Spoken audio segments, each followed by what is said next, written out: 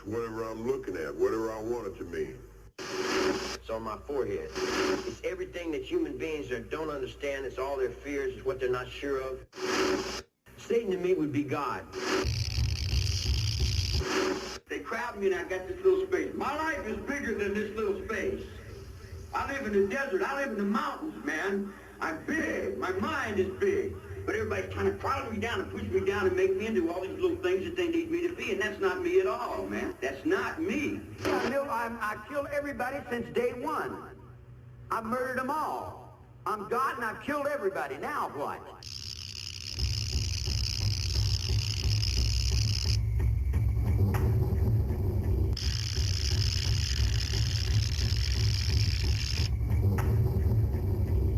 No, come on, you set a baby in the cradle, you go, big ass, black and white, and skin, back and buy, will spend and man, and money, oh, no, man, and then pull out, and everything, and have my egg, and what you hear, can you get this, you know, what's going on?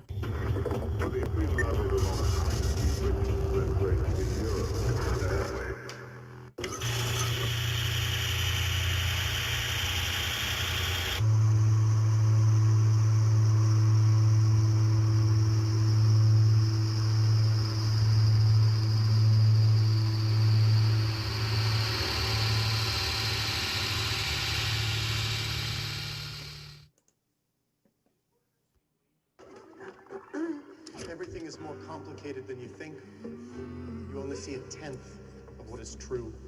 There are a million little strings attached to every choice you make. You can destroy your life every time you choose.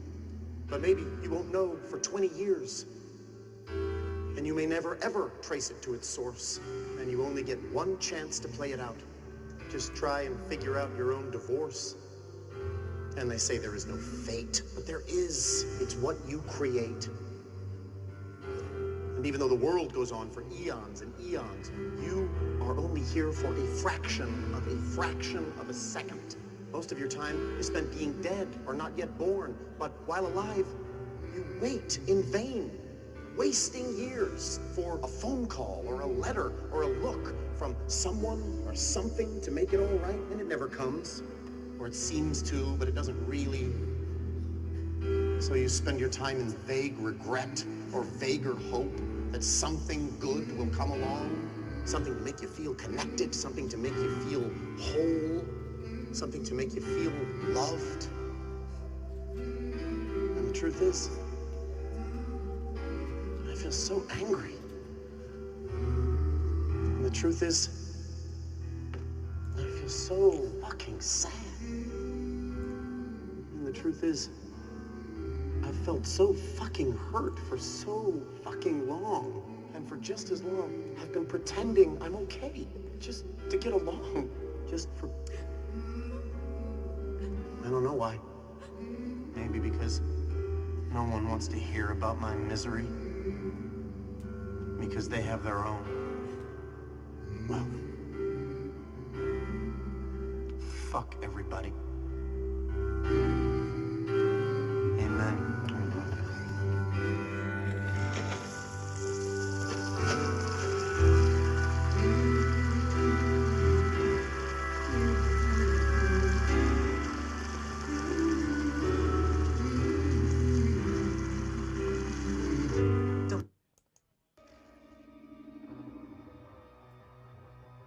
You're a fucking killer, Huey.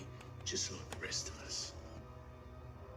Now why don't you stop pissing around and tell everybody what this is really all about?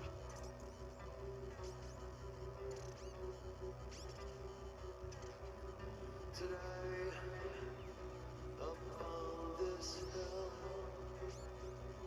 I'm counting all the killers. They sway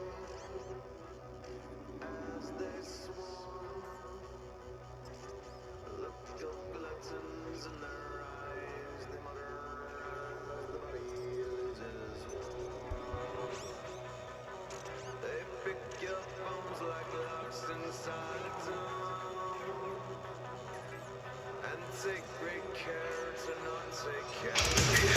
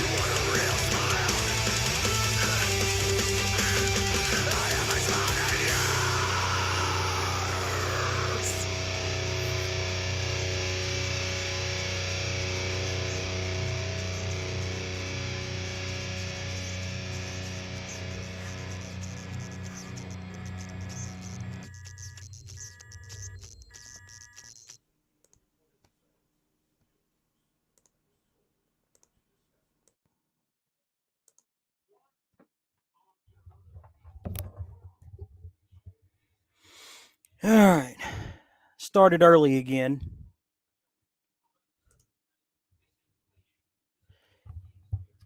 Just to get the room warmed up for the boys here. And thought I'd play some Viva Caligula. Oh, shit, I'm dead? Oh.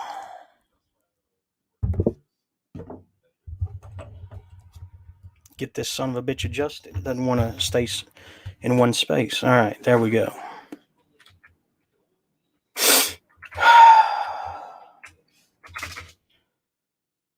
had a guest cancel again. This was supposed to be a packed show with like 3 or 4 guests, and one of them canceled, flaked out on us. Why do people ask or agree to come on this show, and then flake out for one reason or another? Yeah, I get that we're not paying them, and we're not like a big time deal or anything. This is strictly for fun. But I mean, it's not exactly like there's no value to be had there. I mean, gee, I'm so sorry that all we can do is promote your book. If for you to give us like at most an hour of your time, and then at least like 10 to 15 minutes. It's a drag. And like I said, the person may have had a legitimate excuse, but I mean, as far as I'm concerned, he won't. That was his chance, and I'd prefer to not waste my time on the flake. Again, I hate flakiness. Commit, own your commitments. If you say you're going to do something, do it. Be there. If you say you're going to be somewhere, and that's another reason that I rarely go anywhere, is because I know I'm not going to want to be there. So I don't, I let myself off the hook before I'm even on it. So that's just how I see things. I don't waste my time with idle chatter of like, promising people the world and then failing to deliver. I already know my limitations ahead of time. And so it's not an issue. I already know that I already know that I'm not Superman, and so I don't aspire to be, so man, I'm so rusty at this game. It's not even funny.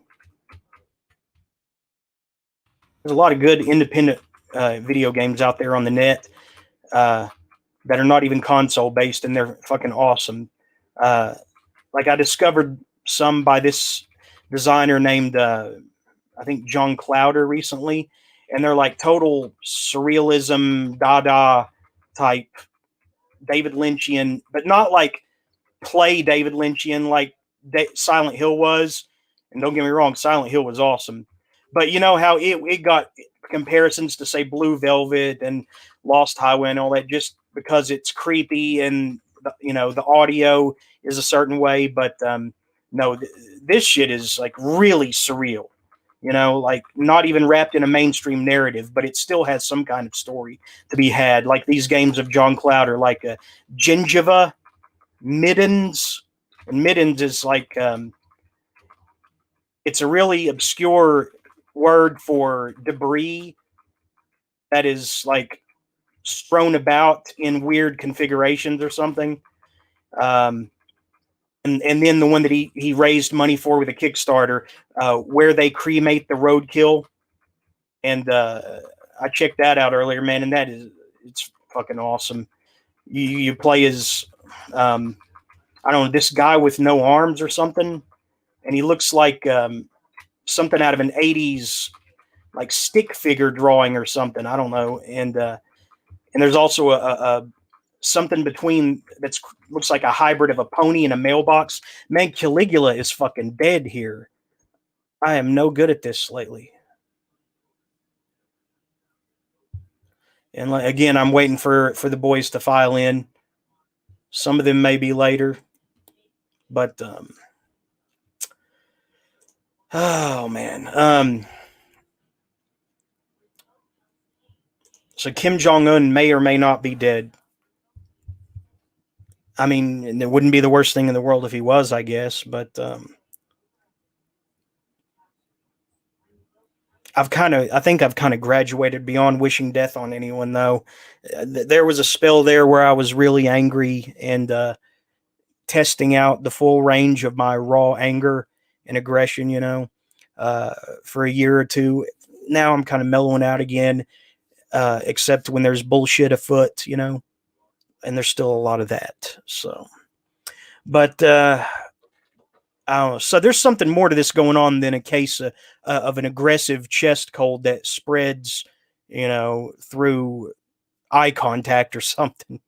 The way they're hyping up this super bug or whatever, there's something more, that they're not telling us. And I've wondered, is it the seed of World War III sprouting? Is it a soft Chinese global takeover? I mean, I hope not. I mean, in the name of Jesus Christ, I rebuke the World Health Organization and Fauci and all these agents of globalism that are working to aid China in their cause and intentionally frustrate Trump and his intentions of getting the economy moving again. I rebuke them all in the name of Jesus Christ. Amen. Lord, protect us from unfit rulers and diabolical Machiavellian political entities. I saw somewhere there was a quote in some newspaper mentioning the protests that are taking place across the nation. Maybe it was in New Jersey or New York or something. And they said, we are not going to treat this, talk about this politically. We're not going to talk about this with protests. We're going to talk about this with hard science. Well, you know what that is? Fascism. Because once you're no longer able to decide for yourself what science is to you on a personal level, you know, and take what you want from science and leave what you want with it, then that's no longer freedom. I'm sorry. And besides that, we're all adults here, and it should not be an absolute jump, departure from reality to assume that science can be bought and paid for. It's always funded by these special interest groups and these mega corporations. They pay them for the results. And so the people will skew the research the way that the people who sign their checks want them to be. Don't even think for a second that's not the case, guys. Come on, we're adults here.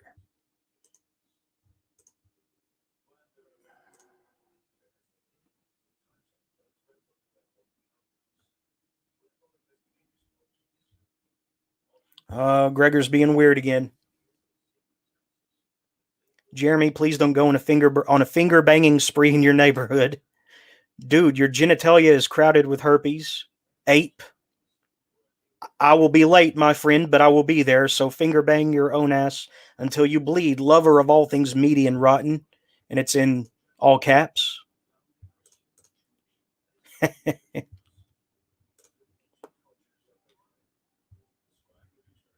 Anyway, while we're waiting on the guys to come in here, why don't I pull up one of these video games, as a matter of fact? This is the guy I'm trying to get a hold of. If anybody knows how to get in touch with him, it's like he's ghosted himself on all media, from DeviantArt to Facebook to, I can't find him anywhere, but John Clowder is who I'm looking for. And I have a feeling I can convince him to come on the show. But yeah, this game looks badass. It might be worth $9.99. Yeah, I know the animations are crude, but dudes, look at this. It's pure art. Look at that. That is gorgeous. Hey, Zach. Hey, dude. You've been doing this for 20 minutes. Yeah. I was playing Viva Caligula for a minute. Man, I'm really rusty at it too. And it does look pretty cool. It does, doesn't it? Whew. I want it so bad, man. So Kim Jong-un may be dead. I saw a thing that they were saying he wasn't dead, but who knows? Like, they're always going to be contrary to what America thinks or says. You know, it seems like most people want him to be dead, though. So right, yeah.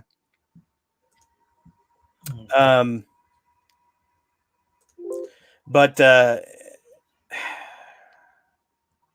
yeah. So hopefully the two other guests we had booked show up. You know, I have a feeling one of them is going to have technology troubles, though. And yeah, I hope I've got a feeling he will too. Who is this? Is this Ben? Okay, anime girl. Yeah. Freaking weeb. That's my mascot. It's for feel bad all the time. You feel bad? That's the name of my of what I self-publish stuff under. Feel bad all the time. That's the name of my vanity imprint. You have an imprint? Yeah, but I only put my own stuff under there. Like I put Well, the when did tomato. that happen? When did that I happen? mean that's what I put my first poetry book out under. Feel bad all the time. Huh. So you don't actually have to like get like a business license or anything like that. You just publish it and like put that in the thing, right? Yeah, I mean, So it's not if like a publisher. It's just what you say you publish as, right? yeah, pretty much. I mean, I guess I could go through that if I really wanted to. I think like technically the way trademark law works is if you publish under that, it's yours. But I don't really believe in like trademark or things like that. So, I just do what I want to do. I don't need to get the government involved. Doesn't this game look awesome, Ben? I think I've heard of this game before. Where they cremate the roadkill. Oh wow, that sounds really awesome. The guy who did design this also designed Middens and Gingiva. Either of those ring a bell? I think so. The art style does remind me of another like RPG that had like this sort of claymation-y kind of style. I can't remember what that one was called. The Neighborhood? That might have been it. I don't know. Another game that's good in this kind of weird, abstract, almost RPG, but without a coherent story is Humaniki. You've probably heard of that one, right? I think so. I'd probably recognize it if I saw it. I love those RPGs that are almost not video games, but more like just straight art, like this and Humaniki and all those types like that. What was another one? Fez by the really douchey guy. Phil Fish. That guy was a fucking crybaby. He was a psycho. I agree. I admit, I understand the internet is obnoxious, but I mean, he took the money that he had used to fund Fez 2, and he just took his ball and went home because the internet was being whang, Yeah, he pretty much got driven out by Gamergate, and this is like the kind of thing that Gamergate probably would hate. But wait, Gamergate? I don't understand that. Wait a minute. You've never heard of Gamergate, Zach? I don't play games. Gamergate is Satan. It's the Ku Klux Klan. It's what got Trump elected. They take everything. It's Satan. It's everything you hate. No, it's not. You won't develop an interest in it. I'm trying to say. Well, I would think that it would get him to develop an interest in it because it was very unfairly portrayed, even if some of the figures were fucking douchebags. Yeah, but Comicsgate still goes strong. It's amazing. I guess it all depends on who the community chooses as its leaders. I don't know. I've watched some of your boy Zach, and he seems like a very normal guy. He seems very hardworking. He's put out a lot of work on Indiegogo. Yeah, and Mark Wade. Mark Wade, Mark Wade is just a fucking ass. He goes out of his way to trample this little guy who's just doing his own thing and can raise more money with less resources than him. That's pathetic, man. That's petty, Yeah, I don't feel bad that Zach's been dragging him along in that lawsuit for as long as he has been. Yeah. Wait, are y'all talking about comics or video games? A little bit of both, but right now comics. There's a Comics Gate, and there's a Gamer Gate, and there's a Bizarro Gate, and there's a Deflate Gate, and let's see, Water Gate, and a Gate, and Gate City. What do they call the Lewinsky scandal? Blowjob Gate? Wasn't that White Gate? I don't think I heard that. I don't recall hearing that. Huh. That was a fucking interesting thing to grow up around, being in a very conservative Christian household. Them, being so concerned the president got a blowjob. Yeah, like they haven't all done that, right? I'm sure they've done that. And then we found out about Bohemian Grove, and we realized, man, they've probably done worse shit than that. Yeah. It's just I wish, they just got blowjobs from, Rubenesque interns. Now the sky's the limit on scandal, on what it takes to shock someone into, changing their mind about a president, which in a way is good and in a way is kind of bad. By the way, Gregor said he'd be late. I don't know how late, but Yeah, I don't know if you heard, but one of our guests canceled. We were going to have Robert Essig, author of Death Obsessed, on, and I don't even know the reason why, but he said he wasn't going to be able to make it. My feeling is that he just didn't feel like doing it because we're in the middle of a quarantine. What's he really got to do other than sit around and talk bullshit? So he's a cool dude, but I mean, this is he may be, but he's not going to keep wasting my time. He's not going to keep wasting our valuable time. And that's why I put that in place where if someone flakes out, they don't get an automatic shot the next weekend. They've got to wait on down the line, if even then, See, this is his automatic shot for the next weekend. No, it isn't. He doesn't get to come on next weekend. No, I'm saying last weekend was supposed to be his time. Then okay. I don't even remember. But yeah, look, don't ask to come on or agree to come on if you're not really willing to honor your commitments. Be a man about it, and that's just for anything. Don't say you're going to be somewhere if you can't be there. And like I said, if it's a family emergency, fine, but I still want, some actual, thought, put into this. Either you want to come on and you'll make time for it, and plan around it, or you don't, and that's fine. We can do a show without you. We can run this show. We've proven it in the past without guests at all. But we've been guest heavy lately because I know you guys like that better. But we can do a show without guests and be just. To be honest, I think the most fun times are without guests. Like it seems like every time the guest leaves, you're always seeking out these guests though. So I mean, yeah, but I mean, there are cool opportunities. Like it just depends. The best time there's a guest is when one of us has a strong opinion one way or the other about the guest. Like, for instance, our other co-host, Drunk Ben, when he was yelling at Nathan Thompson. That was golden. but like, that will forever. If we're just interviewing them and having them talk about themselves and their art, to me, that gets kind of boring. It's more fun when it's not necessarily, it doesn't have to be a debate, but some kind of like meaningful dialogue that's not. I'm not saying interviews are narcissistic, but we don't want them answering questions about them. Yes, but the thing is that you kind of have to get that initiation, that introductory, thing before you can kind of play around with them as reoccurring guests. You kind of have to go through the pains of introduction first. Well, the best way to do that is come up with introductions beforehand, like a thing that we read off, other than asking them questions and letting them give like 10-minute answers. I mean, I don't know. I thought the interview with Mike Klein last that was good. Yeah, I really liked that. Yeah, I started reading Lonely Men Club today. Oh, cool. Did you download everything else on that site? Because I sure did. I haven't yet. What site was that again? Inside the Castle. Inside the Castle. I downloaded all the M. Kitchell stuff from there too that I didn't have. So I know you recommended him, and I got in the square mute M square or something. In the Desert of Mute Squares.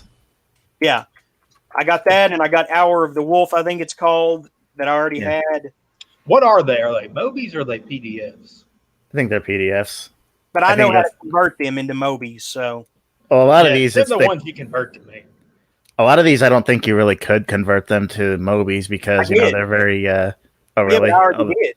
Well, they probably don't look very good because they have very weird spacing, very weird. They have a lot of pictures, things like that. I've converted stuff with weird pictures before. I can confirm that did translate well.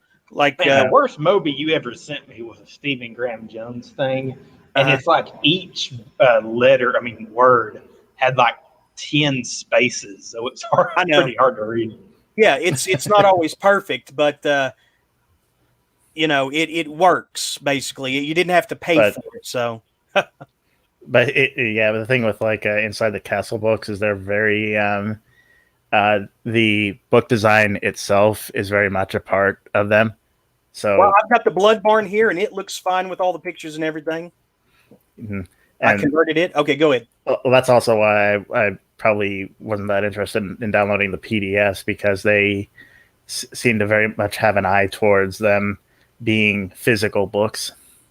So what is inside the castle again? I'm completely blanking. What is it? His publishing house, or has it been published with it? No, it's well, Mike Klein published with it. He published Lonely Men Club through there. They're an experimental literature outfit from Oklahoma, I think. In the Desert of Mute Squares, all the pictures are working in here fine. So, yeah. And it's run by John Treyfry, I think is how you pronounce his name. Mm-hmm. Does he not have his Lonely Men Club as a free ebook, or do you have to buy It's on there, yeah. But I bought Lonely Men's Club a while ago. I don't see it. I don't see it. Okay, yeah, I found it. Yeah. First Castle Freak, Tales of a Time-Traveling Zodiac Killer. That sounds awesome. Mm-hmm. Yeah, the Zodiac, he kind of touched on that, but the Zodiac Killer is kind of a reoccurring theme in his books. And what the Castle Freak residency was is they would have an author give them a proposal for a text that was partially written and partially computer generated, and Mike Klein proposed his Lonely Men's Club, and they accepted. So he wrote like 100,000 words in like 5 days. Damn, how do you do that? Well, like I said, it was partially computer generated, but like you said, it was a big. It was. He said he didn't sleep much. Yeah. Man, speaking of computer generated literature, did you get anything out of Lexia to Perplexia, or am I just like stupid? What was that again? Lexia to Perplexia. Have you ever heard of that one? I don't think I have. I think you might have sent me a link to that, but I don't remember. Well, you have to go into it through some kind of like old way. Like I think you actually have to somehow find the Internet Explorer and like basically go into it with old technology. It's really confusing. I need to get back in touch with the dude who showed me how to do it. I think it was like one of the first. It's like kind of a mixture of a story and not necessarily a game. You're not playing anything, but you're like clicking through and like reading things, and like how you read like determines what happened. It's confusing, but it's pretty cool. I just don't get too much out of it. Yeah, I know that Mike Klein did do something similar with his own sort of a choose your own adventure story, which is it's like the title is something like XXYYZZ or something like that. Yeah, I bet those things are really frustrating to write. Yeah, apparently, I remember he was talking about last week how he practically had to like break twine to get it to do what he wanted. But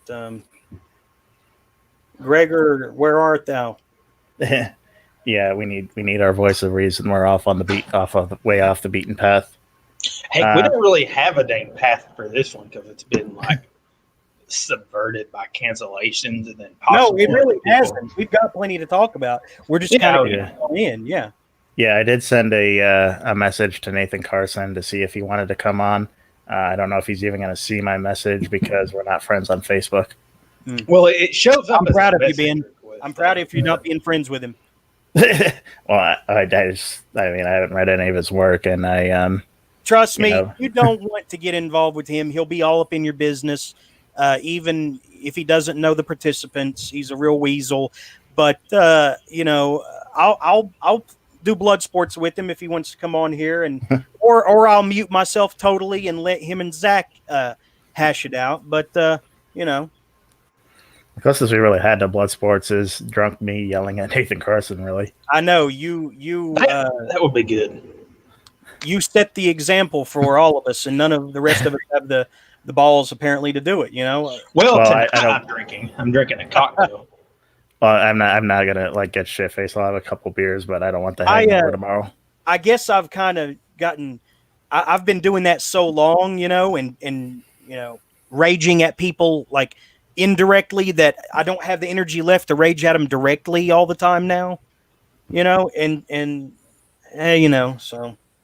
But if the right opportunity presents itself, I would love to. Yeah, I mean, just half the time I just don't see the point at raging at people. It's basically just, why. But you know why? Good radio. That's why. I suppose You're the that's one why, that's but raged at people the most on the show. Like, No, I know. that one episode. No, I was talking to Ben about the Okay. Nathan Thompson. Yeah, that was so fun. perfect. Fun. Yeah, it's got to be the right time. And for the right reasons too. That's the thing. And of course, I know everybody likes to provoke me because I know I go off on a tizzy. So. yeah, I mean, you're a good sport when I still make fun of you for peeing on Tiffany Scandal's book. So. Yep. Speaking of which, Owen Benjamin burned Neil deGrasse Tyson's book on a bonfire a few days ago. Why did you do that? Because he says he's fake science or something. Because Owen Benjamin. Because Owen Benjamin. Yeah, he's kind of alone. Yeah, he goes a little overboard, especially his Corona take about how viruses don't exist. Like, what? Hey, look at this. Hang on, I'm going to switch it over from the cool thing, unfortunately. But hang on, check this out. This is where this guy's head is at now. A little bit closer to the fire. All right.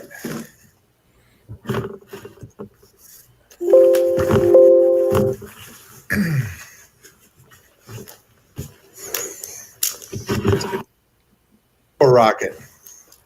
As you can see, look, here's the this right here is the lunar rover. What is that a kid's book? Yes. Why is he burning a kid's book? What in the fuck? Allosaurus, all these dinosaurs by Penny Dale. Dinosaurs are from Satan. Rocket waiting on the launch pad, having final checks. Wow, this is going to be a really good book. It sounds like he would absolutely lose his. He would absolutely lose his shit if he saw the Ninja Sex Party dinosaur laser fight video. Speaking of dinosaurs and religion, am I the only? I mean, I know other people have, but reading Genesis, it really seems like there's a dang mention of a dinosaur in it. Like, have you read Genesis, Jeremy or Ben? I mean, there's things in there you could argue could be dinosaurs. I mean, it depends on what version you're reading. I mean, the King James talks about unicorns, and most people agree now that they were talking about something like rhinoceros. Yeah, because there's a part in Genesis, and it seems like it's talking about one of those dinosaurs with like the big tails, if I'm remembering. Now, hang on, though. We're getting off on a tangent here. You got to focus. This guy procured his son's dinosaur book that he probably read to him when he would go to sleep, and now he's chucking it page by page onto a bonfire. Focus, trust me. Just focus. Riding on the bus. We'll talk about it, but hang on. Vroom, vroom, vroom. That's a lie. Lie. School buses are lie. Dinosaurs on school buses. That never happened. Shit's fake news. Now we're having a good old-fashioned book burning. Vroom. As you can see the media here. Brave dinosaurs climbing into the rocket right on the top. You see the media there? You see the media? Up, book burning. Clank. I don't understand. Pressing buttons and waiting to start. Oh, what are they going to do? Are they going to get on the rocket and go to the moon? Oh, It'd be fucking hilarious if he cut his sleeve on fire. 8, 7, 6, 5, 4, 3, 2, 1, and it's off. Being burned. Dinosaur rocket roaring and thundering into space, zooming faster and faster. Zoom! Misrepresentation of the Earth. And a fucking round Earth, a fucking lie. Wait, is Owen Benjamin around or a flat earther? He is unofficially in agreement with flat earthers, but he will still ban them from his chat room if they talk too much about it while he's talking about other things. Like if they get off topic talking about flat Earth on his show, he will still ban them, even though he thinks round Earth is like obviously bullshit. He won't commit to flat Earth, but he agrees with the tenets. Yeah. To be honest, I don't blame him. Oh God! Shut on up! the moon Zach, in the just dinosaur shut up. buggies. Think about this. Where's that coming from? That's me. Oh God! I was like, wait a minute! I hit the pause button and it didn't stop. What's going on? Well, you think he just put the cuckoo clock sound effects in his video? But this is his kid's book, and he's going to wonder when he goes to look for it one day and can't find it. Where's my dinosaur book, Daddy?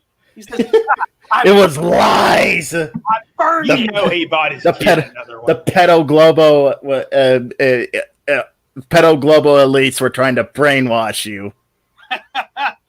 This guy's sadistic. Proud dinosaurs posing with their flag, the flag of the first dinosaurs on the moon. The media is right there. Wow. Let's see what's on the next page. Okay, so Media. saying, I think this is like a 3-for-1 deal. I think he is, in agreement with flat Earth. He doesn't believe dinosaurs ever existed, and he doesn't believe we landed on the moon. So he's like, So his eyes were just like fucking twitching. He had to hold back from pissing and shitting himself. yeah.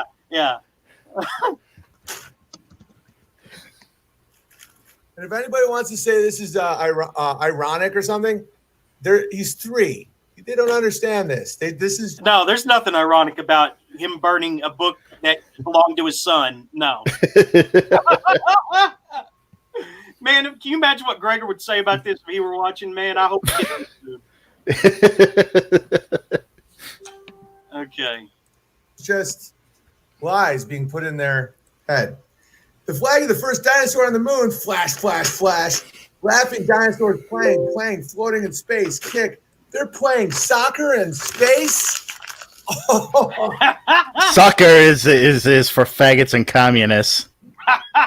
Good old-fashioned, all-American, therapeutic, enthusiastic book burning. Space and playing soccer, kick, quiet, dinosaurs stopping to look at their planet. The blue planet so far away, home, all lies, home. I was wrong. That dinosaur thing is not Dinosaurs in Genesis. blasting off of space. It's in the Old Testament. Yeah. Oh, Genesis is in the Old Testament. I'll address that in a minute. Bye, they say. Hooray, they land in the ocean. Oh no, it's burning. Hey, that's not the ocean. Splashing down, saving sound back on Earth. Hooray! The liberal media wants you to believe the ocean is water. Inflatable boat, moon buggy, rockets. Every single thing on this page is either evil or a lie. And also, there are no forests. Remember that from last week? Yeah. There are no forests. They're all just tree stumps of giant trees. And trucks, they're either evil or a lie. One of those two. I don't know. Ask him. Yeah. Hi. So my kids are not going to be eating it. So reading it. Wait, did he say eating it? Yeah, and then he corrected himself, said reading it. What's his original plan? Just to feed this to his kids? I think he was hungry. I don't know. Dinosaur Rocket in Space. As a book, I give it a 0. As kindling, you hear that, Zach? He's also rating books. Yeah, so this whole video is fake and gay. It's a freaking monster. I give it a 10. It took that. This is just straight programming. The dinosaurs may have oh yeah, and then they play soccer like a young kid. It's evil. It's so evil.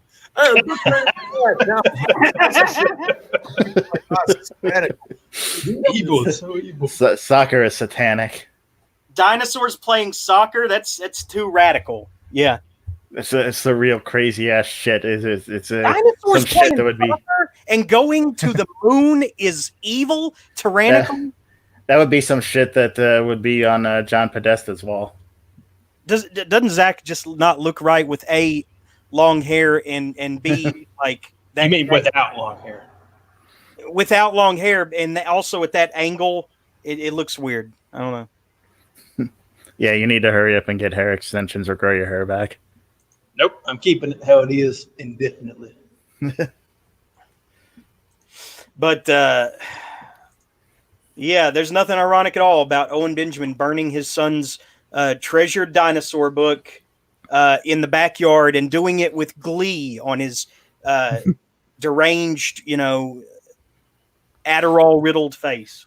Yeah, it's a good thing his, the camera angle was, above his torso. Otherwise, we'd see the massive erection in his pants.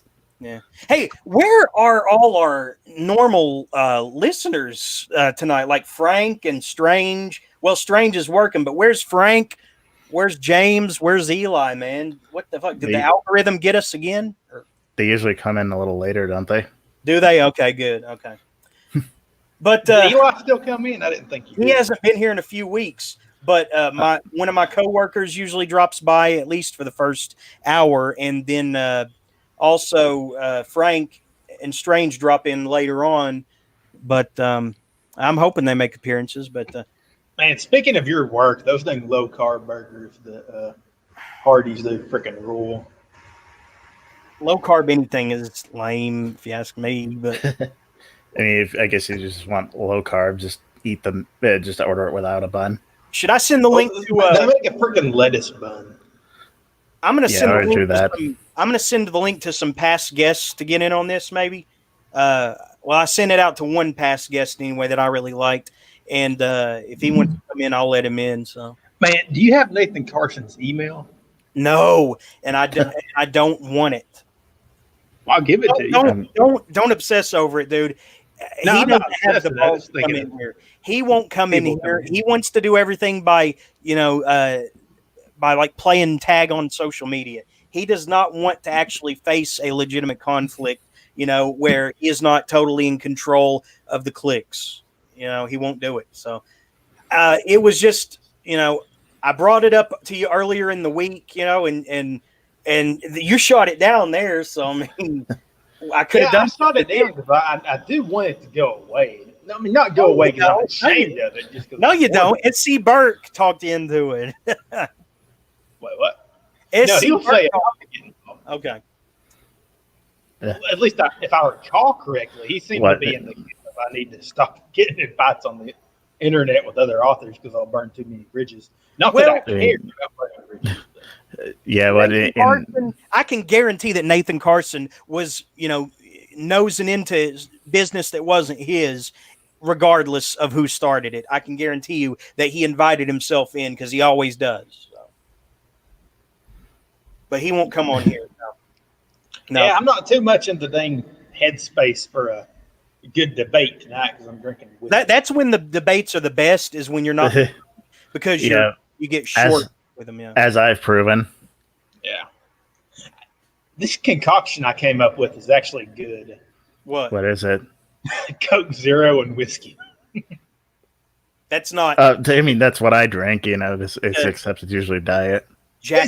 I've tried Diet Coke and whiskey, and it's horrible. But Coke Zero and whiskey is good. That's not a concoction, man. That's like been around for hundreds of years. It's called a Jack and Coke. And it's a Jack and Coke without carbs. What do you call a Maker's Mark and Coke? Is it a Mark and Coke, or is it a Maker's Mark? It's just like another type of whiskey. Whiskey and Coke. I mean, is it like a Maker's Coke or a Mark and Coke or what? Just whiskey and Coke. No, or just just Makers and Coke. No, but it's a Jack and Coke when it's Jack Daniels. I'm drinking Crown Royal, so it doesn't matter. So Crown and Coke. You could do a black. No, whiskey and Coke. Why don't you make some black? It's a specific brand. It's like if you go to a bar and just say whiskey and Coke, they'll give you the most awful, cheap, bottom shelf whiskey. You can make a Black Tooth Grin. You ever had of those? Yeah, haven't had that. No. It's like a splash of Seagram 7, Crown Royal, and I think Coke, if I'm not mistaken. Seagram 7. What is that? I don't know. I'm not a heavy drinker, I don't drink that much. I don't either. This is the first bit of alcohol I've had. I'm more into big pharma than alcohol, but yeah, you're not an alcoholic. You're a pillhead. Yeah, what was I just talking about though? The case in point. Blacktooth Grin. Yeah, that's it. That was okay. Dimebag Daryl from Pantera used to drink it all the time on the road, and it is let's see, it's a double shot of Seagram 7 and a double shot of Crown Royal tossed over ice and splashed with just enough Coke to give it a darkened hue. I don't know. Seagram 7. I don't remember. What? I think Seagram's is like I think it's just like a club soda or something like that. Okay. Y'all ever drink gin and tonics? It seems like an old person drink, but I love them. No. I hate gin. I can't stand it. When I drink, it's more wine than anything because at least it has some kind of taste. I don't like that rough, burning, taste of alcohol. That's one of the reasons I never cared too much for it. You prefer girly drinks? I like wine. I mean, Roman men drank that, so. Yeah, wine is that's a pretty universal one. Speaking of girly drinks, I always get heck because my favorite drink is it's called a BBC, and people make a horrible freaking what's the word for acronym out of that? It's a British. It's a Bailey's banana and coffee, not coffee. Bailey's banana and forgetting what the C is, but it's basically like a banana drink that's sort of pretty alcoholic. It's awesome. But people twist it and make it dirty. Yeah, it say you like big black cocks. So, do you think that Kim Jong-un is actually dead, Ben? I have no idea. It's just like on one hand, I'm pretty sure the Western media wants him to be dead, but on the other, the North Koreans that they will lie through their fucking teeth. So I really don't know. If they could, they would have somebody dress up as him, even if he were dead, to pretend he was still alive. It'd be hard to find someone that looks like that. I mean, they didn't with when Kim Jong-il died, but I guess it's because they don't really have anyone. They did it with Saddam though in Baghdad. They had several Saddam actors. I didn't know that. But, oh yeah. But yeah, I think the one next in line for power is his sister, who apparently everyone wants to be their Dom Asian waifu. Would she be any more benevolent and less malevolent than her brother and father? Probably not. Really? She's got the. I mean, I don't know anything about her history, but she's got that look in her eyes, like she'll have your entire family. Look. Well, that look of she'll have your entire family killed and not even blink. Yeah, it's the reptilian. So you think that she'll be even worse than them? I don't know if she'll be worse, but it's they're in a pretty they're in a pretty precarious position. Who is John Clowder, Jeremy? The guy who designed these video games. Oh. He's ghosted himself. I cannot find him on the internet anywhere to valid, contact thing.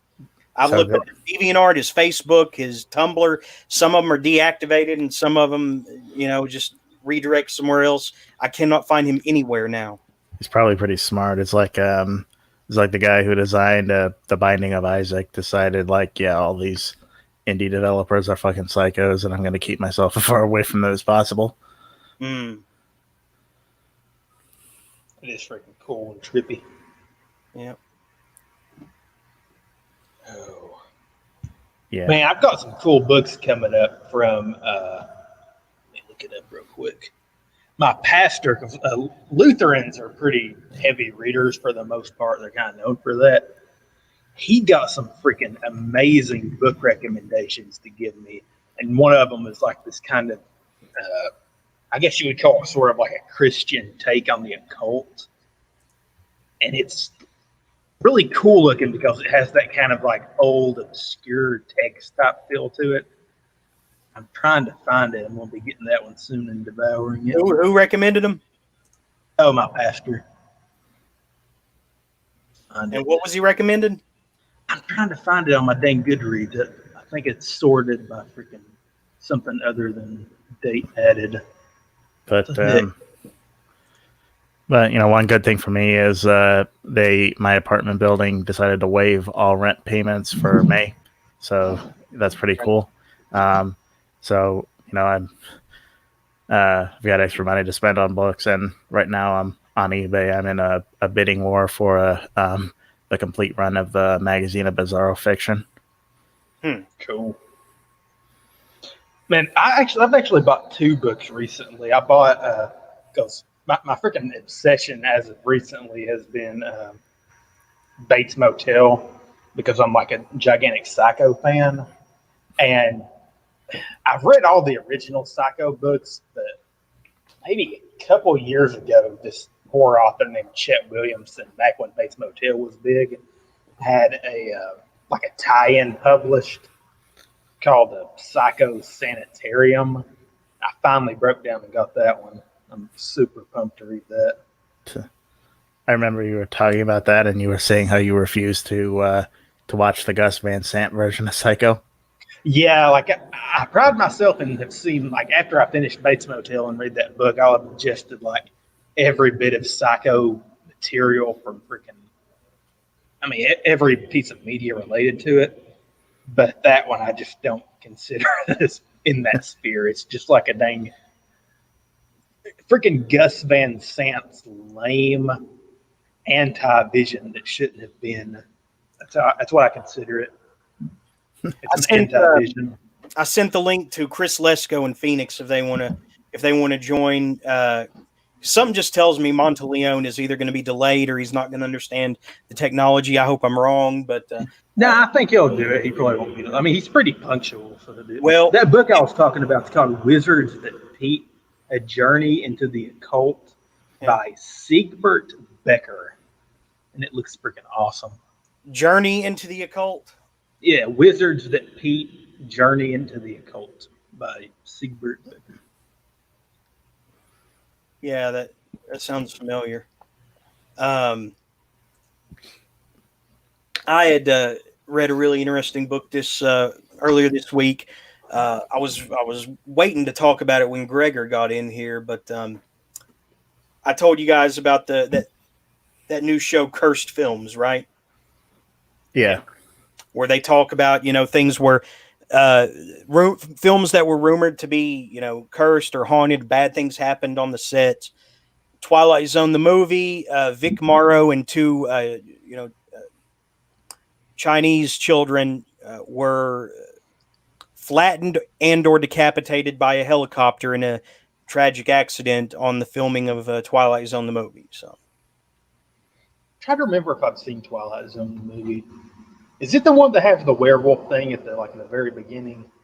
Dan Aykroyd, and they're singing in the car and talking about old TV shows, and he says, "Want to see something scary?" No, it's really scary though. You got to turn her all the way around, and then he turns into this thing. It didn't look like a werewolf to me, but it was pretty cool. Yeah, that was the one. But the initial segment that Vic Morrow was in, where him and the kids died, where it was the first one where the guy's a real bigot and he blames all his problems on blacks, Jews, and Asians. And then he wakes up in like Nazi Germany when he exits the bar.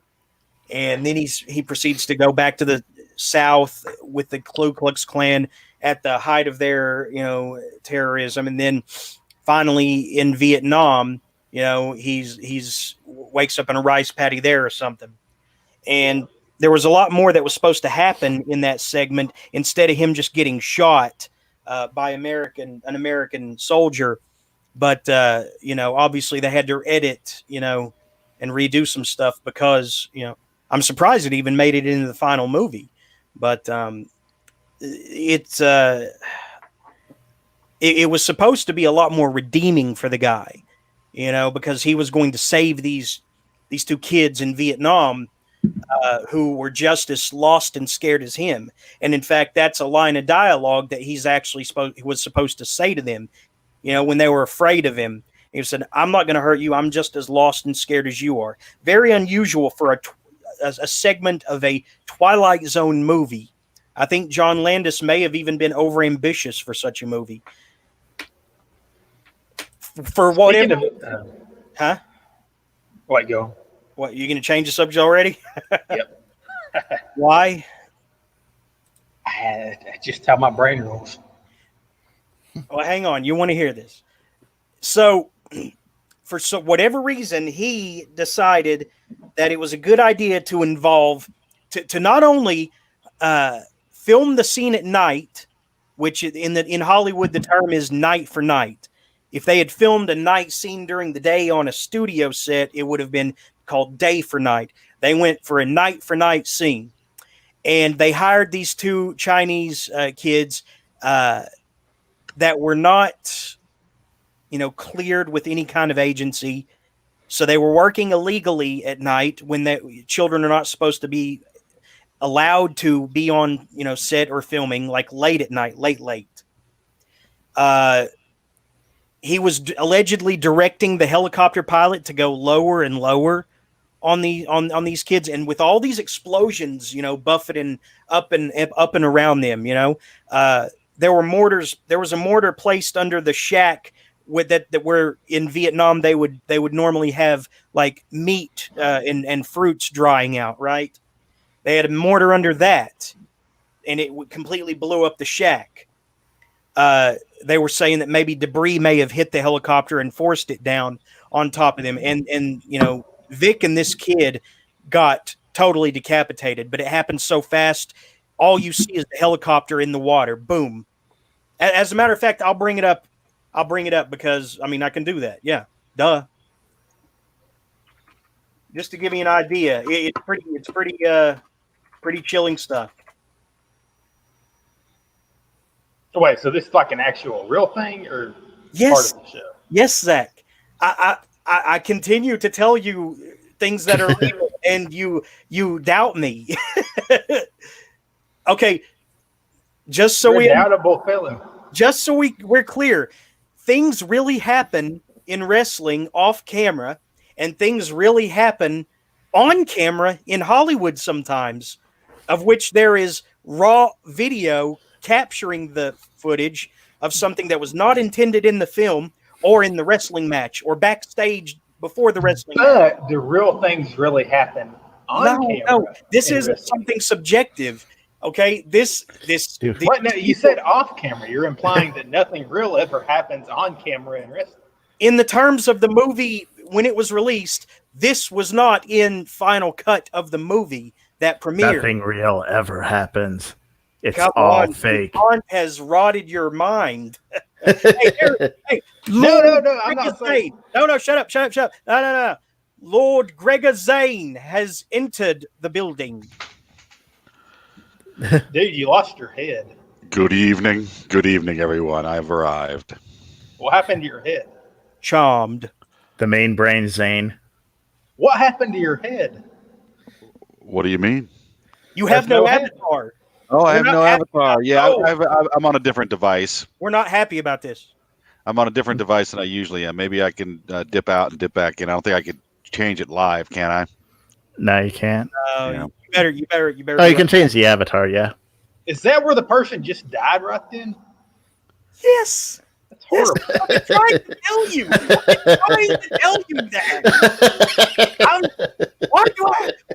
Okay, what do you not understand? Ask all the questions now. The only question I had was you began your long parable by saying nothing or real stuff happens off camera in wrestling and real stuff happens on camera in movies.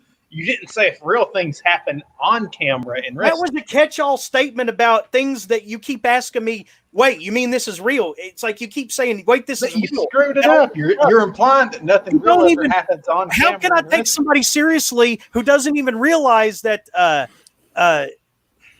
What was it we were arguing about that one time? Kids, No, kids, stop fighting, or I'm turning this car around. he started it. No, you did. You didn't make No, sense. you did. Implied nothing. I'm not arguing. I'm saying. Oh, yes, you are. No, you said nothing you're real arguing. ever happened. No, on you're camera arguing. in Red- I'm the one who said nothing real ever happens. It's all fake.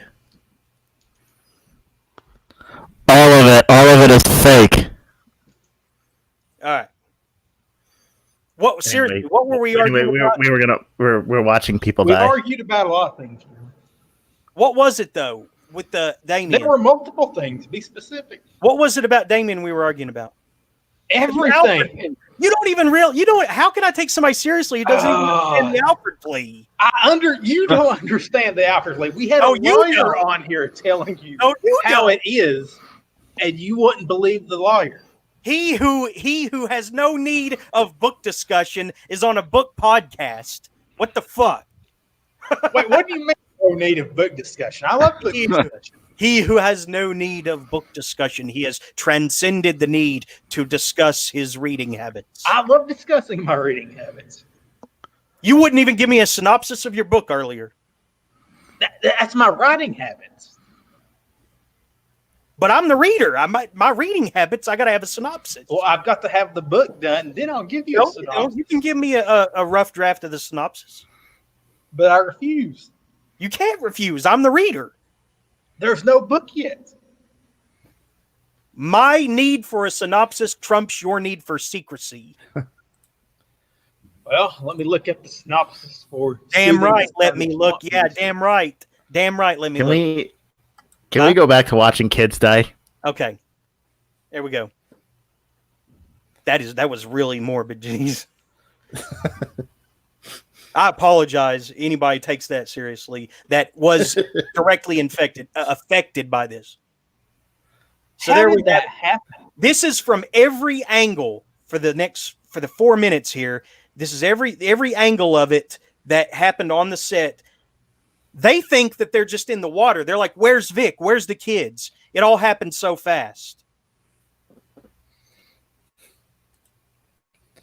So, Gregor, because you're not fully initiated yet, this happened on the set of Twilight Zone, the movie, and I'm talking about a book I read based on this case earlier this week called Special Effects Disaster at Twilight Zone. And you may remember this case from the late 80s, right? Are you implying that Gregor's old? Well, he said he was the grandpa of the group, so. Gregor? Can you hear us, Gregor? He left. Did you let him back on? He might have. Oh, well. He'll probably be back. He better. All right, anyway. You see here, we're getting closer. We're getting closer to the straight ahead shot, I think.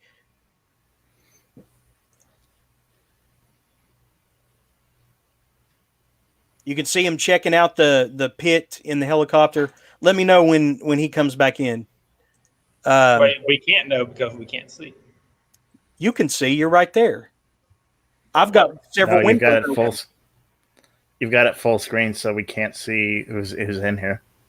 You And we really can't see backstage. You can't? You're the one who can see backstage. Huh. But you've told me before when people are in here.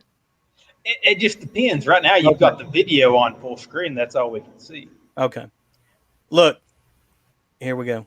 Does anything real happen behind the scenes of The Quiet Place? This basically is behind the scenes. It's all right here on the air. Yeah. Yeah, we don't have scenes. We just go live and hope shit doesn't go wrong. Yeah. Nobody flakes out. That's not a shot at Gregor. That's a shot at, Essig. So. All right, here we go. This is the closest shot right here. There's Vic Morrow, and he's got a kid under each arm, right? And he's got to wade through like waist-deep water with mortars going off behind him, fire and explosions everywhere, and a helicopter above him, and the strong winds, okay? And he's supposed to carry a child under each arm. And so he died?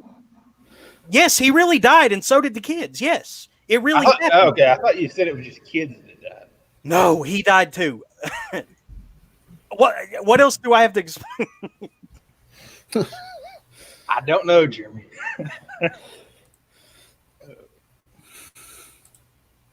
So Gregor, your pick is most certainly not cute. Speak for yourself. So, Gregor, you probably remember this from the 80s, the Twilight Zone movie mishap on set where Dick Morrow and 2 kids died. Yeah, I do. Look how unstable all this looks. All the explosions going off, the helicopter and the winds driving off that. There's debris landing all around them, and he's dropping the kids in the water and trying not to, and boom. The girl is flattened underwater, and him and the boy are decapitated. Shouldn't have happened. Wow, yeah, that's crazy. Yeah, I remember that from back in the day. Here's all the camera crew and the first unit production and all these other people running around saying, "Where's Vic? Where's the kids?" They don't realize it's happened yet in this footage. Wow. They're still trying to. They're just saying, "Why is this fucking helicopter in my shot?" That's what one of the guys actually thought when he saw it at first. Wow. You can see right there. You could see the blood and the bodies separating barely. It happened so fast. Horrible. Yeah.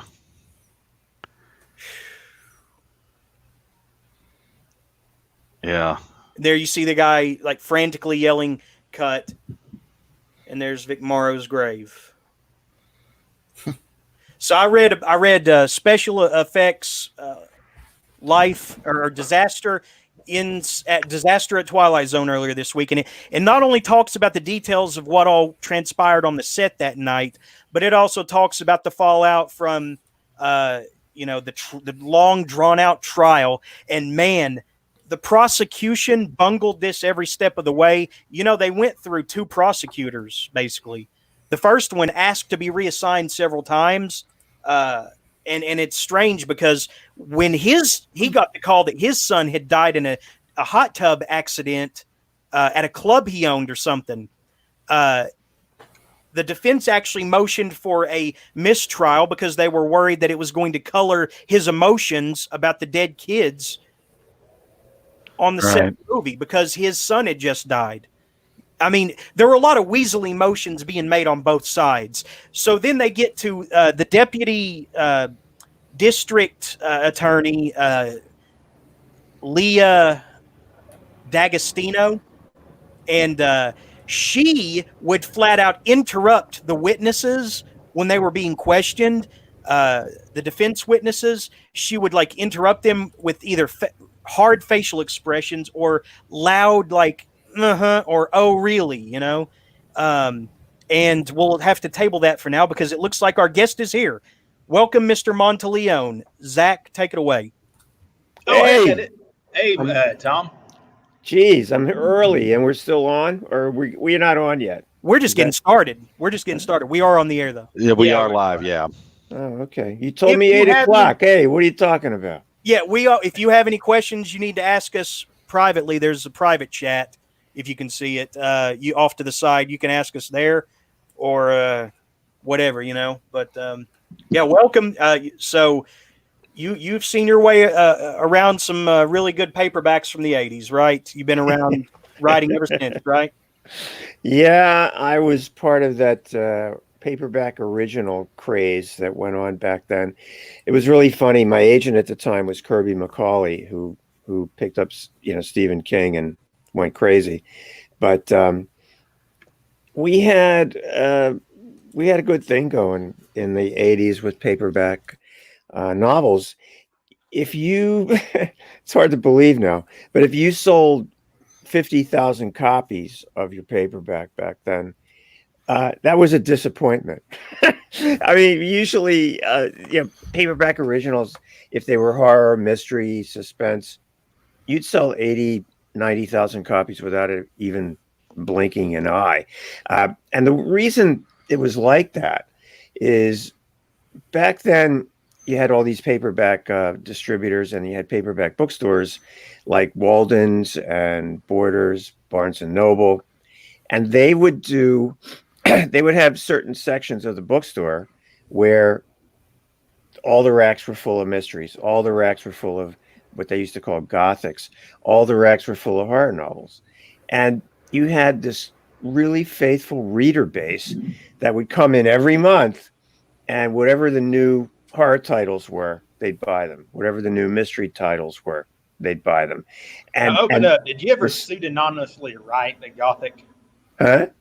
Well, Did you the ever Gothic pseudonymously- novel, I don't think they do them anymore, but back in the 70s and 80s, it was this generic cover that always had a picture of, it's like a camera shot looking up, and there was always this long stairway, either cut into a cliff face or a wooden contraption, and it was always this thing leading up to this house on a hill, on a wind-swept cliff, and there was always one light on in the house, and the woman was wearing some wind-blown dress, looking back up at that single window.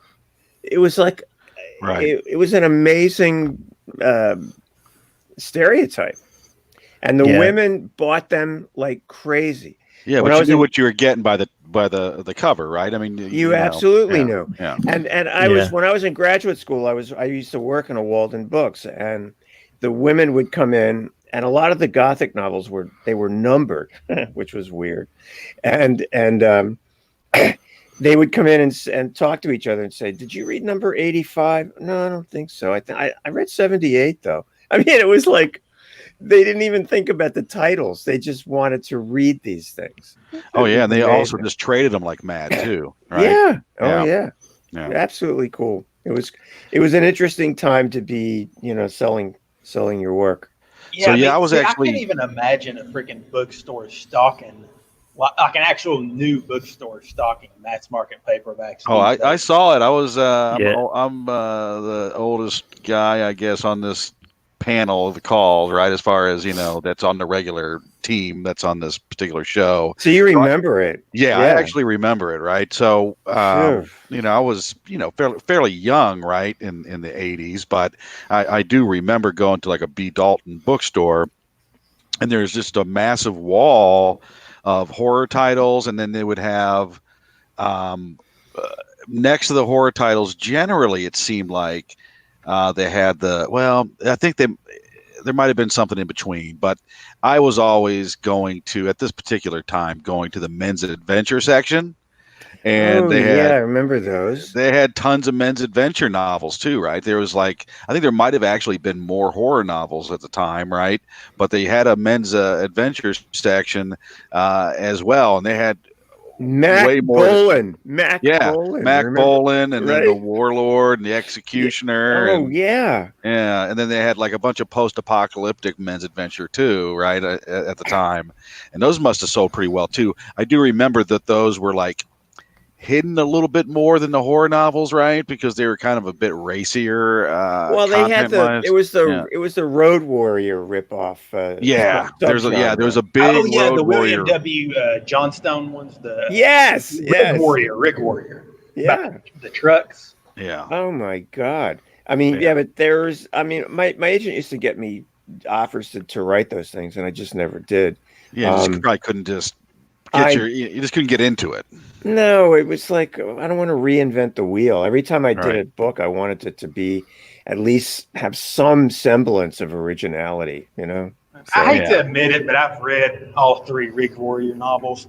Y'all might be talking about something else. I imagine there were probably a ton of Road Warrior type ripoffs. I'm thinking Oh, yeah. specifically. because there was a big lot of Johnstone them. fan. Yeah, there Oh definitely my was a lot of God. them. Yeah. But most of what I was talking about were a lot of more World War I or World War II, a lot of more World War II or Vietnam novels that were just have, just sex and violence. That's all that it was essentially. Or they'd have a special forces guy running around killing people and having sex with women, that type of stuff. I mean, that's basically what it was. Like one chapter is a kill mission, the next chapter is sex, right? And then it was kind of like flipped back and forth between the two, So I read a lot of those when I was in let me tell you, it junior was high. it was a mate, feed, decent kill, time. repeat. It was a decent time to sell paperback novels. My God, like I said, you sold 50,000 copies. That was a flop. That's amazing. I mean, today, anybody No would one sells kill to sell 50,000 copies of anything. Right. Right? Yeah. If I could sell 50,000 copies of any of my books, I'd be over the moon. Oh my Exactly. God. Yeah. It was a heady time, gentlemen. But I'll tell you something else.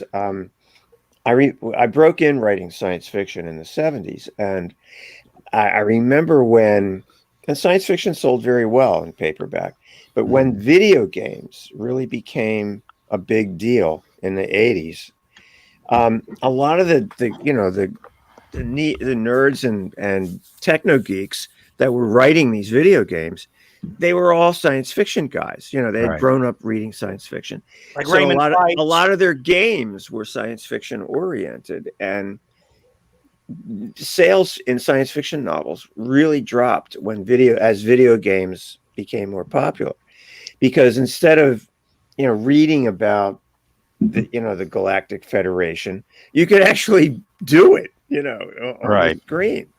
And science fiction took a huge hit, and that's why horror in the 80s really jumped, not just because of King, but because there weren't any horror video games. That's cool. I've never heard that perspective before. Yeah. Yeah, it's an interesting theory, isn't it? Right? Yeah. One of the main reasons we were wanting to get you on here is because I, of course, knew you from the boot camp. And one day when I was reading the Mothman Prophecies by John Keel, which is now one of my favorite books ever, you freaking randomly pop up in there. And I'm like, what? Is that the freaking same Tom? And I emailed you, and it turned out it was. So tell us about that. Did you intentionally do that as some kind of writing gimmick? Do you have you don't have my my collection of Mafia columns, do you? Mothers and Fathers Italian Association. I actually spent 3 columns detailing that whole crazy adventure. Yeah, I can tell you about it. You were shocked when you saw it, right? In the Mothman Prophecies. Yeah, because it was just so freaking random. Like, what? Well, here's how it started. I was in college, my senior year, University of Maryland, and there used to be this radio show that my roommates and I we had an apartment off campus, and every Friday night we would listen to it. I forget what it was called, but it was like a Michael Nori weird every Friday night at 11 o'clock. Was it Coast to Coast AM? It was like Coast to Coast, but it was local. It was a local Washington, D.C. radio station. But the guy that hosted it, he would always bring in weird guests, and I forget what it was called, but it would be like for an hour and a half. And if we were home on a Friday night, which was rare, we would all tune into this show. It was on AM radio. Can you believe it? And listen to this guy, because he would always have wacky guests. So this one night he had this guy on his name was Woodrow Derenberger, and they called him Woody.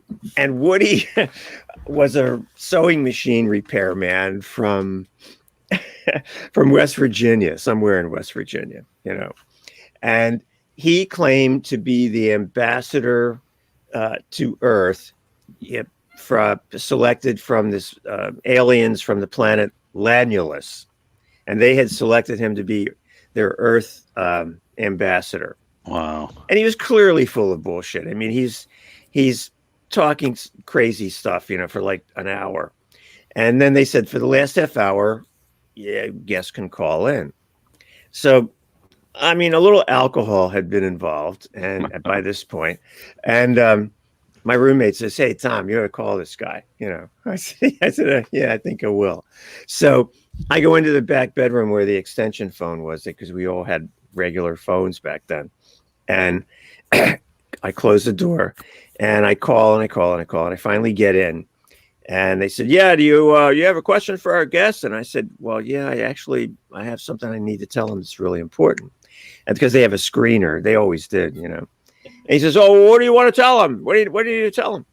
And I said, "Well, I need to tell him that I want everybody in the audience to know that he's telling the truth." And he says, "Well, how do you know he's telling the truth?" And I said, "Well, put me on the air and I'll tell you." Right. So they patched me through, to the host, which I can't remember his name, and Woody. And I said, Mr. Derenberger, I just want you to know that I know you're telling the truth. I know you've been to the planet Lanulus. And Woody says, well, how do you know that? And I said, because I've been there too. and the radio host kind of like, he was kind of stunned, and he goes, we gotta break for a commercial, but don't hang up. Right. And long story short, I talked to them. I told them started making stuff up, and I said, Woody, I know you were describing the planet, that the Lanulesians, and you forgot to mention those big tall towers that surround all the cities. I'm blowing smoke up his butt, right? And I said, what about the towers? And Woody goes, he doesn't miss a beat. I mean, he goes, oh, the towers, right. Well, they use those to control the weather. I forgot to mention that. But those towers are like, atmospheric machines. I mean, he just, he went right for it, Wow. Whatever I would say that even sometimes contradicted what he had said earlier in the show, he'd go with it. Right. Yeah. And I'm thinking, what is he thinking, man? What is he thinking about me? So afterwards, after the show goes off and the producer gets back on and he says, look, we'd like to get you on the air. I said, no, I don't want to do that. He says, but well, Mr. Derenberger's agent wants to talk to you. And I said, oh, okay. So I like an idiot, I gave him, our apartment phone number. And the next day, this guy named Harold Salkin calls me, and he says, "I'm Woody's agent." He says, "This is really exciting." Back then, they called anybody who was in contact with UFOs or aliens, they called them contactees. Yeah, that was the term back then, right? Yeah. You remember? Yeah, I do. Yeah, and he says, yeah, listen, I really would like to meet with you. I think Woody would like to meet with you. And I'm thinking, Woody don't want to meet with me, right? Because Woody knows that I know that right. Woody's full of shit, right? But Harold believed everything. He was a true believer. He wanted to believe all of it very much. And so I talked to my roommates. I said, hey, what do you guys think? You want to let these clowns come over the house, the apartment? And they all went, yeah, this will be great, this will be fun. Really, we were all college guys, we were like right. 22 years old. Beer bongs were not unusual, and right, this was fun. Yeah, this was fun. Yeah. Right. So anyway, we let him come over, and Woody was wearing this this sport coat that looked like it was tailored by Purina, and he had a buzz cut haircut, and he looked exactly like you would think a sewing machine repairman from West Virginia would look, right? Right. And he wasn't the most articulate character around. So the first thing Harold Salkin tells me is, oh, listen, this is really important that we get your full story, because I had to make up all this shit about driving on the highway, ship landing in the middle of this interstate in the middle of the night. And it's crazy. And I said, well, why is this so important to you? And he says, well, because you're a college man. We don't get too many like you. And it was like, oh my God, that was just wonderful. But what, cutting to the chase, this thing steamrolled. My story got into the UFO world of investigators and so-called journalists and all this, because this was the first time that a UFO contact situation had been corroborated, by another person, that claimed to see the same guys, right? Right. Because he had these names for the aliens. I can't remember what they were. One was named Indrid or something, and another. Gold. Oh yeah, right. Okay, you remember, Zach? Yeah. Are you an aficionado of this stuff? Well, I'm more of an aficionado, I guess, the Kilian take, because I've read a lot. I've read him, I've read Valet, and I'm actually one of those. I'm like Fox Mulder. I really do want to believe, and it's hard to imagine that they're actually extraterrestrials. I follow the kill take that it's some kind of like either demonic psychological manipulation or flat out like psychological manipulation from, say, the government or. There's something fucking going on, man. I mean, I my guilty pleasure right now is I'm watching the series called Hunting the Skinwalker or something. Oh, I'm watching that too. Yeah, all these scientists are doing all this, serious, trying to seriously figure stuff out. I gotta say, I'm disappointed with that show because they don't go into like all the things that's happened on the Skinwalker Ranch. It's like, if you already know, you can go into the show and have a good time with it. But if you're completely new, you're like, what's the Skinwalker Ranch? It can kind of let you down, as I've seen. Well, I'm hoping that they continue to, expand their research, their areas of research. I mean, because right now they're not doing a whole lot, Yeah. But I'm watching it anyway. It's. My wife thinks I'm crazy, but she's thought that for 30 years. So what? It's entertaining though, right? I mean, it absolutely is. Yeah. I mean, I just like the questioning what's really going on out there. Right. Yeah, the Skinwalker stuff could definitely do that to you. Have you read the book? Was it? It was by George Knapp, I believe. Yeah, and I don't think Knapp is a phony. I think Knapp is in it to really find out what's going on, Yeah, that's the vibe I get from him for sure. Yeah, and there was another guy, Jim Mars, that seemed to be a pretty serious character. Do you remember? Yeah, I've heard of that guy too. Yeah. Yeah. He just died of a stroke, unfortunately, but he was a good guy. So Indrid Cold, though, I thought he was. Was he the guy that talked to the type, what is it, the sewing machine repairman? I thought it was somebody else. He was Woody's guy, and I told him that my guy was named Vadig, the people that picked me up, took me to Lanulus. The guy was Vadig, and Woody jumped. He's sitting in my living room, and I told him the guy's name was Vadig. He says, "Oh yeah, I know Vadig. he's part of Cold's squadron. To go find new contactees. I mean, he went with the whole thing, and I'm sitting there, and he's sitting across from me in my own living room, and I'm looking at him, and he's not flinching. He's not looking away from me. He knows that I know that he knows that he's bullshit. Yeah. But it was incredible. incredible. Just kind of cements, though, like in the third party's mind, right? The agent's mind, that maybe there might be something to it, right? So he's kind of, you're kind of giving him credibility, the agent's buying the whole thing. Yeah. He was completely into it. And they were, supposedly had hired some ghostwriter to write Woody's story and all this stuff. So then the agent Harold, he says, "Do you mind if there's a lot of people and a lot of ufologists that would like to interview you?" And I said, "Well, I'm in my senior year. Exams are coming up. Going to be graduating. I don't know if I want to mess with this now, but maybe after June or July." I said, "But Vietnam's after me too, so I don't know what's going to happen." I really didn't. Right. But they said, we'll follow up. And they did. And I started getting calls from these various investigators. And one of them, Zach, was John Keel, right? That's freaking awesome. Yeah. Now, John Keel, he was a real fairly respected journalist. I mean, he was. You see, that's the thing. He did some really good books. And he tried to do serious research. Right.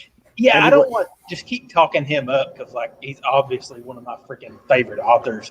But he came at this stuff from what I perceive, at least reading about him, from a level of kind of he was kind of already at prestige, as you say, and then he kind of jumped into this whole type of field. Is that correct? Or Yeah, he was a real journalist and writer. I mean, he wasn't Right. one of these self-proclaimed, knuckleheads. Right. And the Mothman Prophecies is actually a really well written book. Oh, I it's mean, it's really well done. yeah, yeah. And when he came to me and he interviewed me, the first thing he said when he sat down, he said, "Look, I'm going to tell you right off the bat, I'm convinced that this is just some college prank. You're just some college guys, having fun with Woody, right?"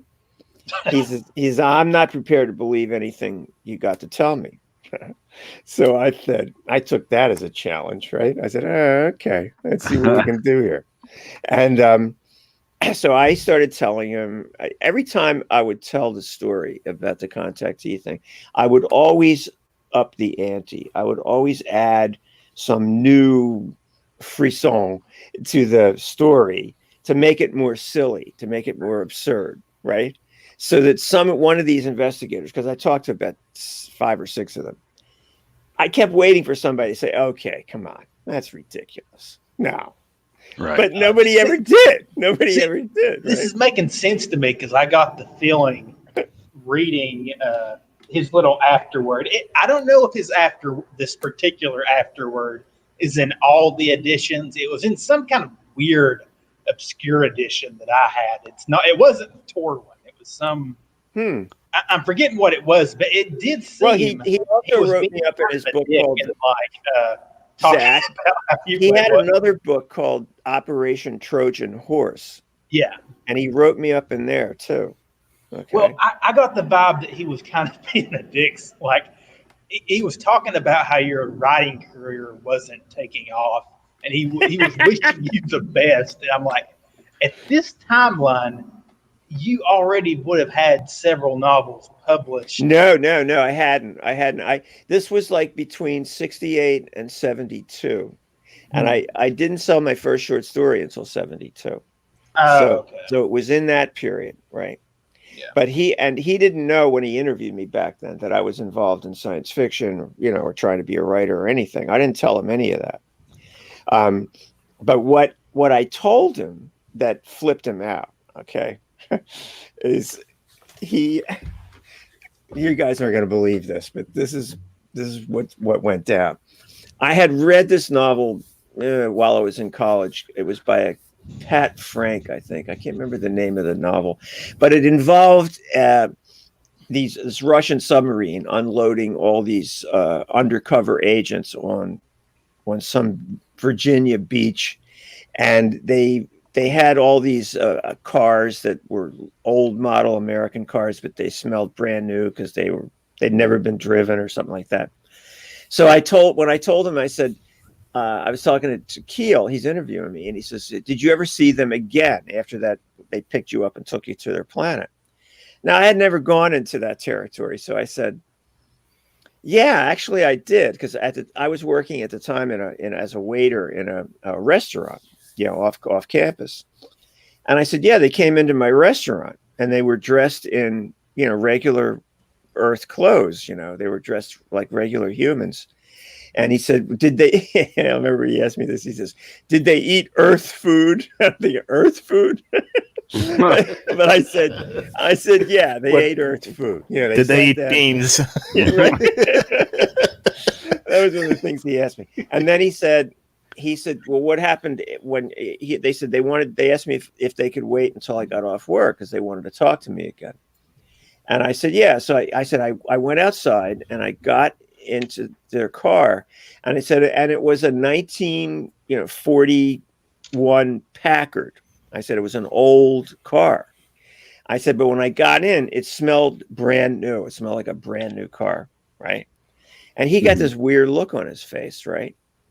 And he said, "You're not the first person that's told us about this." Now, I had no idea. I was making this shit up as I went along, right? And he says, "You're not the first person that said this." And he says, the theory is, that they come here and take artifacts from Earth, and then they travel at light speed, where only 6 months are going by in their ship. But when they come back, the artifacts they have are 20 years old, or whatever. He says, and that's probably where they got that car, right? I mean, this is what he's telling me. And then I said, and I said, he says, can you tell me anything about, I know you guys aren't believe this, but he says, can you tell me anything about how were they dressed? You know, how did they look? And I said, well, they were, I just pulled this out of my ass too. I said, well, they were all in black. I said, they were dressed in black. They were men in black. And he writes this down. He goes, men in black, men in black. I swear to God, I think I gave him that men in black shtick. I swear. Wow. I think I did. Because and then later he says, what was the last thing they told you the last time you saw them? And I said, well, and I'm making this shit up too. I said, they said, we'll see you in time. And he writes this down. He says, see you in time. Yeah, he says, that means they could possibly be using light speed for time travel, right? He's, spinning, he's wool gathering, he's spinning. And I said, yeah, it could be, So anyway, I'm watching the movie Mothman Prophecies, right? With Gear.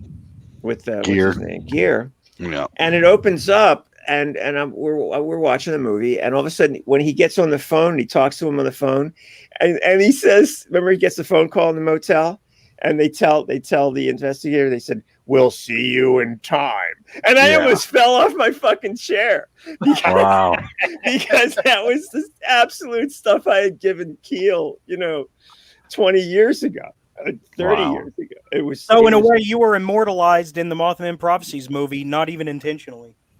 Isn't that funny? Oh, in the book too. I mean, isn't that a line in the book as well?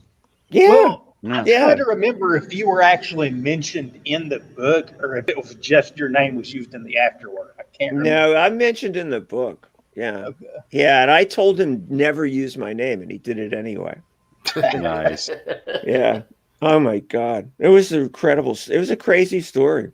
And it just, it went on. I actually I wrote a play about it called UFO, which was a comedy. And I was living in Baltimore at the time, and they had this, they had a Baltimore Playwrights Festival they did every year. And, and all the local theaters would take competitions, they would look and see who, Baltimore playwrights would send their stuff in. Well, I sent it to this one theater, and they picked it, and they wanted to do it, and it was a comedy. And it was basically a story of this college kid who pulls off this hoax, right? Each act, a different investigator comes and talks to him. And the last guy that investigates him is this guy named Colonel Jonathan Leake, right? Which is Keel, right? But I in this play, I made him look like he ran some paramilitary organization, that investigated UFOs. But it was Leake. I called him Leake. And in the fucking movie, 20 years later, they call the guy Leake, if you'll recall. They call who Leake? Somebody in that movie. Yeah, I just watched it recently. Yeah, so his name is Leake. I'm telling you. Yeah. I can't remember who the character is, but anyway, so they produced a play, and it won the festival best comedy. Everybody liked it. It was really funny stuff. Because at the end, the college kid is the way I wrapped it up in the play is that he's not sure if he actually went to Lanulus or not because. And in the play, it's not Lanulus. I call them contusia, so that the aliens are called contusions. Right? Contusia. Right. And at the end, he's not sure. He says, maybe they implanted screen memories in me. Maybe I really did go there. And maybe this isn't all a joke. Right. It's, so it was fun. Anyway, tell me about your boot camp experience, Zach. It's been so long ago. I think I was 16 when I came to that. Yeah, you were the youngest guy we ever had. I mean, we're getting ready to do our 17th year, 17th boot camp. You were there fairly early on. How'd you find out about us? Well, I was a very big David J. Scow fan. He was kind of the first author that I really latched on and bought all his books and all that stuff. And I came across a new book that he had out, and it was the one that you had for the one that you had for the boot camp, not boot camp, for Borderlands Press, the was it Little Aqua Book? Oh yeah, sure. The little Monster book, Deck, the little yeah. book series. Sure. Yeah, yeah. So I found that, and I just started clicking around the website and saw the for the publisher and saw the Borderlands workshop thing there, and just kind of followed from there. Because at that point, I had been published by, and I shouldn't have been. I'm going to go ahead and say that I got published way too freaking young, and so I had those books taken out of print. But I was wanting to kind of get better and learn more about the publishing world from go up from this one kind of small press. Yeah, you were one of our more enthusiastic guys that year. It was that was a good group of people.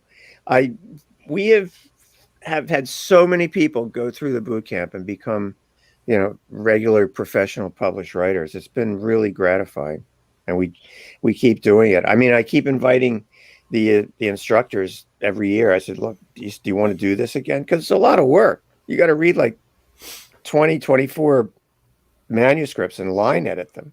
Yeah. And you did it too, right? No, I didn't do it. I bullcrapped all that. I read a couple of them. It's a lot of work to get through it and do it properly. And we've had some really good success with it. So yeah, I don't know. It was fun. I noticed that there were a kind of disproportionate amount of people heavily involved in the occult at the boot camp, from Michael Hughes, who I later had a falling out with, and I won't say the other guy's name, who was an OTO member. That was kind of strange. But, do you know Michael Nost, the guy the West Virginia guy that he did a Mothman novel? No, I know who you're talking about. Yeah, he's a really nice guy, really good guy. Yeah. I've met him before. At a convention. How many conventions are you getting to a year, you guys? 0 for me. I mean, really? I've only been to like a handful of conventions, period. Right, so I wouldn't say I get to any per year. Right, like it's not an annual affair for me. I'm going to straight up say I don't like them. I've never been to one that's just a straightforward literary festival. That might be different. The ones I'm thinking of are like the horrible Comic-Cons full of. Oh no, they're horrible. I can't stand that stuff. Why? No, there's a couple of good ones that you might like. I mean, if you like Lovecraft, there's one that goes on. They only do it every other year. It's called Necronomicon. I'd probably get kicked out of there because why? I pissed off all of them like maybe 2 weeks ago on Facebook. Really? I got freaking blocked by John Paget.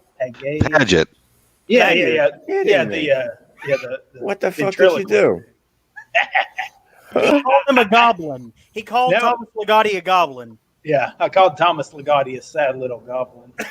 Oh God!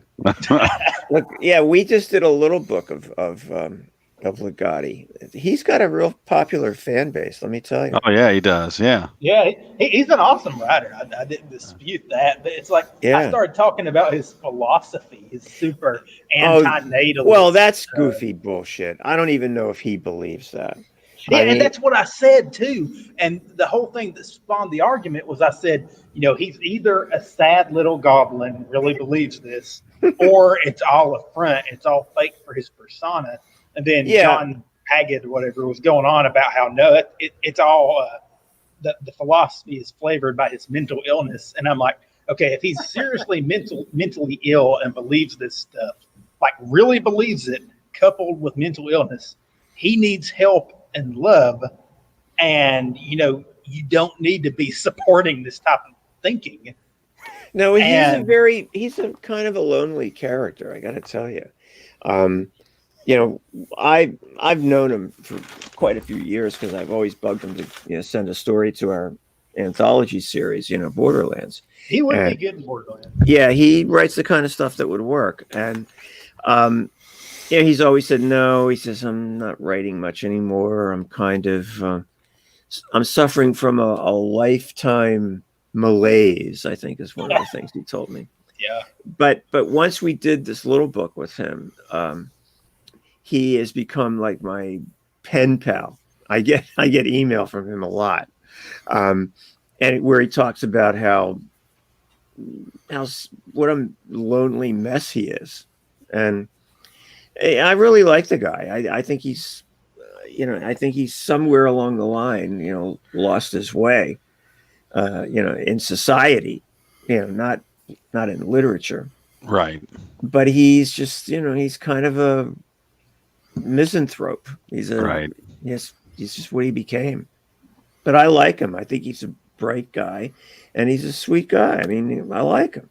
So. Yeah, there's no doubt about it that he's bright. He probably, is a very sweet, kind person. I cannot view that type of philosophy if he's serious about it. No, anything other than kind of like faux Satanism without the deity, because it's just this completely anti-human stuff.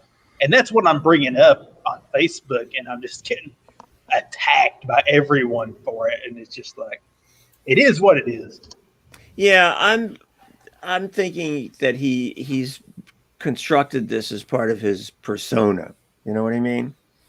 Yeah, and that's what I think. And I'm okay with that. Yeah, I mean, it adds weight to the mythos he's creating, right? I mean, yeah. I'm fine with it. I'm not really. I don't find it something that I need to go out and disparage him because of it. It's just.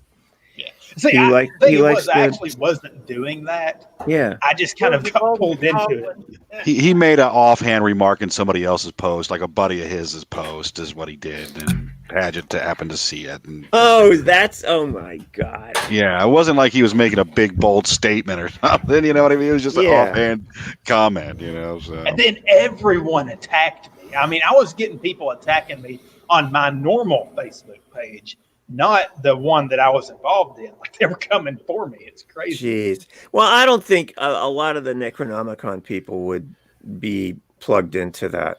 And that's a pretty serious convention if you want to go to one where they really discuss, mechanics of writing and Lovecraft. Where is that? Is that in the New England area? They do Providence? It in Providence every other year. Okay. Yeah. All right. That's what I thought. It's not a bad one. Sir, I just had to cut in for a second when you said that the Lovecraft community is like when you say that they're upstanding folk.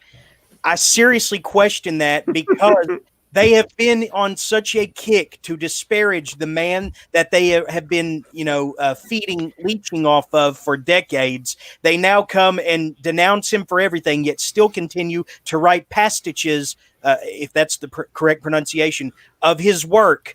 Pastiche. It's pastiches. But see, that's not really the true Lovecraft crowd. That's not the Necronomicon crowd. There's a segment in the Horror Writers Association that has, and especially the World Fantasy Convention crowd, that right. They have decided that he's a pariah because he was a racist and a xenophobe. Well, welcome to the fucking club. Everybody in the 1920s, pretty much every white person was a xenophobe. Yeah, I mean, Al Jolson was a popular entertainer, right? I mean, come on, But it was a cultural thing. I mean, you separate. Segregation was not a big deal. It was like, well, people did. Right. It was what the fuck. But I mean, he was a product of his culture and his society. I mean, it's not like he was some radical. Yeah, they tried to act like he was more than your average person back in the day, but he wasn't. That's simply not true. It's not true. No. And when this guy, I forget the kid's name, some young writer, science fiction horror writer. Yeah, he's an up and comer kind of guy. I forget his name. John Olmos. I don't know. Yeah, I actually did a reading at KGB in Greenwich Village, the KGB bar.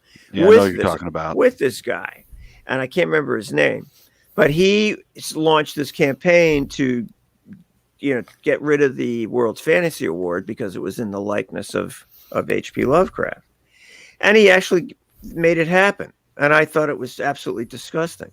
Yeah, and replace that bust with that horrible tree. Oh my God, is that pitiful? And it's it's like it's this little tiny little thing. It's a joke. Yeah. But we were at Paul Wilson and I were at the World Fantasy Convention like 3 or 4 years back now, when it was held in Saratoga Springs, New York.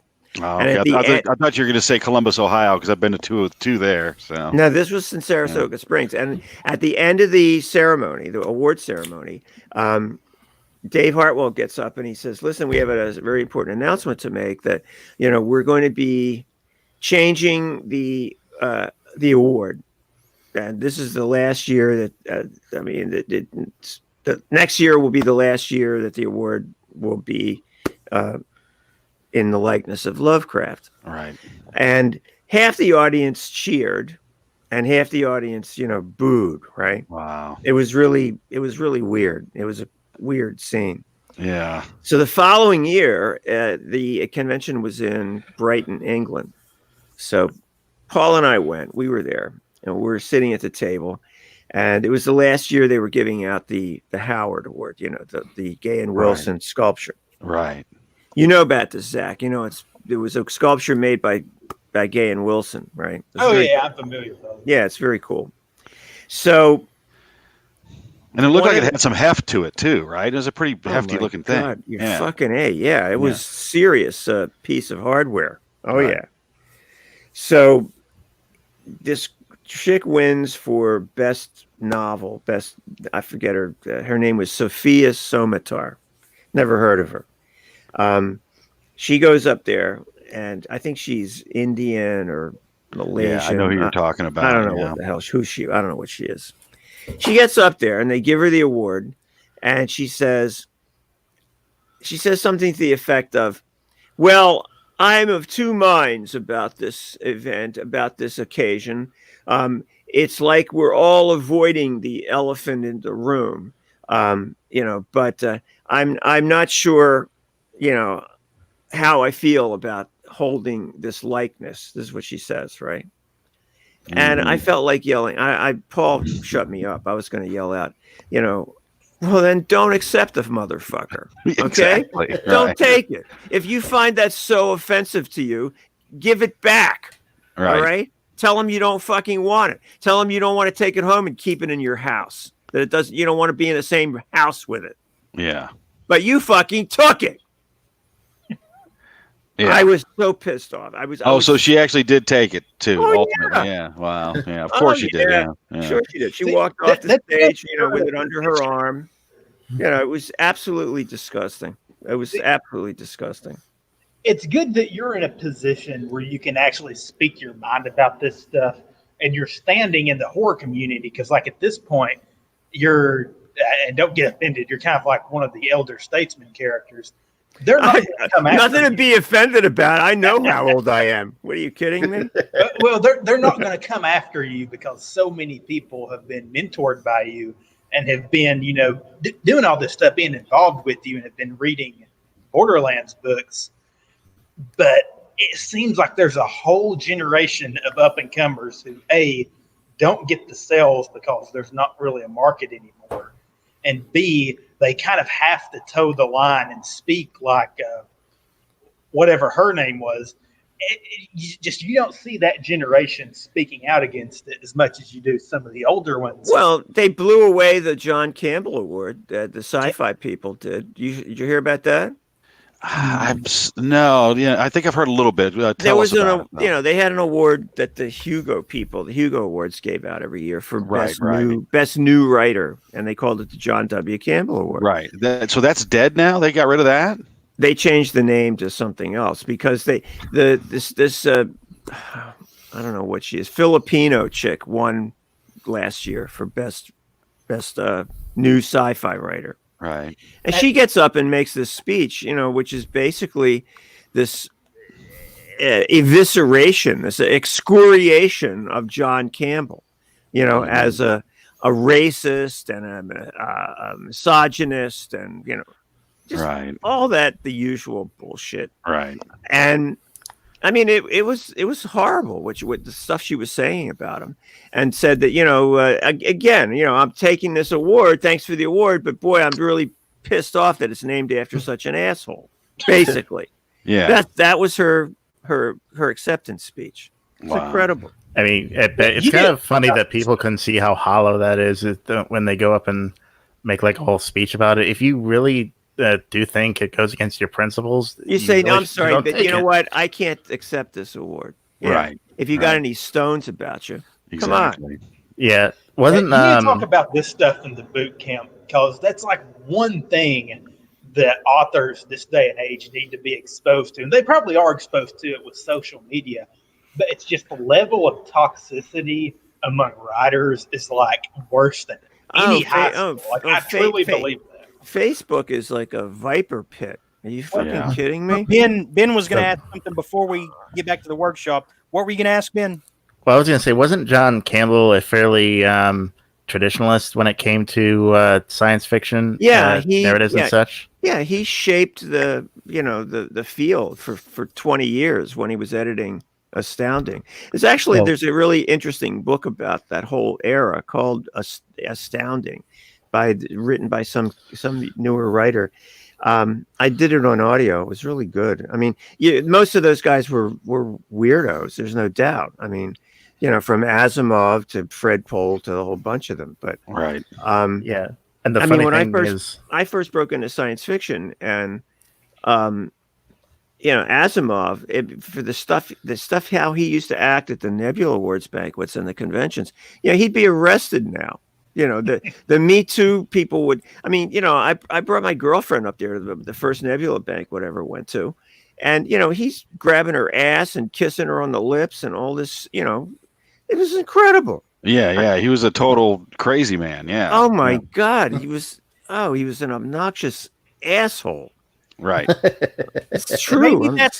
Maybe that's how artists should be. I don't know. I mean, well, I'm a really I'm a really nice guy. What are you kidding me? Hey, I mean, I like to think I'm fairly normal unless I'm drunk.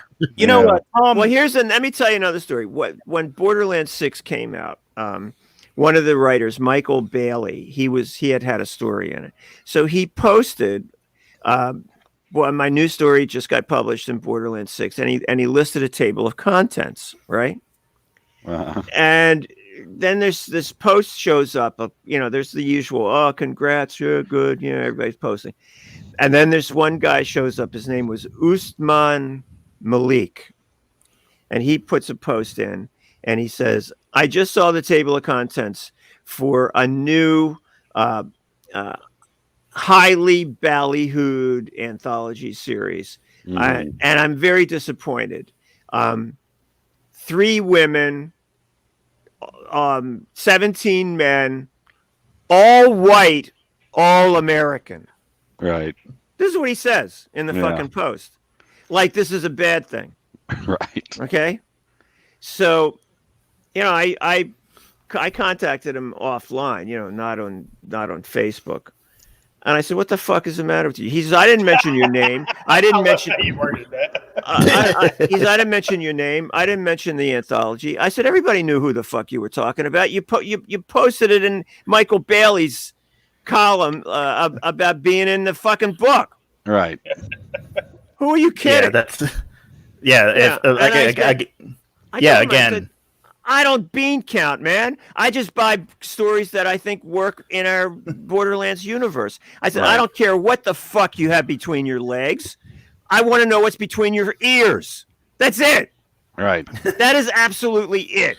I am not putting together a book based on how many women and how many men and how many LGBTQ. I don't give a shit about any of that.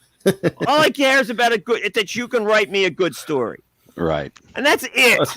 And that's all that should matter, right? Because that's what you're selling. That's what sells the next book, right? And there's there's that passive aggressiveness. It's like, I didn't mention your name. Well, like you said, it's pretty obvious, who they're talking about. Don't be a coward and say, no, I stand by that. Unbelievable. I know. I was really pissed off. I said, you attack me for the skin color and the sex of my writers rather than the quality of their work. Who the fuck are you? Right. Yeah, it's hard to buy someone actually, believes in that if they're just going to be a passive aggressive douchebag about it. Oh my god! So did he try to double down on it, or what? Did he just slink away? No, he slinked away, and and then he was at the Stoker Awards in Grand Rapids, Michigan, which was last year, and he was there, and he went up to Lisa Morton, who was the president of the HWA at the time, Right. and he says, I need to talk to Tom. He says, can you set up a meeting for me? And she says, this guy wants to meet with you. I said, why can't he just ask me? Right? Why has he got to involve you in this bullshit? Yeah. And she says, what's going on? I don't understand.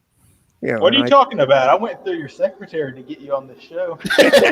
It wouldn't surprise me if he, kind of held that. It's like, oh, this woman must be a secretary. No, really. But no, he wanted to apologize and he wanted to mend fences and all that. And I said, that's fine. I said, that's fine. That's fine with me.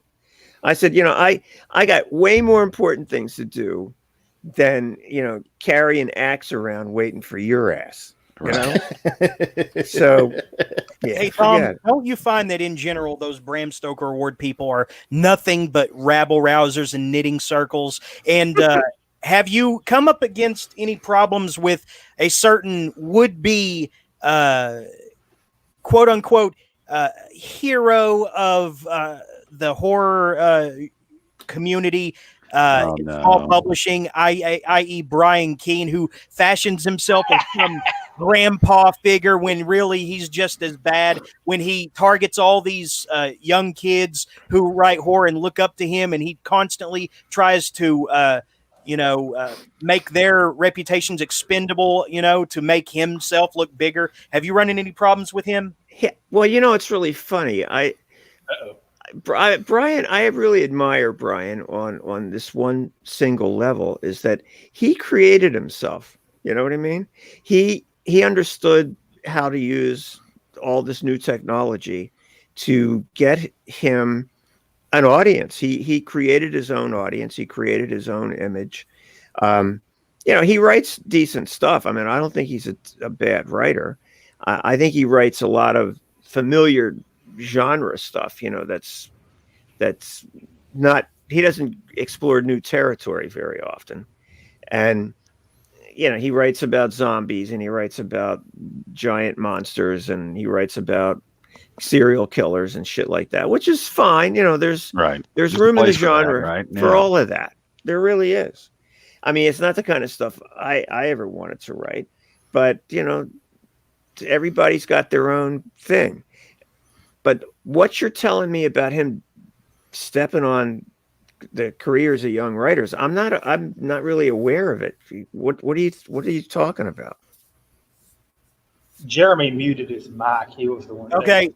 Yeah, basically he has made it his job to be in everyone's business over on his podcast, The Horror Show, the last few years, and he's always pointing out these people who have these tizzies in publishing communities. He acts like it's his job to be the arbitrator, and he's always very unfairly, heavy-handed about it, and he always takes the most politically expedient side, and never really tries to just mind business and say, hey, let's all just write and continue to publish. No, he actually chases after people with pitchforks, figuratively speaking. I give you a good example, adding on to what Jeremy's talking about. Yeah. Amber Fallon is the best example of this because, and here's the kind of funny thing about this story. Well, this is really, now that you mention this, Amber Fallon, she came to our boot camp. She's she did. She did. She was at the last one. She did really well. She sent a really good story into Borderlands that Olivia, I think, was thinking about buying. And she collected a lot of our little books. She was a customer at the press. And all of a sudden she sends me an email and says, I'm going to cancel my subscription. I don't want to buy any more books. And I called her up and I said, what's going on? And she said, I've been battered and bullied by somebody in the field. I'm leaving the horror field. She says, I don't want anything to do with horror writing, publishing. anything. I'm leaving. And that's all she would tell me, right?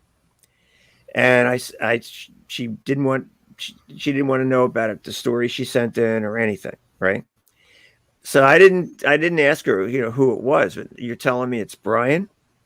Oh yes, 100%. What the fuck did he do? Okay, there's two parts to it. The first part was, I mean, this is all out. This is all public knowledge. You're not airing dirty laundry here, right? Yeah, this is all public now. We're not Brian. Tired. We don't. I mean, it's. Yeah. Okay. I mean, Brian didn't name names, but it was pretty easy to deduce who he was talking about. Yeah, there's two parts. But it ultimately came out who she was talking about and everything. So it is public knowledge. So yeah. So the first thing, if I remember correctly, was Amber had been getting. They said she was getting annoying. She was doing something like she was, I guess, trying to social climb too much. And yeah, she was acting as if she were allegedly, right? Allegedly, she was saying that she was closer to certain people in the field than she truly was to gain favor or something to that effect was the accusation that was levied against her by Brian. Yeah, and then Brian's kind of a jerk at this point, in my opinion. Maybe not. I don't really care, but he blocked her on Facebook, which, I mean, like that matters. But anyway. Yeah, really. Anyway, she kind of takes it to the extreme and goes crazy about it and calls him out and all this stuff. And then it turns into a whole big thing. And then he basically shuts her down. Okay, so that's the first part of it. Was this all going on in public on Facebook? Oh, yeah, definitely. Oh my god! Okay, so flash forward. I mean, how could it not be public? Everything has to be public now. Yeah, so flash forward. It was either this year or late last year. Brian Keene goes freaking insane and writes a dang book-length article, if I remember correctly. I mean, it was a pretty long thing. Basically, it's pretty long. Trashing her. Well, was it on his face, on his blog or something? Blog, yeah. Yeah, it was on his blog. Oh, did he take it down, or is it still there? It might be gone. Pretty sure now. he took it down. Yeah. I'm trying. Do you remember the specifics of that, Ben? Why he was prompted to do this? I think that Becky came out of the woodwork, or something like she had returned from her self-imposed exile kind of thing, and I think that's kind of what spurred it. Yeah, I don't know. Is she still in self-exile, like she told me, or what's going on with her? More than likely, I've not seen anything. I mean, I thought she came back, and that's what spurred that article or blog post from Mr. Keene, but I'm not 100% sure. Yeah, but the thing that made my blood boil about it was he was acting like he was doing some kind of virtuous great thing by not mentioning her name, that everyone knew it was her. Yeah. And he was just... I remember you talking about it, Gregor. What did he do? Yeah, well, the thing that I thought was unusual about it was that, he was not mentioning her name, but then he goes on in the blog post to say, and all of these other people whose names he does mention don't like her too. Is essentially what it was. God. Yeah. So it's like a who of freaking horror fiction. Yeah. So it was pretty amazing, really. Yeah. But, yeah. Hi, Frank. Who? Who's Frank? Frank Edler, who he runs the Bazong podcast, and he's a regular in the comments here. Hey, here you go. I see you now, Frank. Yeah, but it's just, it became such a venomous thing. And to be honest, I'm not really defending either side. I will say without a doubt, I think Brian Keene does this a lot. He did it to Duncan Ralston for no reason. Just calls this little indie author out for something that was, in my opinion, very innocent. And he's blasting him all over social media like, hey, why? You're freaking Brian Keene. You have tons of readers. You need to be writing your next book, not going after indie authors on Facebook like a weirdo. Yeah, I don't get this. I don't. I mean, he's always been really nice to me. You know, he's always he's never given to me any cause to think ill of him. So Yeah, he probably new to you because you're not as into the social media, which is a good thing. You shouldn't be. yeah, I'm just not. Here's the thing, Tom. There are plenty of. Am I still muted? I'm not, am I? Okay. No, we can hear you.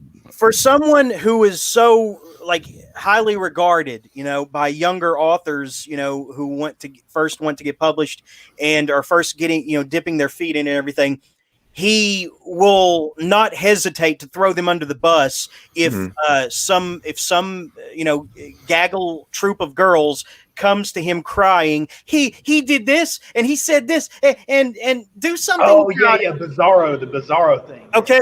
And he lied. He was caught in a lie about saying that he was there to witness some girl being harassed when he didn't even go to the BizarroCon convention that year. Okay, so basically, he's in savoring this grandfather figure a little too much. It's gone to his head, and he uses it on his show. Now, I'm okay with airing dirty laundry, but he's throwing obviously. Yes, but we live in the dirty laundry basket. Yes, but he is despicable for throwing younger authors who are only old enough to be his older, young sons, basically in reality, under the bus to further his own reputation and his standing with the girls, and it's disgusting. He's instead, why if he really feels that a wrong has been had, why doesn't he sit the guys down and hash it out and say, here, I let me tell you a story of some hijinks I got into when I was your age. He doesn't do that. Instead, he goes right for the throat with these young male authors who when the girls come crying to him. Yeah, that's the kind of vibe I picked up on a little bit. I might be wrong because I only know the big ones, but it seems like he is, in a way, taking this kind of like. I never, men need to walk on eggshells. I'm not trying to look. Women. I'm very neutral in all these transactions because I only know the guy to be a pretty decent guy. That's all I can tell you. I mean, you've experienced him in real life in the flesh, right? At the various conventions and stuff like that. So, I mean, people are a lot different, right? When you're talking to them face to face. Yeah, if you're not hiding behind your keyboard, right? Right. I mean, my dealings with him have all been real good. So I just don't know where this shit is coming from. Well, you are aware that he attacked. Oh, geez. Who's the guy that I had on my old show, Zach? The guy that was very critical about his work and who... Oh, ST Joshi. Yes. Yeah, ST Joshi. He went after ST on his show, very thin-skinned reasons because... I mean, that was pretty sad, yeah. Yeah, that was just that was a case of the two should have just met, whipped out their dicks and see who was bigger. Then they could just settle it that way. Well, ST has got his own opinions about stuff, and he's very passionate. We'll put it that way. Oh yeah. He's a very serious critic. I mean, he takes what he does seriously. I'd love it if ST Joshi spanked my ass in a written review online, right? I'd be honored, No, I actually admire and like his editorial and his philosophical and his intellectual approach to things. Yeah, he's kind of refreshing in that respect. Yeah, and he's a man out of time, really. Yeah, he is. That's very well put. Anyway, I apologize for that digression, Mr. Monteleone. So let's get back to your career. That's just Tom. Okay, come on. Stop. All right. Well, Tom, let's get back to your career, which Zach knows all about. So go ahead, Zach. I mean, I know just the basics. Like, you were involved in science fiction than you were in the horror boom of the 80s. Yeah. My question is, what was Zebra books and stance? Because I'm a gigantic Zebra book collector. Like, I've got maybe over 100. Oh, they were a huge publisher back then. The editor was a lady named Roberta Grossman, and she wasn't afraid to spend money and encourage distributors. And yeah, Zebra got a lot of books out there. And Zebra, they publish a lot of those men's adventure books too. Yeah. Yeah. They paid and they paid really good advances. I mean, back in the 80s, if you got an advance of $20,000, that was a lot of money back then. Oh yeah. I mean, were you ever in contact with any of the bigger Zebra authors? Who, from what I've gained just from personal research, because I'm a freaking nerd, a lot of the Zebra authors weren't really in the horror fiction clique, apart from Rick Cotala, what's his name, the other Tennessee dude, Ronald Kelly. Well, there was John Stone. Wasn't he one of the guys? He was originally, but he William Johnstone. William W. Johnston. Yeah, he was in. Yeah, I didn't. Yeah, I knew Hartala real well. I mean, Rick was a good buddy of mine. We used to always hang out at Nikon every year, and he and I and Matt Costello wrote a couple of screenplays together. We didn't sell them, but we still wrote them. And and I know Ronald Kelly because I bought a story out of the slush pile from Borderlands 1 by a guy named Ronald Kelly. I didn't have any idea who he was. Yeah, he's a Zebra author. Were any of the other ones like Ruby Jean Jensen or John Stone? Did you ever meet any of those? John Stone I ran into once. Jensen, no. Andrew Niederman doing stuff for her? I can't remember. For Zebra, yeah, he had a couple. Yeah. I've read one of them. Tom, don't you think it's incredible that this guy that's 21 years old collects Zebra paperbacks? Yeah, I'm 22 now. Yeah, you're a mutant, Zach. Yeah, you really exactly. Yeah, it really is. I mean, it's a little bit more popular now that Paperbacks from Hell came out. I was doing it before. And Zachary, he's a hipster. Zachary is the big fat fucking hipster who was like doing it before it was cool. Yeah, that was a fun book. I enjoyed that book a lot. But oh yeah, I like it.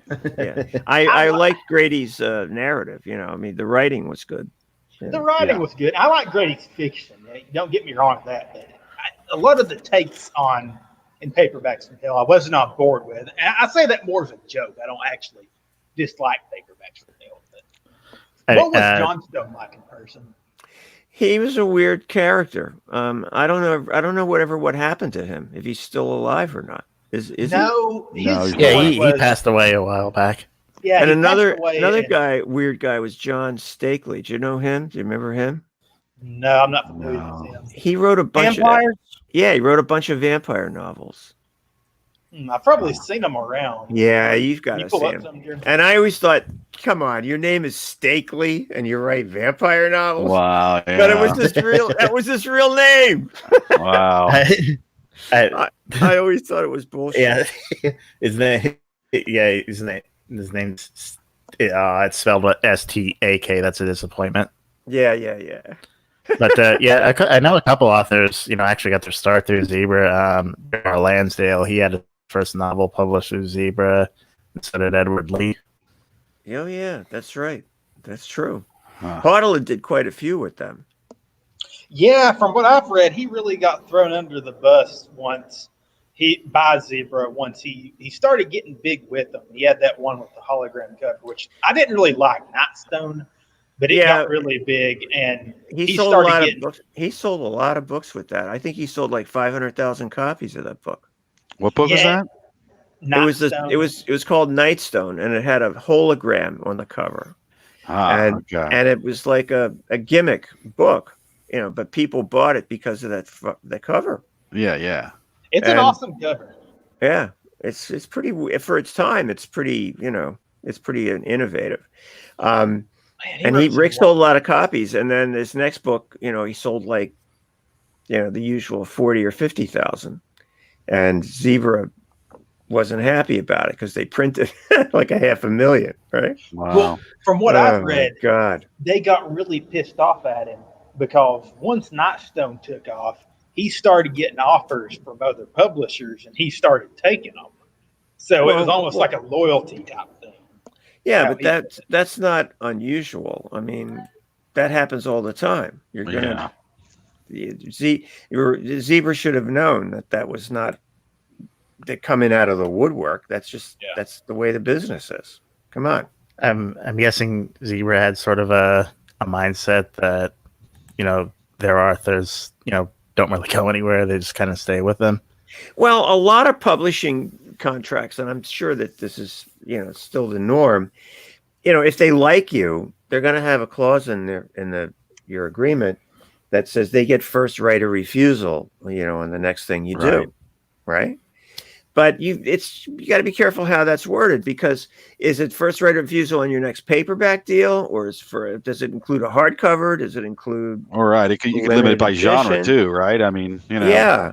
So there's all kinds of there's wiggle room in those clauses, and I think Rick got some interest from some hardcover people, and that had nothing to do with the main, mass market paperbacks.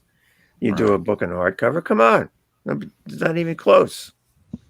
Yeah. So, yeah, there was a lot of weird stuff going on with that, but he eventually, he went all the way. He got on the down escalator, and he got down to the point where he was doing books for $5,000 at the end. He couldn't get arrested. He couldn't get arrested. No, I mean when he did big with the hologram book, he went out and bought this $400,000 house back then, and then he couldn't keep up the payments on it. He lost it. Right. It was a shame. I mean, he was a really good guy. Did you guys know him at all? No, Rick's a good guy. No, I never was affiliated with him. Didn't he die Yeah, about 5 years ago. He was walking his dog in the snow and just fell over with a heart attack. Bang, just like that. Wow. Mm-hmm. No, he used to go to this Nikon, this convention up in Rhode Island every year. I used to see him there every year. He was a good guy. Did you ever know this guy, Tom, in your travels? Who? Mendel Johnson? No, never heard of him. No, that book is intense. You've never heard of Let's Go Play the Adamses? It's basically Jack Ketchum's Girl Next Door. They're both based on that same. Shit. True crime story. Yeah. There's another one? Really? Yeah. Yeah, let's go. Yeah, Let's Go Play at the Adams is when you finish reading that, it feels like someone took a shit on your soul. It's fucking depressing. Oh, well, Girl Next Door was like that. That was exactly. That was really tough. In some ways, Let's Go Play at the Adams is even worse. Oh, no. Yeah, apparently, I don't know if this might be apocryphal, but apparently, Mendel Johnson was a recovering alcoholic, and apparently writing that book took such a toll on him that he relapsed. Well, that wouldn't be surprising. He would have relapsed anyway eventually. Yeah, you can't blame it on the boogeyman story. Oh boy. Well, I can imagine being in the headspace to write that. It really can't help you. So and his was not fictionalized. His was just that was fictional. Oh, it was fictional, based on real events like Jack Ketchum. Only the fictional elements are more fictional in Let's Go Play at the Adamses, but I would argue much worse. But it's the same girl, right? It's the same case. Based on the same case, yeah. Not in the story, not in the world of the story. No. But it's inspired by the same true story. Yeah, they're both. That's they're what both I mean. Based on that same that's what I mean. Yeah, that was pretty grim stuff. Mm. Yeah, Dallas Mayer, Jack Ketchum. Yeah, he was a good buddy of mine. I was very sad to hear all that. That's the anthology you were talking about earlier, where someone decreed the lack of different race, color or women in it. That was that anthology, wasn't it? That you were Borderland 6, and Jack is in that. I mean, Dallas has got a story in there. Yeah. Okay, so no, it wasn't that one. It was a different one where Wrath James White and what was her name, Monica J. O'Rourke were accepted for it. Yeah, this was what y'all are talking about. Was the after Jack Ketchum passed away, the tribute. Oh no, that wasn't my anthology. I'm not sure whose that is. What happened? Is there a story behind Monica and Wrath? They got accepted to what? Annoying story. Well, I mean, basically, they put out like a preliminary table of Author contents. list, yeah. Yeah, and then I know that Wrath and Monica were in it, but I guess someone started shit about there's not enough minority and women writers in it, and eventually the publisher caved and just pulled it. I think I remember hearing about this, and the publisher actually pulled the book. Yeah, it was stupid. Unbelievable. Yeah, to put all that time and effort, 'cause I'm sure editing an anthology is quite an undertaking. Well, I don't know that they got that far, it's a lot though. of work. I mean, with our Borderlands anthology, we probably get 600 or 700 stories. We get a lot of people want to be in that book, and we get a lot of submissions. And yeah, they all have to get read to some extent. And at least the first page, right? Right. You've got to get a feel for whether the person knows what end of the sentence to put his periods and stuff. So, Right. you got to give them a shot. And it's expensive. I mean, you got to put out a lot of money ahead of time to pay everybody, before you even sell the first copy. Right. Yeah. So it's a daunting undertaking. Trust me. Don't think you got a great idea for an anthology if you can't sell it. It's not a good idea, Right. I mean, so I guess while we're on the topic of like obscure paperback authors, did you ever know Ken Greenhall? No, I know. I never ran into him either. Ken Greenhall. God, I'm pretty sure I've probably read something by him. Hellhound. His Elizabeth. books were a lot more obscure back then. He was another zebra guy, right? Yeah, Hellhound was zebra. Hellhound. Sure, I remember that. And then there was this other guy. Oh, what was his name? Ken Yulo. Did you read him? Yeah, I know who you're talking about. I don't know what happened to him. He actually had a couple of books that did pretty well, and then he just vanished. Did you? Oh, speaking of authors who vanished, you ever know or read Brian McNaughton? Oh yeah. Brian McNaughton. He used to be in HWA back in the early 90s, and he got his hair up his ass about Charlie Grant. Charlie Grant was obviously he accused him of banking HWA money or something. It was crazy. And it was back when they had this. There was a bulletin board called Genie. I don't know if you don't. Zach, you don't remember it. Yeah, I know what you're talking about. But it was like one of the early message boards. Yeah. Message boards, yeah. And he attacked Charlie Grant on there for out of nowhere. We was like, what the fuck? It was weird. Yeah, I remember Brian. I mean, he's a good writer. He wrote this book called Throne of Bones or something. Yeah, it's one of my all-time favorites. It's a fantastic book. It's a really good book. Yeah. But yeah, I knew Brian. Yeah, he disappeared for like 10 years and he came back with that thing. Yeah. It was amazing. Yeah. It was really good. I think he lived in North Carolina. I can't remember where he lived. Yeah, he died not long after that book won the World Fantasy Award. Right. Yeah, he came down with something. I don't know what it was. Yeah. But I knew him. He was a decent guy. And all of a sudden he got this bug up his ass about Charlie. Which was really strange. Yeah, that is weird. No evidence, no anything. It was like, it was almost like he was entertaining a delusion of some sort. He might have been, yeah. Because I mean, it seems like he disappeared from the genre, from the writing scene or whatever, for like 10 years, and did a lot of just odd jobs, right? Odd jobs for like 10 years. Did he really? Yeah. Well, another weird guy was T.M. Wright. Did you know him? Oh, that guy, yeah. I know the name, yeah. We invited him. He was the guest of honor at one of the Nikon conventions that we always went to up in Rhode Island. And he came and he was, we had him on panels. He's supposed to play in the softball game. He was on the quiz show, the talent show. We had him scheduled for all the usual bullshit we did it. Because this convention was kind of like going to summer camp, with a bunch of writers and fans. It was a lot of fun. Right. And he did not appreciate the all the mirth and merriment, and he was a real the Friday night and Saturday morning at the panels, he was, and I think when we did the quiz show, he was supposed to be one of the contestants, and he was just a dickwad. He did not want, he didn't act like he was having a good time. And in the afternoon, when we had stuff scheduled, he didn't show up. Huh. And then we find out that he fucking left. He was the guest of honor, and he just walked on us.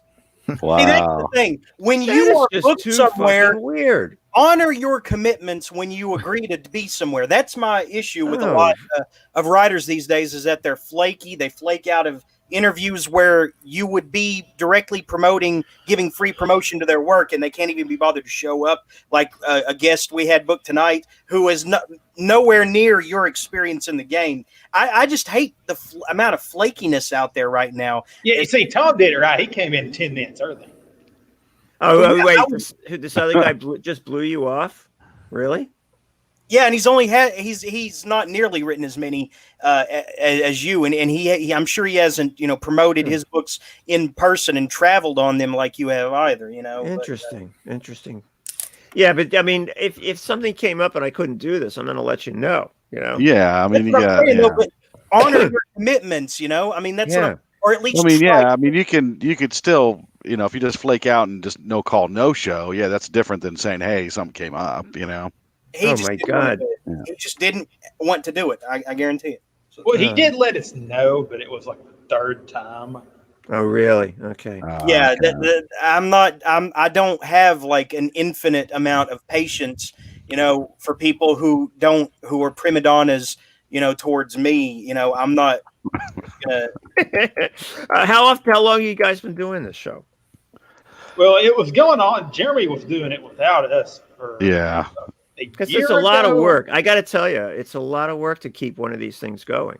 It's really, you got to be committed to it if you're going to do it. Well, that's what I'm saying, and a lot of times guests won't cooperate for one reason or another, or they no show, or they're late, they're prima donnas, but like they said, the only thing I was worried about with you is that, oh gosh, what if he doesn't understand the technology?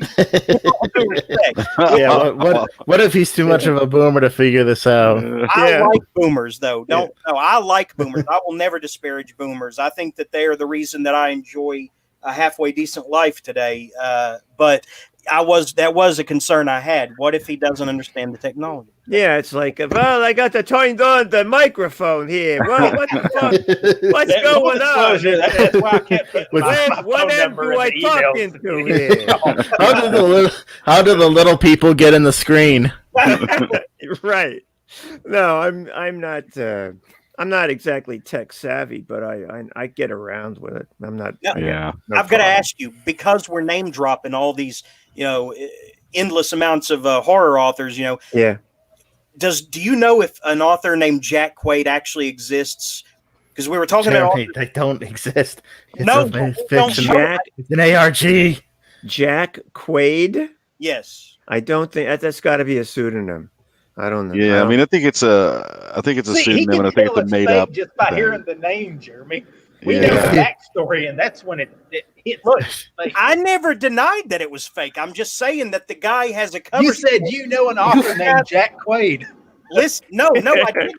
I said I have a feeling that this is fake, but the guy who publishes these books swears that he took a bullet of procuring the guy's manuscript. Yes, it's bullshit, but there exists that lore. It's a cool lore, but I think it's like like the WWE kind of thing. So it's like wrestling. It's fake. I had to ask if he actually knew anything. Do you know a Luke Preston in horror publishing? No, don't know that guy either. All right, that's all I had to. That's all I had to say. All right. All right, let's. I mean, I know all the I know all the regular guys. I mean, there's this whole generation of guys. We're all really are all around the same age. I mean, I've known King since the 70s. David Morrell, Dean Koontz, Paul Wilson. What about Harlan Ellison? Yeah, Harlan and I used to be friends in the 70s and 80s. And Used to. Yeah. Well, Harlan had this. He was an interesting character. He, if you hear him talk, everybody that he ever had anything to do with was an asshole, and he was always, and he was, Archangel Michael, Right.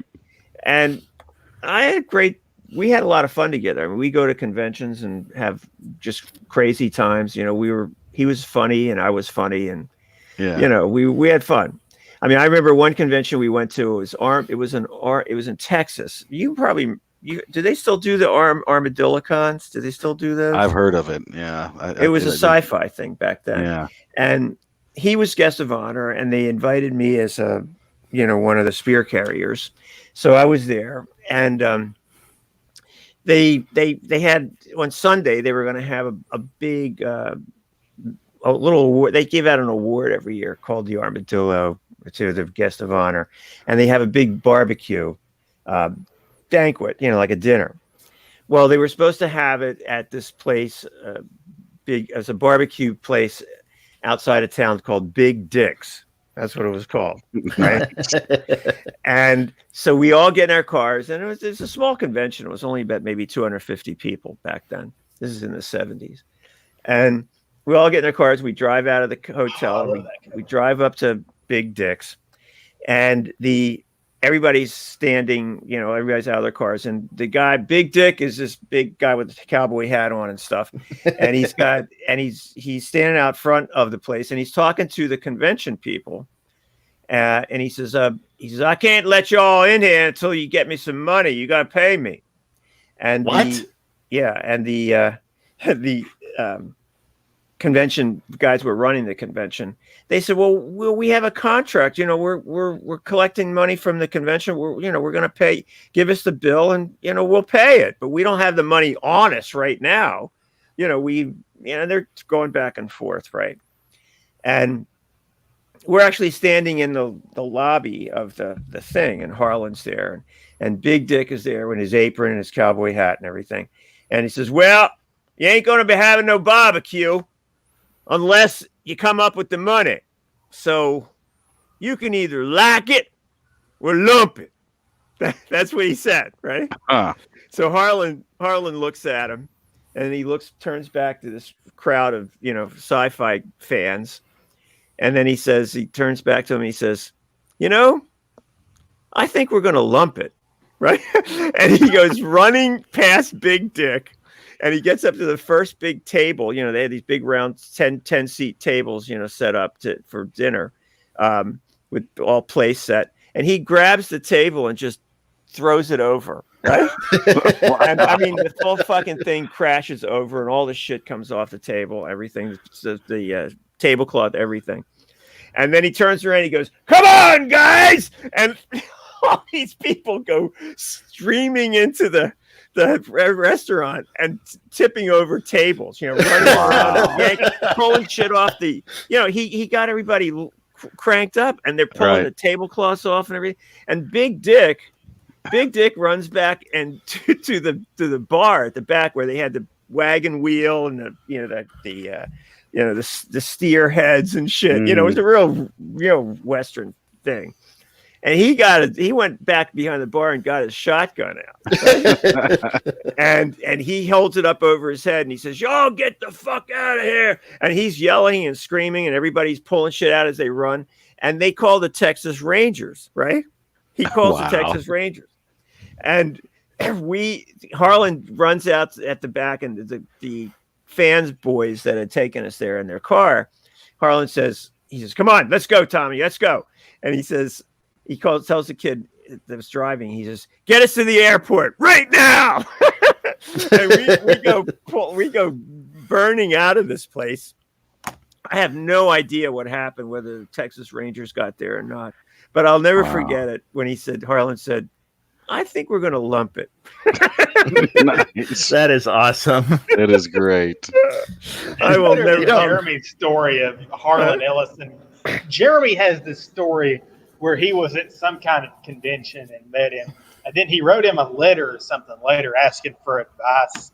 And Harlan Ellison wrote him back in just the meanest but most entertaining way possible. Yeah, he did that kind of stuff a lot. I mean, there was a documentary about him that came out 2 or 3 years ago called Dreams with Sharp Teeth or something. Yeah. And it was Harlan loved it from all reports. I mean, my friend John DeChancy still talked to Harlan until he died. And Harlan thought it was great. He loved this documentary. Have any of you guys seen it?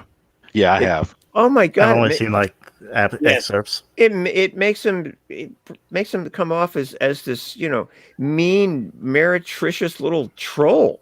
Yeah. I mean, it's certainly not complimentary at all. No, there's like a couple of there's at least one snippet from it that travels around the internet that makes him look pretty good. Where the pay the author rant that he does. Oh my God! Oh yeah, he's been doing that forever. I remember he did that as a bit on the Sci-Fi Channel years ago. Oh, did he?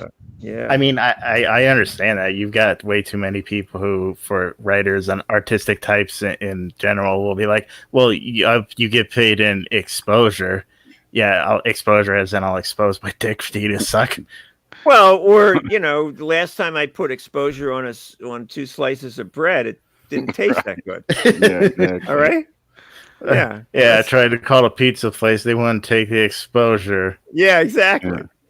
I feel like a freaking nerd because I've read so many of these books that he's pulling up on Pinterest. Like, no, what happened with Harlan? I mean, we were really good buddies, and when we were starting, when Elizabeth and I were starting the Borderlands Press, we did some of his earlier collections as limited editions, and they did pretty well. And then he wanted to do this thing.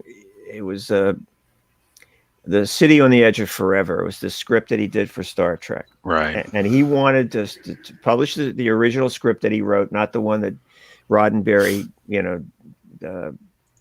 violated.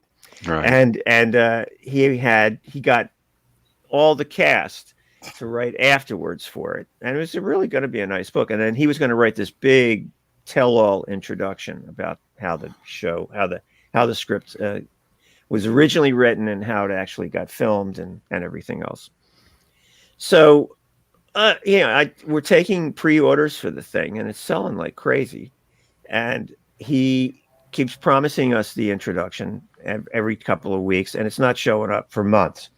And I said, look, I'm taking in all this money, because back then you couldn't do pre-orders. If somebody wanted the book, they paid you for it. And then they bug you about it. Where's my book? Where's my book? Which I hated. I hated doing it that way. But, we were going to do 1,000 copies, and this thing was going to sell out. Right. I mean, it was doing really well. And finally he said, I said, Harlan, I need that introduction. What the hell's going on? He says, I'll have it for you this weekend. I says, is it okay if I start, can I start cashing checks, basically? And he said, yeah, go ahead. And I said, can I pay the printer? He says, yeah, go ahead. And because I had given the printer the whole book, and back then they were typesetting differently than they do digitally now. So I could they could be typesetting the whole book and then just plug the introduction in. And so I did it. I did everything he told me to do, and no introduction. So I call him up and I say, look, we got to go to press. And he had a lawyer put an injunction against the printer. Don't cease and desist or some bullshit. Wow. I forget what he did. And I called him up and I said, "Are you serious?" I said, am I dreaming, or did you just stick a lawyer up my ass?" Okay, because that goes beyond the pale, man. We've been friends for 20 years, and this is how you handle me. This is what you do to me. And my wife went bug shit on him too. She was like really pissed off, and it ruined our friendship. I mean, we ended up doing the book because he did get. I mean, I had to do it. I collected all this money. Eventually, he gets me that 6 months later we get the introduction and we do the book, and I gave him all his money, that he was entitled to, but we just didn't really speak much after that. It was terrible. It was awful. Yeah, that is sad to hear. Oh God. I mean, but there was some fun stuff that came out of that. I mean, when he got all the cast, everybody to write intro afterwards for the book. And back then they would send, there's no email. They would send their stuff in by fax, right? Their fax machine. They're afterwards. So it was a Sunday night, and Elizabeth and I had some friends over. We had about 7 or 8 people, and we're making a big Italian dinner, with the pasta, and I got the sauce and the spaghetti, and I got the sausage and everything cooking, meatballs. And we're all in the kitchen, and people are drinking and laughing and everything. And it's like 6:30, 7 at night, and the phone rings. And I'm doing something, and Elizabeth goes and answers, and I said, Elizabeth answered the phone, and I said, who the hell is that? Who the hell's calling me on a Sunday night? I'm busy. I'm making pasta here. I'm making sauce. What the hell? Who is that?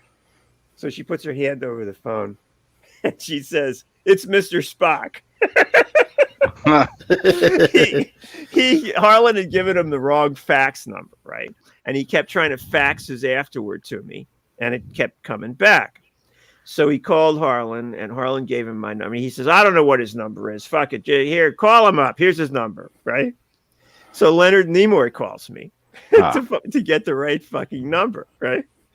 And everybody in the kitchen is like stunned, right? Because of the way Elizabeth's expression on her face, she looked at me like, you asshole. It's Mr. Spock.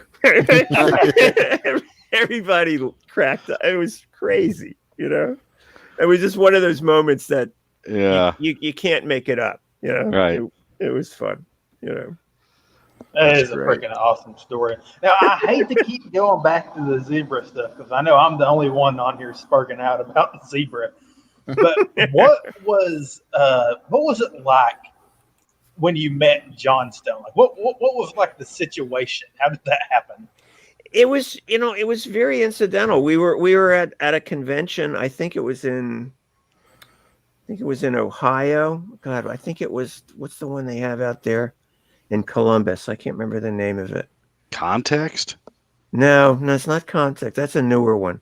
Yeah. No, this one's been around for a while. But he was there, and we just, you said hi, yeah, how you doing? Blah, blah, blah, but we didn't really interact. You didn't hang out. You just met him. No, we just met him. He was just there. Yeah. But he was a popular writer. I mean, he had a lot of people followed him. Yeah, he's freaking awesome. I mean, he's so horrible, but you cannot. He's one of those that you can't stop reading. It's like each book is just like, it's the same thing, but like when he gets really into the horror, like with things like Toy Cemetery, it's the most fun pulp horror imaginable. Well, there was a guy in England that was like that, Guy N. Smith. Did you ever read him?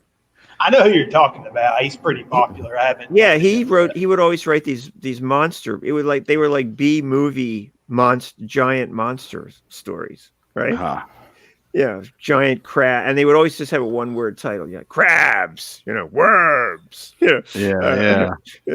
bats. See, that's kind of the cool thing. It set Johnstone's horror apart because it wasn't that like categorical. Like it was when he does like the religious horror, like he'll be getting into horror novels about the devil. But then he did some Exorcist type stuff. Yeah, but then he'd have novels that they're freaking puppets walking around and werewolves and then ghosts of werewolves. Yeah. Crazier and crazier. It was really that way. Did you ever meet Philip K. Dick? Only once. Yeah, and that was at an awards banquet. It had to be a Nebula Awards banquet when I was out on the West Coast. Uh-huh. and they were giving Fritz Leiber the Lifetime Achievement Award. Okay, cool. And yeah, it was cool. And Dick was there, and he was an odd duck, right? Yeah, the only time I ever met him. I mean, he had that faraway stare in his eyes, like he wasn't really looking at you. He was looking at something that only he could see. Right. So this was later on, like late 70s or something. Late 70s, yeah, because I was still in science fiction into the late 70s, yeah. Right.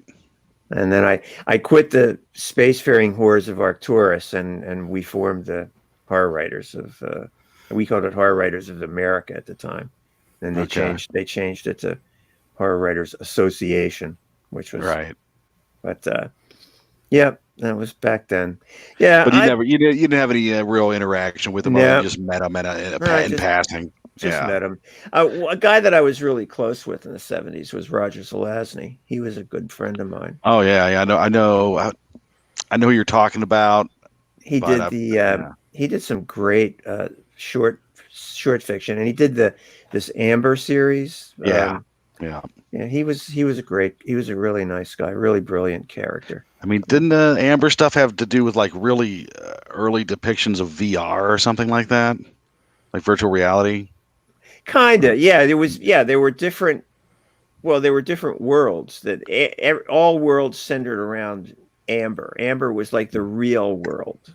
Okay. And all the other dimensions or realities were like reflections of Amber. Okay. It was a pretty complicated mythology that he created. Yeah. And it was it was for pretty much kind of a precursor to. He's like a proto steampunk guy. No. Cyberpunk. I mean, cyberpunk. Wasn't he? Yeah. No, not really. Not really. Oh, okay.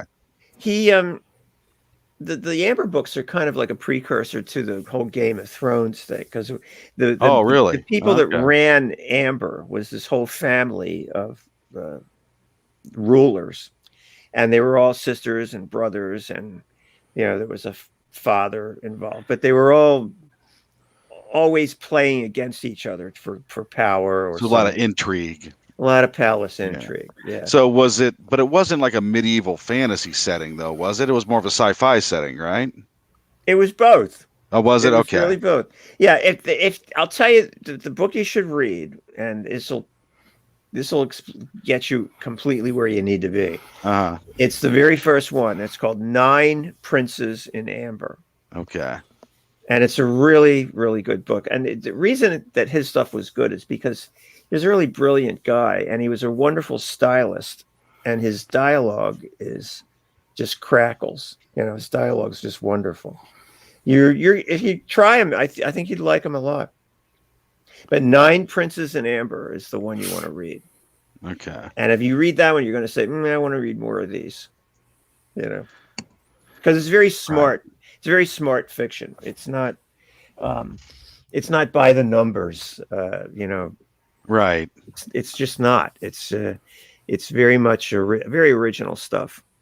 So speaking of like family intrigue or palace intrigue, it looks like you might have a series of novels that you've written. They look to be interconnected in some fashion, where it's like Godfather with some supernatural elements or something. Am I misreading what the premise is? I did one. It was kind of I consciously tried to do the one with the cat on the cover, the Phantasm. Yeah, it was a dopey cover because it didn't involve the cat thing at all. I like that book. Actually, it was called read that one. Yeah, it was called Phantasma, and it was about a mafia families warring, and then and one of the families decides to enlist the agency of what they call in the Italian, since it's Sicily, they call them stregas, and they're like sorceresses or a witch or something, and she buys into the family problems, and I forget how they did it, but she brings forth this demon called the Phantasma. Okay. And one of the 5 families uses it to fight the other families. It's Okay. crazy. It was a crazy book. Yeah, I read that one on the road down to the boot camp because we drove up from Tennessee. I think that's the one I had you sign. Yeah, you're right. You're if I right. remember correctly. Yeah, that was a tour paperback. It was part of tour. Okay, I thought I saw a couple books that had like a mafia type of theme to it, but is the other one? Well, I do this column called the Mothers and Fathers Italian Association, but that's nonfiction. Right. I've been doing that for 35 years. That column, but no, that was that's pretty much the only one. Oh, is it okay? Yeah, because then I did a bunch of like religious thrillers. I did quite a few of those. Okay. I mean, I did when I did one with the Vatican, right? Like it, like a the Blood of the Lamb. It was that one. I did that about 12, 13 years before anybody put the words code and Da Vinci in the same sentence. Right. I was way ahead of that curve. Right. Yeah, that actually seemed to be one of the early parts of the boom, if I remember correctly. The whole religious horror. Yeah, exactly. Rosemary's Baby, The Exorcist. Yeah, mine was right there with it, and I had it optioned with Bruckheimer Film for like 14 years. It was incredible. They kept renewing the option every 18 months. Well, that's nice. Oh my God! And the purchase price was $450,000. So every 18 months, I was getting a check for $45,000. Wow. And that went on for 14 years. It's like, I don't care if they never make this movie. Right, exactly. Yeah.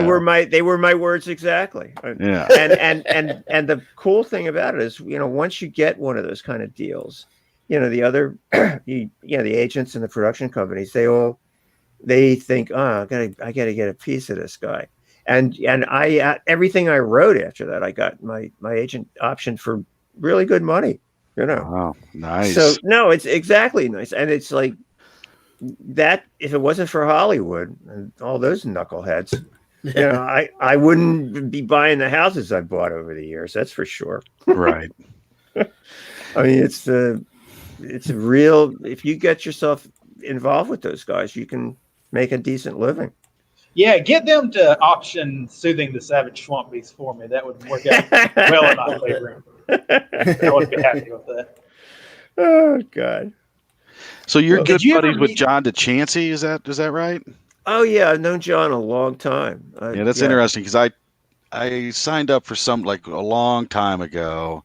Signed up for some sort of correspondence writing course. Yeah, he works for Writer's Digest. He's still I got paired up with him, and he was like, the stuff that you write is so far outside my wheelhouse. I don't know what I could really tell you to help you with this. Well, right?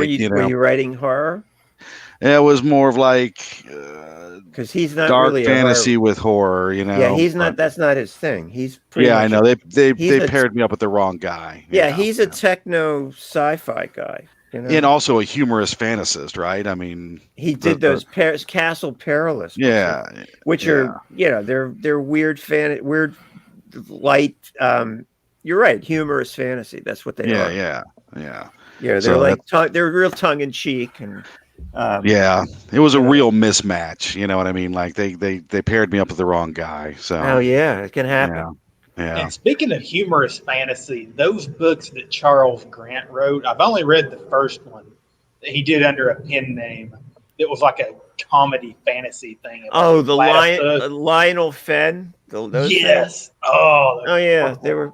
Charlie was amazing. He was a good buddy of mine too. He was incredibly prolific. I just can't believe how many books he wrote. He had to be over 100. I'm pretty sure. Yeah, I've had a couple of those Ox Run books forever. I've just not gotten around to them. Yeah, the Ox Run Station was the town where all the weird shit happened in his universe.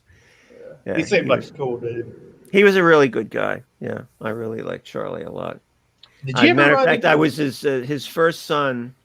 I was the kid's godfather, actually. Wow. Yeah, we used to hang out. Yeah.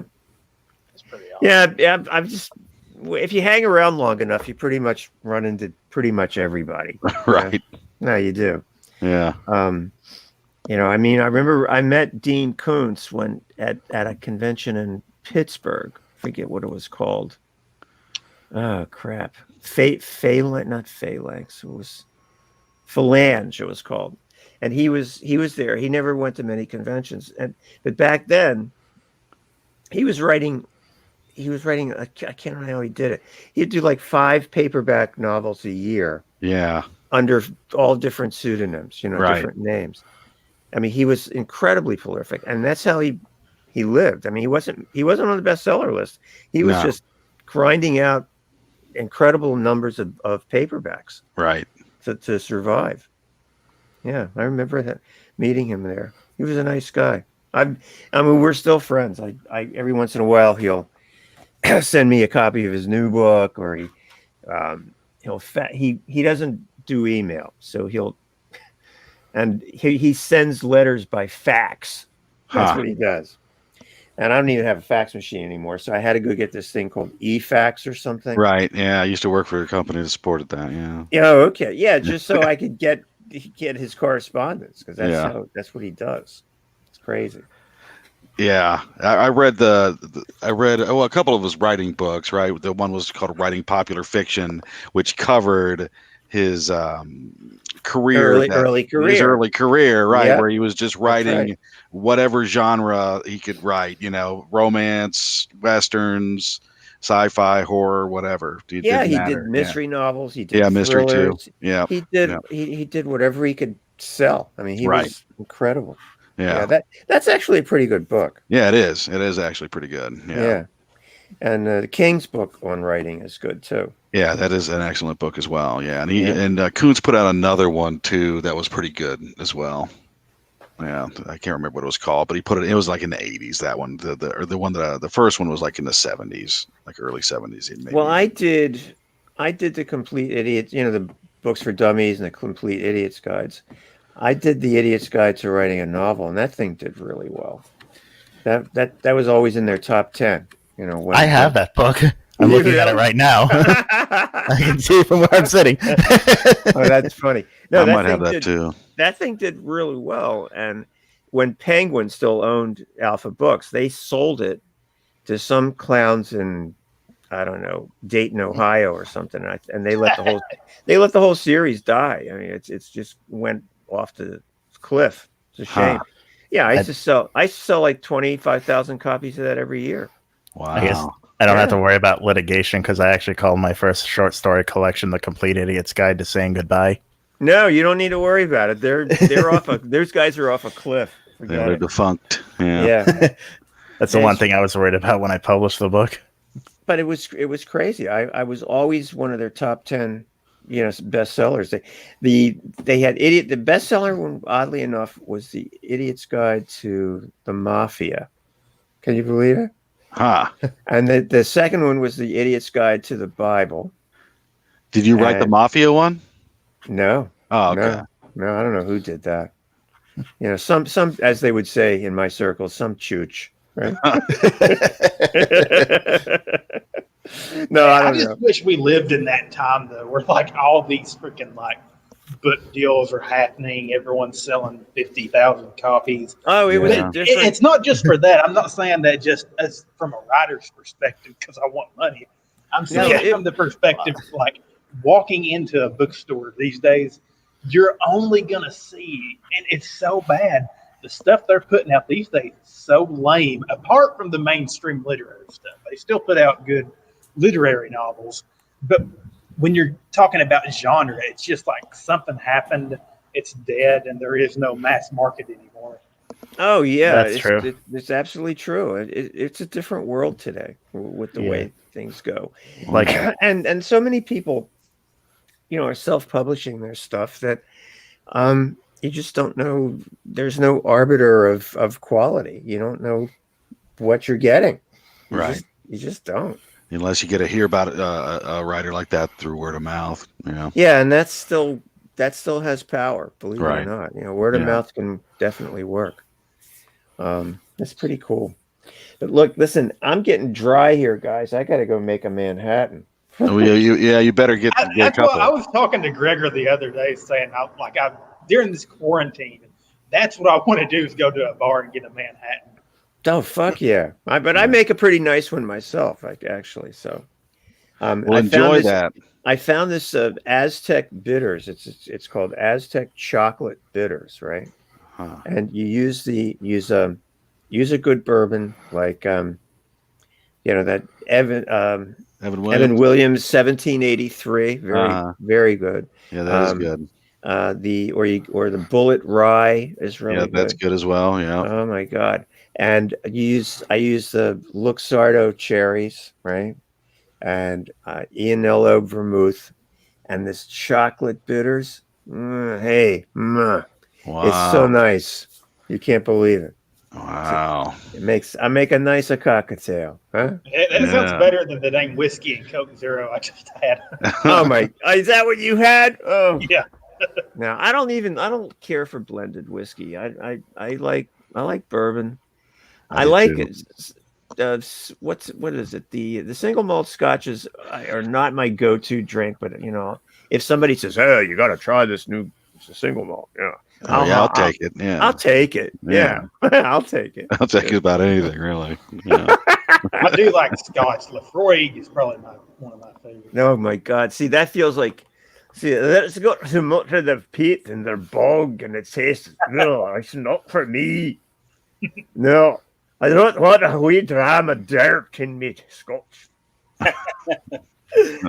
Oh my God! Thank That you stuff for is very peaty. Thank you for taking time out on your Sunday to talk to us. Yeah, definitely. It's been great. This was a great conversation. A lot of fun, guys. I really appreciate you thinking about me. So, it's nice to know somebody's still reading you. Trust me. Yeah. Well, it'll be my first exposure to your work, but I'm gonna check some out soon. I'm working my way through the back catalog, of names. Like I read my first Poul Anderson book a while back, so Oh, I remember Poul. He used to come to all the science fiction conventions. Him and Gordy Dixon, they could do some serious alcohol consumption. Those two. Did Poul Anderson write the Space Merchants with co-author that? Or no, that's Frederick Pohl. That's Frederick Pohl. That book, Space Merchants, is great. It's a great book, and that's with C.M. Kornbluth. Yeah, man, that book is great. That's excellent. Really from that old base of that old pool of sci-fi writers I read recently was Masters of the Maze by Avram Davidson. Sure. I published his very last short story in Borderlands 1, the last thing Avram Davidson wrote. Wow. Yeah, I remember that. He was a good writer. He had a really weird short story called "Or All the Seas and Oysters," and it was about how you'll see how inanimate objects actually have lives and an evolution. And I remember one of the things was all those paper clips in your desk drawer, would eventually turn into all those extra wire coat hangers in your closet.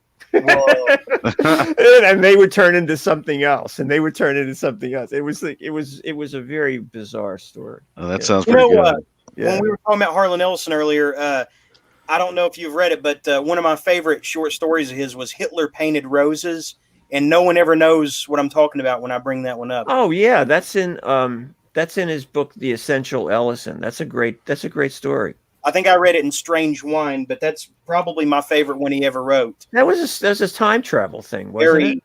No, I don't know. I mean, it literally was about Hitler painting roses in hell, but there was this woman who had a flashback about being raped or something, and the devil makes some mention, something about roses up. Oh, that's the one. Yes.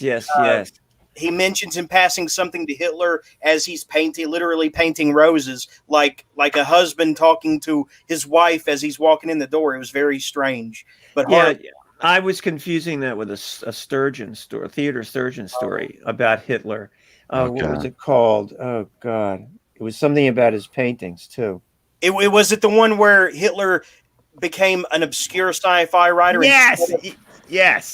Sound of His Horn.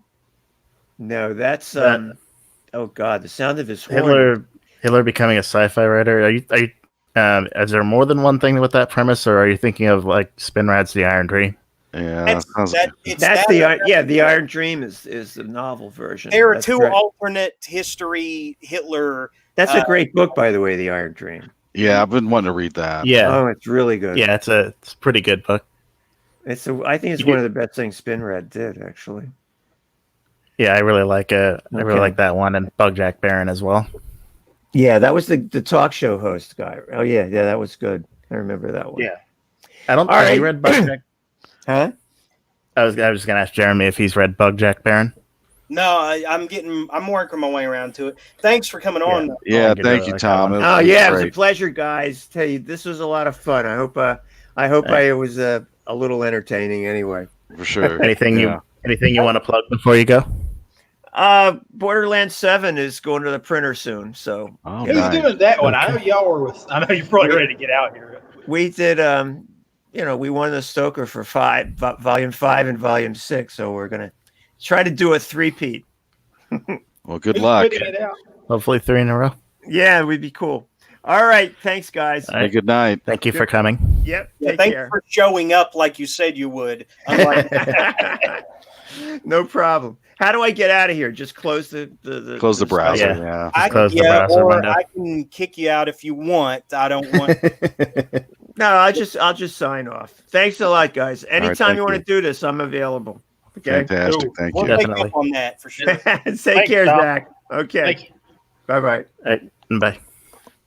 You know, that's one thing we ought to continue to try to develop relationships with past guests we've already had. You know, that's why I've been trying to get Phoenix and Chris Lesko back on because I thought those guys gelled real well with us. I'd like to. Yeah, I'd like to get Phoenix back because I was like studying for midterms or something. You were the flake that night, yeah. Yeah, I was there for part of it, and I was like, okay, yeah, you're right, you did, but yeah.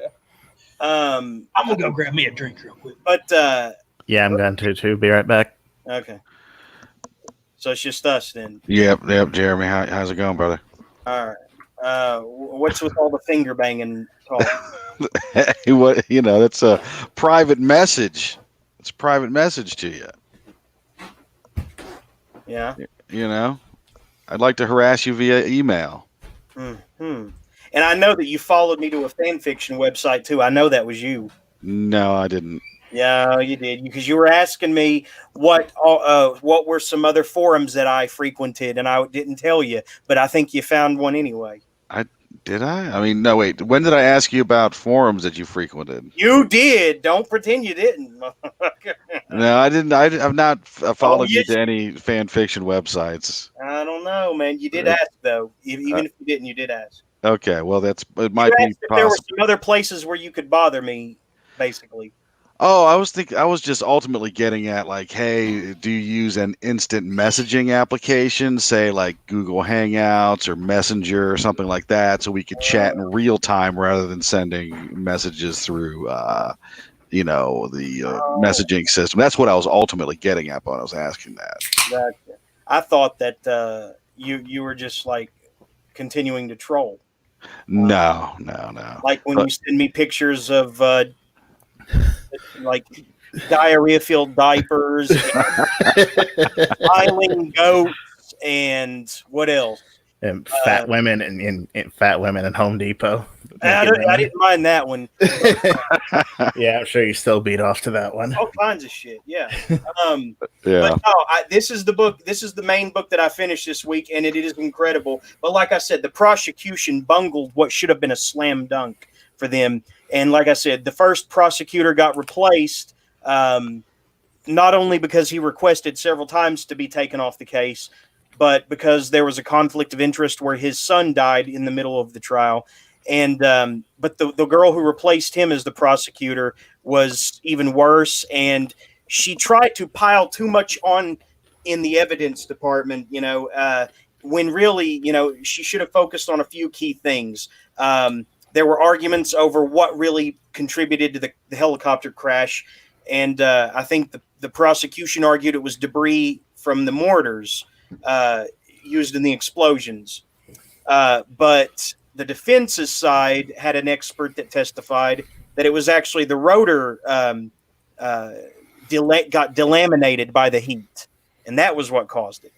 So it was a long, drawn out thing. 5 years later, they were the 5 people were pronounced not, deemed not guilty by a jury, from John Landis, the director, to the pilot Dorsey Wingo, and but it's John Landis. From all accounts, even though he was considered not guilty, it seems like he was quite reckless on this, and even made a joke in passing to the secretary of production before this. They hired these 2 kids in this scene. Said, "We're all going to jail." When she voiced her concerns, he said, "We're all going to jail," and he laughed. How profound is that? Now he would deny that later. This was a fascinating thing. So the pilot lived? Yeah, I know that. Yes. Adam. Yeah, I had no idea the pilot lived. I know that Adam Parfrey. He half jokingly suggested that they did it on purpose so they would have a child snuff film for Steven Spielberg. Now, who is Adam Parfrey again? That's an author, right? No, he's an author, but he also ran Feral House. Oh, he died, right? Yeah, he wrote Apocalypse Culture. So he was just being ironic. He was joking, right? Or does he really believe he was half joking. He had a article in Answer Me called Pederastic Park, where he suggested that Steven Spielberg was a pedophile, and that there were a lot of pedophiles in Hollywood. It was like half serious, half joking. Well, something interesting. Rewind, Zach, or so I don't. We're talking about Twilight Zone, the movie, and the people that died on set for real. You're talking about Answer Me, huh? Yeah. Then it went into Answer Me, and then it went into because Feral House. What is Answer Me? Jim Goad's zine. I'm not talking about that. What is he talking about? No, I said that's where Adam Parfrey published the Pederastic Park article. Oh. He half jokingly suggested that the helicopter accident was intentional, so that Steven Spielberg would have a child snuff film. Yeah.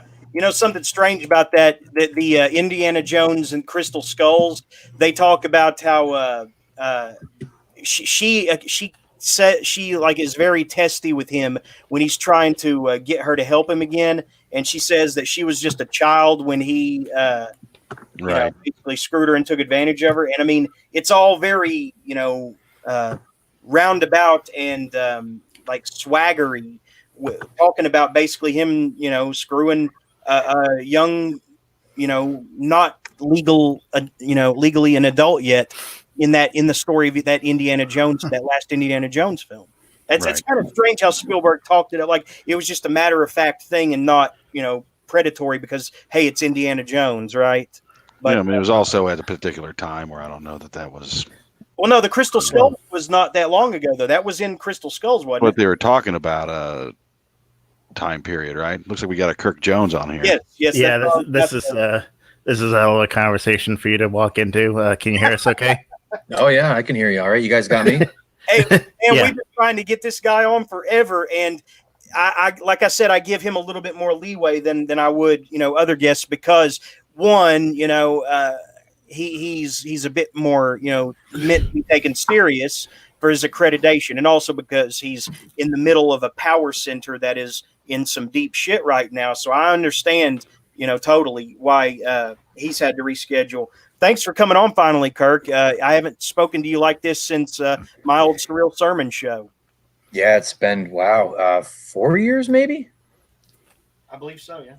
What power center are you talking about? What are you talking about there? New York. Oh, okay. You're actually New York City proper. I mean, that's hell no. I'm in New York. But I'm about 20 minutes from the Canadian border, so I have more cows for neighbors than I do people. Oh, okay. Okay, I got you. So are you doing okay, Kirk, over there? I mean, what's it like? Yeah, it's not bad. I mean, like I said, we've got more open space than ever. I'm in just outside of the foothills of the Adirondacks, so we don't really have a lot of folks around here. But at the same time, we have 4 super center stores within a 30-mile radius. So that's been good. It's not like we're running out of supplies or anything like that. We're dealing with the same shortages as everybody else is.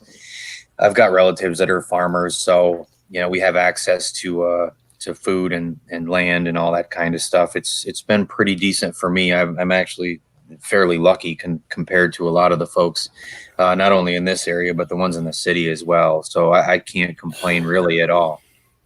Mm-hmm. There was a long dry spell with your between releases initially after you wrote Uncle Sam's Carnival of Copulating Inanimals for Eraserhead, and then suddenly you unleashed this barrage of books like all at once. It was great. Journey to a Bordosphere, Die Empty, Fuck Happiness, Aetherchrist, and there was one more, I think. Masturbatory Entropy. I just self-published that one, but which one was about the Philadelphia experiment or That's a journey to avoid Bordosphere, yeah.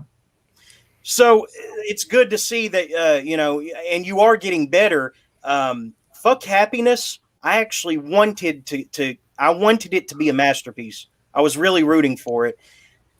And oh no, that was my fun book, man. That was like, you do one that's kind of serious, and then you do one that you're just kind of fucking around. And that's the thing. It was fun, but I felt like it should have been more Matrix fun and less like Animal House fun, if that makes sense. Like the cough syrup addicted vulture was cool, but it felt out of place in that story. And also the like, excreting bubble bath as a way to purify the universe's energies or something. Is that right?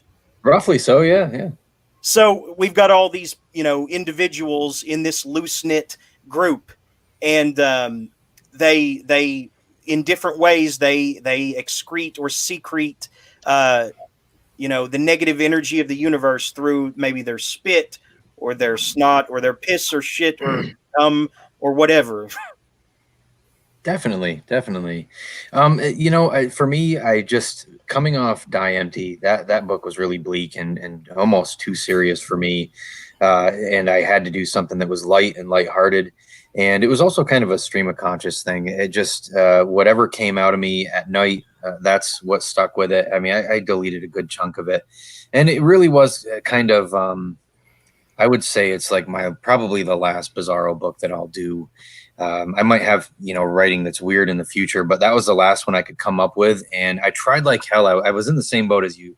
You know how I am. I'm always trying to approach Bizarro writing as seriously as I can, and try to avoid kind of the juvenile humor. But it's where it went. That's where the book went.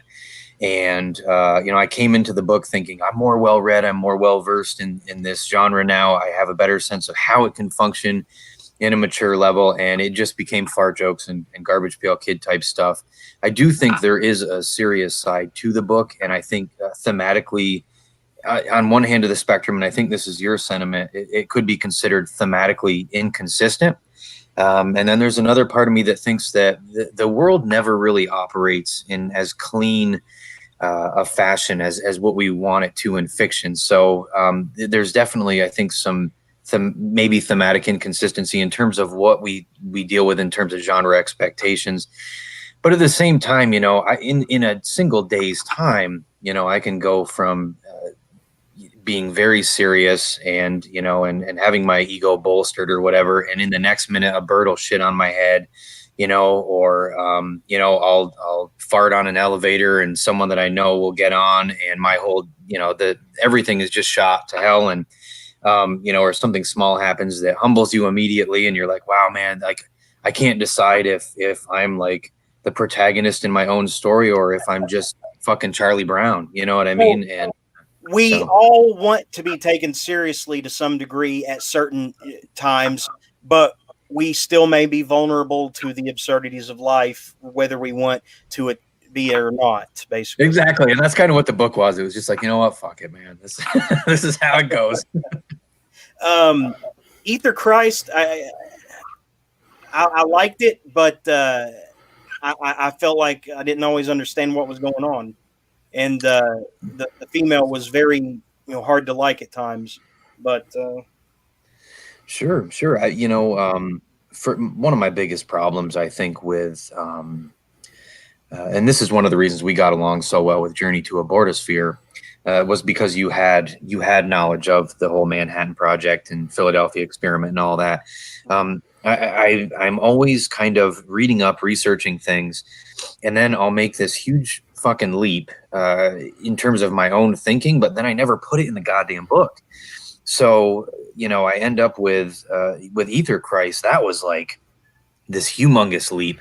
There really isn't a lot of conspiracy theory surrounding the ideas that were presented in the book. So I went into the St. Lawrence University Library, and all the kids were gone in the summer, and I just started reading books about FCC regulations, broadcast regulations. I don't even know what the hell. I was probably trying to avoid doing my dissertation is what I was doing, and just picking up the most boring books I could possibly find on the shelves.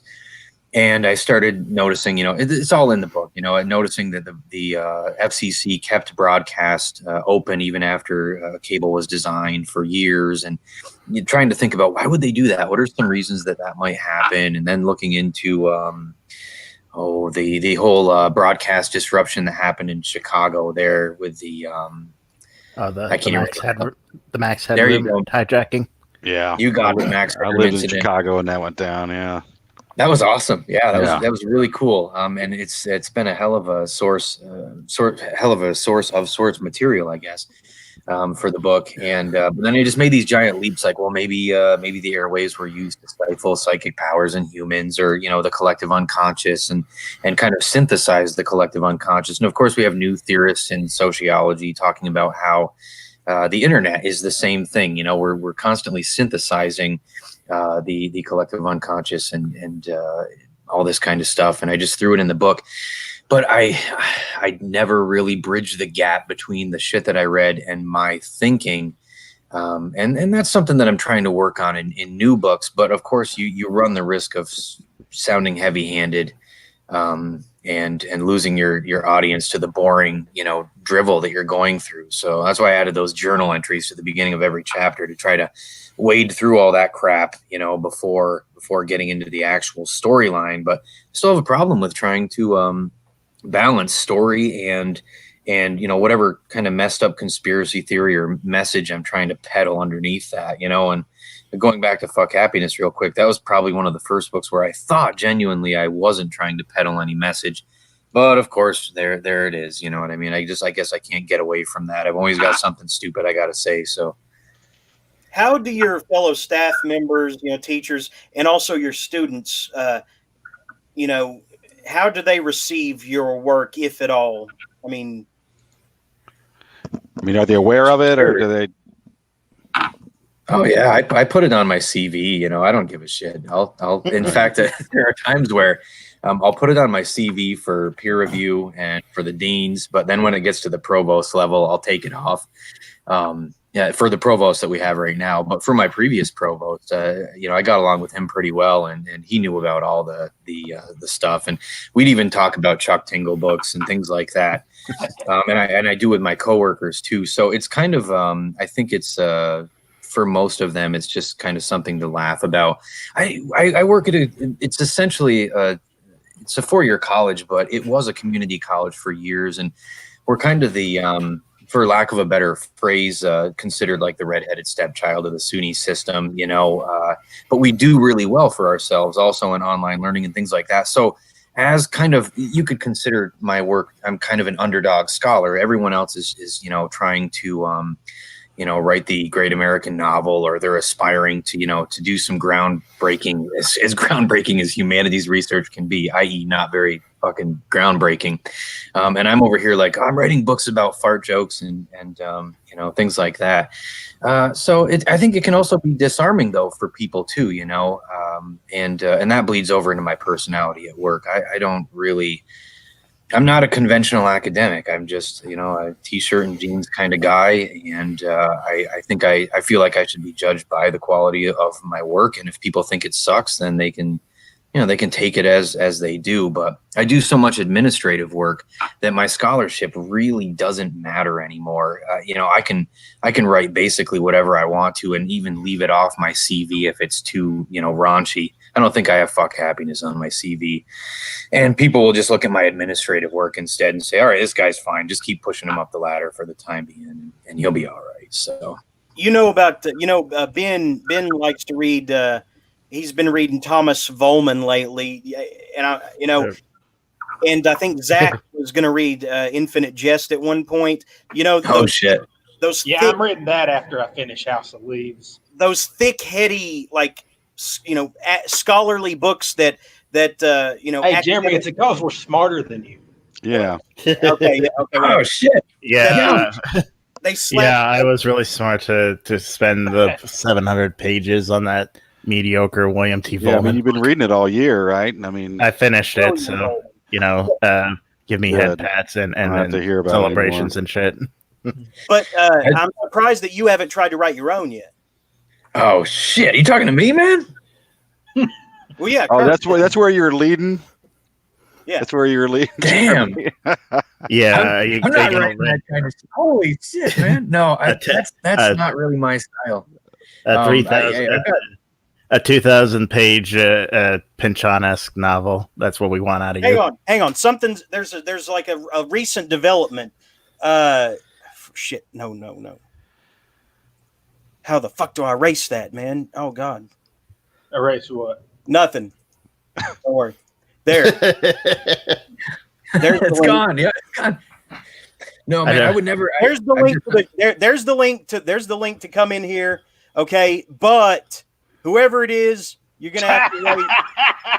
You're gonna have to wait until our guest is finished. Okay. No, I don't think I'll go down that trail. For me, actually, I didn't mean to put that up on the screen either. But that was my fault. I forgot that Goodreads was on the freaking screen. And I sent you the message. So you're not going to write a really dense literary novel, Kirk? I don't think so. For me, I spent so much time in undergrad listening to professors talk about how, popular fiction was garbage, and essentially the only thing worth reading was Salman Rushdie and Don DeLillo and Thomas Pynchon, and it just got so fucking old. And then you get to college and you actually meet people who it's like a part of their internal ranking system, and they'll be like, well, I've read Gravity's Rainbow, and it's like that's fucking great for you. Right. Yeah, man, I used to have a professor who, if you read Gravity's Rainbow and could prove to him that you read it, he would hug you. Wow. Well, he would what? One good reason. Not he would hug you. Like he would hug the student. if they finish. That's not much of a reward. Yeah, I know. Maybe if he was a she with huge knockers, that would be a reward. But otherwise, it's not. No, there had to be some fellatio involved to get through that thing. Hey, Phoenix. Hey, Phoenix, how you doing? Nathan Carson. No, but we'll get there if he does want to. I didn't mean that as a thing against Phoenix. I was like, uh-oh, he's actually doing it. Phoenix, good to have you back, brother. How have you been doing? Hello? Can you hear us? Hello? Yeah. Hey. It sounds really muffled and staticky. Huh. Yeah, it might be because you're on a phone. That for some reason it's a lot jankier on mobiles. Yeah. I don't know. I'm assuming you can hear me okay though. Yes. Yeah, you sound fine. Okay. So I we should try my laptop. Yeah, you might want to. Yeah. It's no problem, man. I'll do that. Okay. So Kirk, you don't think that you have your like Infinite Jest what is it, Lucky Star type novel in you? No, man. I've got two that I'm trying to pitch around. One's a dark sci-fi, kind of like Aetherchrist, and then I've got another one that's just traditional horror. And then right now I'm actually just doing kind of like YA type shit, just fucking around with attempting to break a little bit more into maybe mainstream writing. But I just, literary writing is such a slog for me. I always go back to, I felt kind of out of place and weird in undergrad. And then I listened to this Bukowski quote where he was talking about trying to read War and Peace and how boring it was and how it felt like someone was trying to, pull the wool over his eyes or something, and it didn't sit right with him. And that's kind of how I felt through my entire undergraduate, experience and part of grad school as well. It was just like, what am I doing here? What the hell is this? But it came easy to me, and I do like critical analysis of literature. I don't want to write the shit, you know what I mean? And that's basically where it is for me. So,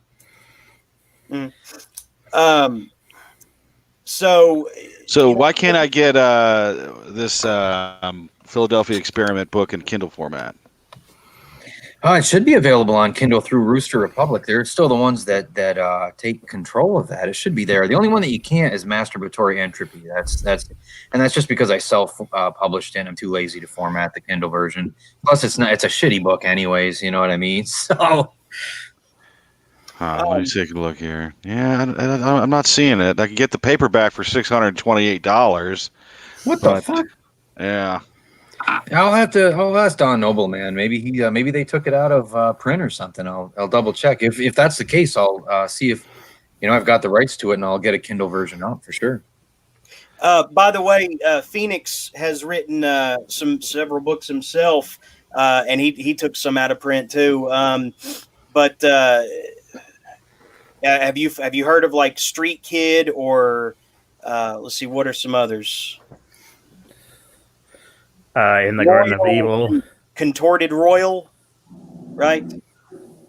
I've missed them, man. I must have missed them. I would, if you send me some links, I'd love to check it out. Sure. Well, I'll just pull them up here. But Phoenix, how you been doing? I'm good. I hope I didn't. What's the phrase when you drop a bomb on a party? Crash the party. What's the phrase? Crash a party. Yeah. Did I crash it? I invited you. I invited you. Okay, cool. I admit that it may be awkward because you guys are such different styles, but no, it's cool, man. The more the merrier. Kirk, I can't find it in Kindle format, so that's a bummer, man. I'll see what I can do for you. Yeah, thanks. Yeah, I like Aetherchrist quite a bit, but I've not read anything else by you, so it sounds as if Jeremy is telling me that I need to read this one, the Journey to Abortosphere. Oh, right. I don't know. I wouldn't say don't read Fuck Happiness, but I mean, I liked whichever one had. I like the Philadelphia Experiment angle. That's the one that's cool. Yeah. Yeah. Like I said, I think I just wanted Fuck Happiness to be something maybe it wasn't. Yeah. Yeah. They apparently, this Journey to the Abortosphere does appear to be out of print. Did they take it out without telling you? Yeah, I don't think I heard anything. Maybe it came to me in a message on Facebook or something, and I just didn't pay attention to it. I'll look into it for sure. That's interesting. It seems to be a trend on this show, Jeremy, that we get authors on here, look up their stuff on Amazon. It's not there, and it's news to them, right? Yeah. Yeah, it's news to them as well. Yeah. Yeah. But so it's safe to say that your connections to Bizarro are very meager at this point, right, Kirk? Yeah, I work with Addle, and I like them quite a bit. It's not really Bizarro though. Yeah, it's not really Bizarro at all. And Fuck Happiness is probably as deep down the Bizarro rabbit hole as I'll be going for a long time. It just I don't know. It just doesn't work for me anymore. I do like reading it sometimes. Still, I just can't write the shit. Was Aetherchrist Addle? No, that's Apex. Actually, I'll make it quick. But Shock Totem accepted it, and then they went under. And due to the publisher, I think Ken Wood, he was having medical issues, so he sold the rights to the books to Apex. Okay. And they took it on. And then I sent them another book after that, and they held on to it for I think 8 months or so. And then they cut the magazine, and then they said, look, we're going to be holding on to this for like 2 years, so you might as well chop it around. And then when we have time, we'll bring it back under our wings if you haven't found anybody by the time that we're ready for it. And, so I'm still searching. And that's exactly what happened to me back between Uncle Sam and Rooster Republic too. It's hard to, when you shift genres or shift your approach, it's hard to find new people to publish your work. And, Right. That's a cool cover. Oh yeah, that's a good one. I can't remember the name. I like the darker shade of blue, honestly. and I couldn't make out the image, but it's pretty cool. How about that one? Huh? I can that's see that's cover he's had. That's Reaver. Yeah, Revere. He does really good work. He did a Bordersphere and some other ones. He threw that one together pretty quick for me, and yeah, turned out all right. But yeah, Aetherchrist, I was really I like that cover better. The Aetherchrist cover, and that's a good cover too. Yeah. Yep, that's Revere as well. Revere Revere also has those covers that like you have to like feel because they feel so weird, you know. Matte finished or whatever. Matte finish or is Matte. Yeah, Matt. It's like so soft you got to like touch it. Yeah. Well, that's the publisher decision. That's not really the designer's decision. But reason, that always happens with his books, though. You know. That's by Revere as well. That one was for you guys remember the whole Christian Hanner debacle. Those of you who were I was going to ask about that. How many years has that been now? Oh, it's been probably at least. Has it been 5 years, maybe something like that? Not too long. Well, hang on. We're setting it up. Spectacular Productions, right? You got it. Yeah, he came on and he set it up with. He had a bunch of people, Grant Womack, a bunch of folks that have disappeared since. Me, unfortunately. He was going to publish me too. He had just accepted mine, and some people alerted me that this guy's going down. We're taking him down, and I thought that it was awfully pitchforky to go after the guy, whether he was a sleazebag or not. Yeah. What exactly happened with Spectacular Productions? I remember like seeing their website. They were accepting, books and everything, and then all of a sudden they just disappeared with some people being angry at him.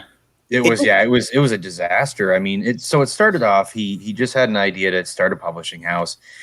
He accepted some of the newer Bizarro folks. You know, we'd been around for a little while, but we're just getting involved. And he had ISBNs purchased. He had all that set up. The contract was really thorough, really professional looking. Everything was good. And then after he accepted everybody, we got kind of radio silence, and the crickets started chirping. And then the kind of the rumblings of a mutiny of sorts started to echo in the scene, the Bizarro scene. No, wait, which publisher again? Spectacular Productions. Okay, I've not heard of those.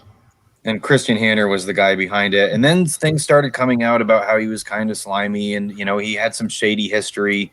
And a lot of that, how much of it there was legitimacy to it, I don't know. I trusted one of the people who was talking a lot about it. But I really, at the time, I wasn't that concerned. And then Jordan Krall came out with his, group of people, and they just ripped the guy to pieces and did whatever they could to sabotage him and discredit him. And it got to the point where, the minions that Jordan had summoned upon Hanner they'd completely gotten out of control. So Hanner just disappeared completely at that point, didn't respond to anybody, and we were all left high and dry. But we were going to be left high and dry anyways, most likely. I think really what it comes down to, it's not as much about the publisher's inability to publish the work, because he was making us wait for a long time. But I've seen, lead times. Sometimes it's 1 or 2 years before your book's even going to come out. Right. And I think people have become so acclimated to that instant gratification of being published, within a couple of months, that they expected that, something was wrong or there was a problem. I don't know. I think it was more a personal attack than it was a professional attack. And by the time it was over, it definitely was. Was it warranted? I can't say, because it sounded like he was kind of shady in some ways. But boy, holy shit, they really sunk their teeth into him. Yeah, it got pretty ugly. But he was the first of many that they kind of witch hunted, whether it was warranted or not. Wait. Yeah. Okay. Yeah, that's important to note that Strange said he did pay them advances, though. That's the thing. Now, even the presses they largely, were considered themselves, to be full time for or represented officially, did not pay advances and bragged about not paying advances. So there is that. I mean, right? Hanner was trying to do it by the books, man. He was, and he was trying to take a different approach. And I think he was getting a little cocky about it, but still, hey man, if you're cocky and you follow through, then what the hell's a big deal, Yeah, well, the issue was that he had never published anything before. See, Phoenix here, don't you self-publish, Phoenix? Yes. You've had your dealings with presses though before, originally, right? Like actually publishing a text. Didn't you publish with Nihilism Revised? Oh yeah. I wasn't sure if you meant like mainstream or indie or indie, like how indie, we. yeah. Oh, okay, yeah. No, I was through Nihilism Revised. You were never with him? No, I was. Oh, okay. Yeah, so we had 2 books, Separation Healing and then Mind Blade. Mm-hmm. Yeah, and those are out of print too, right? Yeah. But, hey, they're worth more now. So do you think that there's a lot of headaches that you don't have to go through because you self-publish? That's a good question. I mean, my whole struggle is like being able to get the professionalism from an actual publisher like Nihilism Revised versus keeping some kind of like maybe a personal vision, and the personal vision is usually sacrificed for like, I would describe more prestige, but I guess for whatever reason, at least for now, even though there's a lot of pain to doing the self-publishing, it's what I've been doing so far. And I think it's because of the vision, if that makes sense. I mean, there's nothing wrong with prestige or having a specific, like, I guess, I don't want to even use the word prestige, but I think you know what I mean. Mm-hmm. Like, because I mean, being published through indie or mainstream or whatever, like you get this, like one thing that SC had done by publishing my books was he exposed me to a larger audience, because there's the built-in fan base, so to speak. There's like already like committed readers, and so some of the pain from self-publishing is like, oh, like, well, nobody knows about this book though. So yeah, there's more of an opportunity to have your book marketed and reach more people if you work with a professional publisher. But if you have a regular job, and you want to just publish for fun, then that's cool too. Hey, Chris, we got a full room right now, man. But we'll try to get you in here a little bit later after we talk to Strange. Unfortunately, StreamYard only allows 6 people, but I kind of want to develop a relationship with a lot of our past guests. So it's cool, man. We got time, right? But Kirk, so that Christian Hunter was not the last that they kind of strung up. Yeah, what I essentially did was, after Hanner, I kind of just backed out, and I watched the publishers that stayed out of the drama too. And then by degrees, I just continued to remove myself from the circle of the people who were, focusing in on the attacks as much as I could, and just got the hell out. You know what I mean? And what, at the end of the day, honestly, what was left was Addle and Grindhouse. They had a tendency, from at least in my experience, to stay out of that stuff, and they just wanted to write books and they wanted to publish books. And I said, all right, these folks are for me. Did you read Neon Dies at Dawn, by the way, since you work with Prunty occasionally? Yeah, I read most of his new stuff when it comes out. I did read that one. I thought it was all right. There's definitely books that he's written that I like more, but it was good. The mailbox scene, though, without spoiling it, because apparently I'm terrible when it comes to delivering spoilers to people who don't ask. But no, you're good at it. That's the problem. The mailbox scene, though, right? It's pretty intense, right? Dude, I'm you lost me, because like I'm remembering the cage in the basement stuff. I remember a lot of pretty rough torture scenes and everything, but the mailbox scene escapes me, man. Should I just say it? Refresh my memory, unless anyone has objections. Well, I know that I don't have any objections. I've been nagged to death about Jeremy spoils everything, but I want to. That's Zach and Ben. It's not me either. I don't give a shit. Zach, do I have your attention to talk about a book and actually talk about its contents, please? Oh, please. No need answer. permission? What about Strange? Strange, is it okay? Please, oh please. Oh, that's right. It was Strange who was getting on your ass. Oh, it was too. both of them. And I'm just breaking balls. It's nothing. But anyway, okay. Basically, the mailbox scene is his nephew is missing, and somebody tells him to go to the mailbox or something, or they're investigating the house to see if that it yields clues about where his nephew might be. And they discover what they claim is a dead animal in his mailbox, but he swears it's his nephew.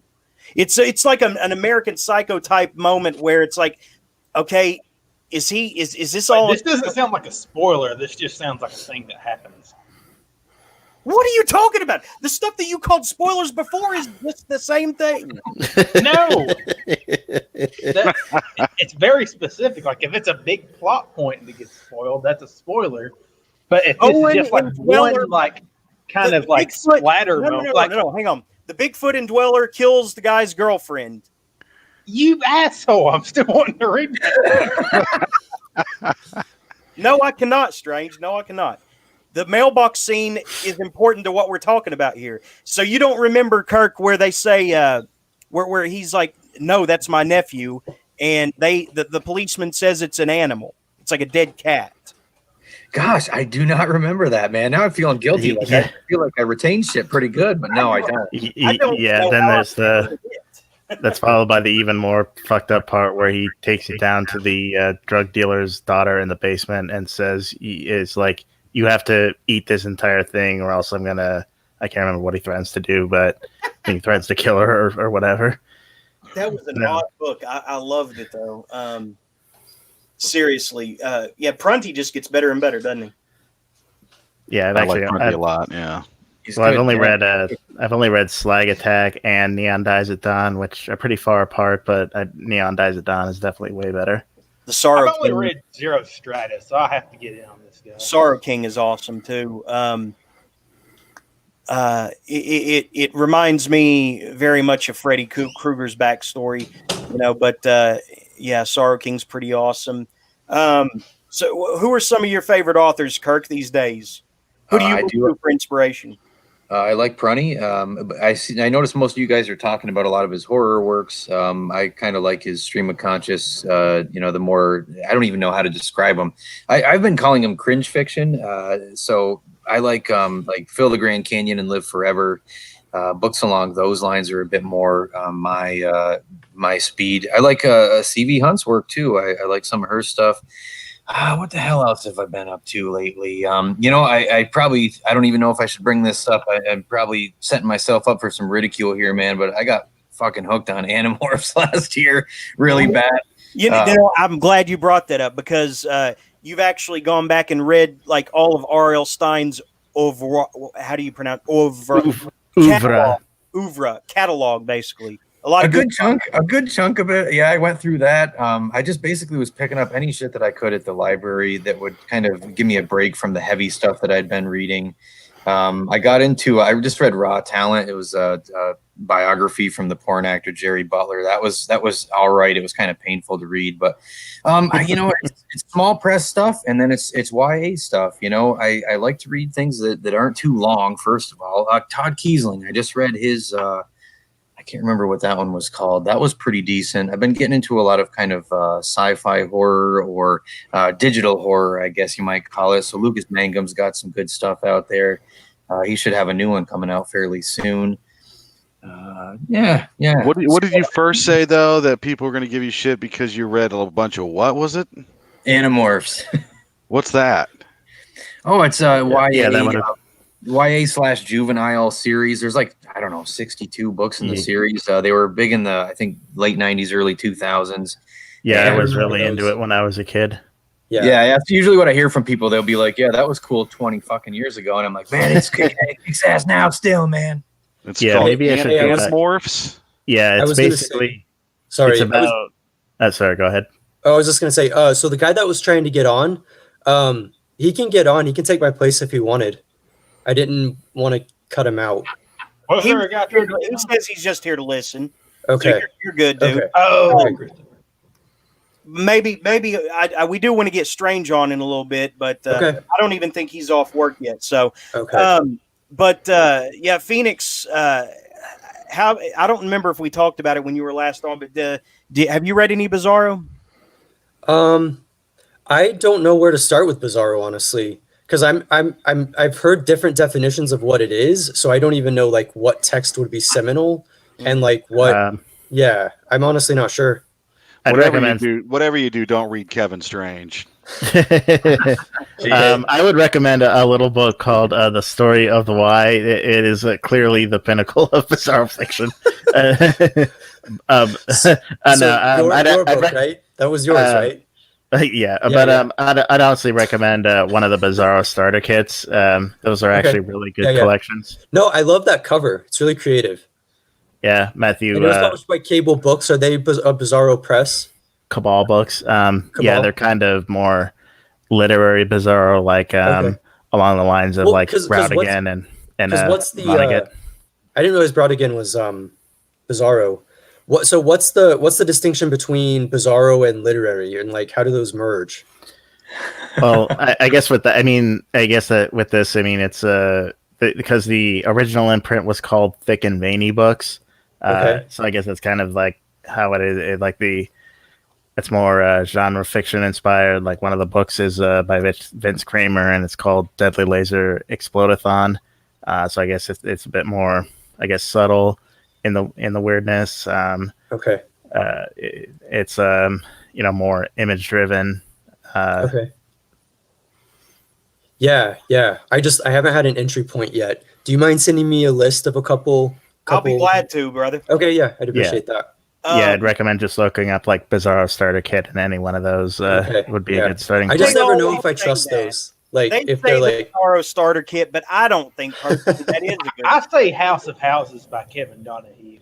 Donahue good. Donahue's good. Donahue is fucking top notch. He does it in all the right ways. And I think everybody's different about what their definition of Bizarro is. Some people are going to point you to Carlton Melick right away. I'd say if you wanted to put it on like a continuum of some sort, Vince Kramer is probably at the wildest, most unhindered, uninhibited, writing at one end of the spectrum. And then at the other end of the spectrum, if you're shifting towards literary, you get folks like Donahue and maybe D. Harlan Ellison, who really does more surrealist than Bizarro. So there's a huge, broad spectrum of Bizarro work out there, and it's really hard. What does it? Go ahead. Oh, I was going to say, if it was still in print, if you're looking for more of a literary Bizarro thing, and you might be able to find it still. I would say The Tumors Made Me Interesting by Matthew Revert. Okay, yeah. It doesn't have to be literary. Like, I have no distinction in my mind. I just know that I'm probably somewhat of a snob, and like I like certain prose styles, I guess. But it depends. You like Revert, but I don't know why he took that book out of print. Lagoon Man went under. Lagoon Man went under, and he hasn't.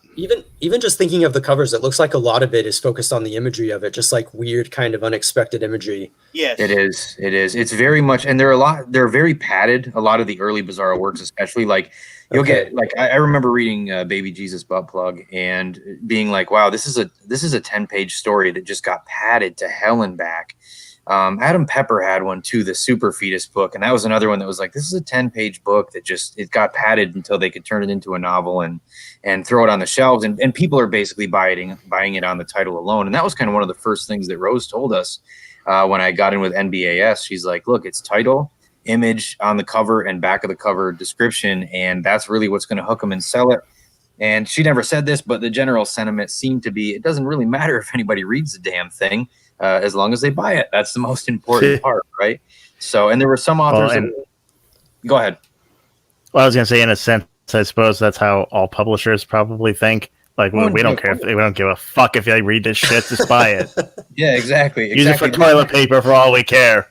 The thing that sucks about that as an author, though, is that you write one shitty book that has mass appeal because of its cover or its title or its back cover description, and the next thing you know, nobody buys the next book that comes out, and you're like, oh shit, you're back at square one again. And that's always been kind of a bummer. That's one of the reasons I want to take Masturbatory Entropy out of circulation sometime soon, because it's just like it's not that good. So Well, I was very fascinated with this piece that publishers will take less risks on different material. What's that? What do you mean? I don't know. So Kirk Jones, right? Yeah. So you were saying that some of your books they don't want to take a chance on. I think like you're changing the direction of like what Bizarro is, or even what you want to write. Oh yeah, I don't think it's that they don't want to take a chance on it. I mean, this has happened to me several times. Grindhouse, I just submitted my last book to them, my last horror book, and CV told me, this. Why don't you send this to Anti-Oedipal Press? I think it's D. Harlan Wilson's press, but I just missed the deadline for it, and it was too far outside of the spectrum of the kind of work that they publish. That's all. The same thing with. I think Rooster Republic was the same way. Don Noble, after Seamus left, had a very specific vision about how he wanted things to proceed. And the work that I was working on at the time, like Die Empty or Aetherchrist, it just wasn't in the same vein as the work that they were trying to produce there. So it's not that publishers aren't willing to take a chance on it. I think mainly what it is I don't have enough clout as an author for the book to sell itself on my name alone. And part of that is, and this is something me and Anderson Prunty have talked about a lot, I write too much different shit, bizarro, sci-fi, dark fiction, just weird, cringy stuff that's pseudo-literary. And he's talked in the past about how he wished he would have years ago, divvied up his work into one pseudonym for horror work and one for his other stuff, because people do come to books with specific genre expectations. And they come to publishers with specific genre expectations, and I jump around too much to be consistently published by the same, publishers. So I'm actually at the point now where I'll write a book and I'm like, okay, this one maybe will work for Apex, and then I'll write a book. Maybe this one will be good for Atlatl, and then I'll do something on my own that's genre bending according to what I've done in the past, and just do my best in that respect. But sometimes I'm off target, and right now that just happens to be the case. I'm sitting on 2 books I just wrote, one that I wrote a while ago. I've got 3 books I'm sitting on and 2 that I'm trying to write, and they're not going anywhere right now. Nobody's picking them up. So, well, I like that you jump. I mean, not necessarily genres, but I mean maybe even just styles or content. I mean, and it sounds like you actually do have some clout with a variety of publishers. I mean, yeah, I've got 2 that I work with quite a bit. So it's quite nice. Yeah, definitely. Well, tell me about these Animorphs. We're going back to the fucking Animorphs. I had an ex-girlfriend that was like obsessed with those. So I looked it up, and they can touch. They can turn into any animal they can touch, right? Yeah. So they go to the petting zoo. Do they instantly turn into the animal? Man. No, they absorb it. Conveniently, one of the Animorphs, she works on like a injured animal farm or something. So like they'll sneak into the barn late at night. As teens are apparently wont to do, and and touch various animals in totally appropriate ways, right? And then they acquire their DNA through this weird fucking cube that they have, and then they can turn into that animal, and each one kind of has their own animals that they have affinities with and work better with and shit. And it's cheesy as hell, man. But they don't instantly turn into the animal that they touch, right? Oh no, they have a hell of a time doing it, man. They struggle with it at first, and then they get better at it over time and stuff. And there's like 6 different there's 6 different writers or 7. It's all under K.A. Applegate, but they hired different people to write different ones. It's like a house name. Exactly, yeah. And some authors are good. There are a couple that are really good, and then there are a couple that are subpar. So there's a list somewhere online. There's like 15 out of the 62, I think, that are there, maybe 52.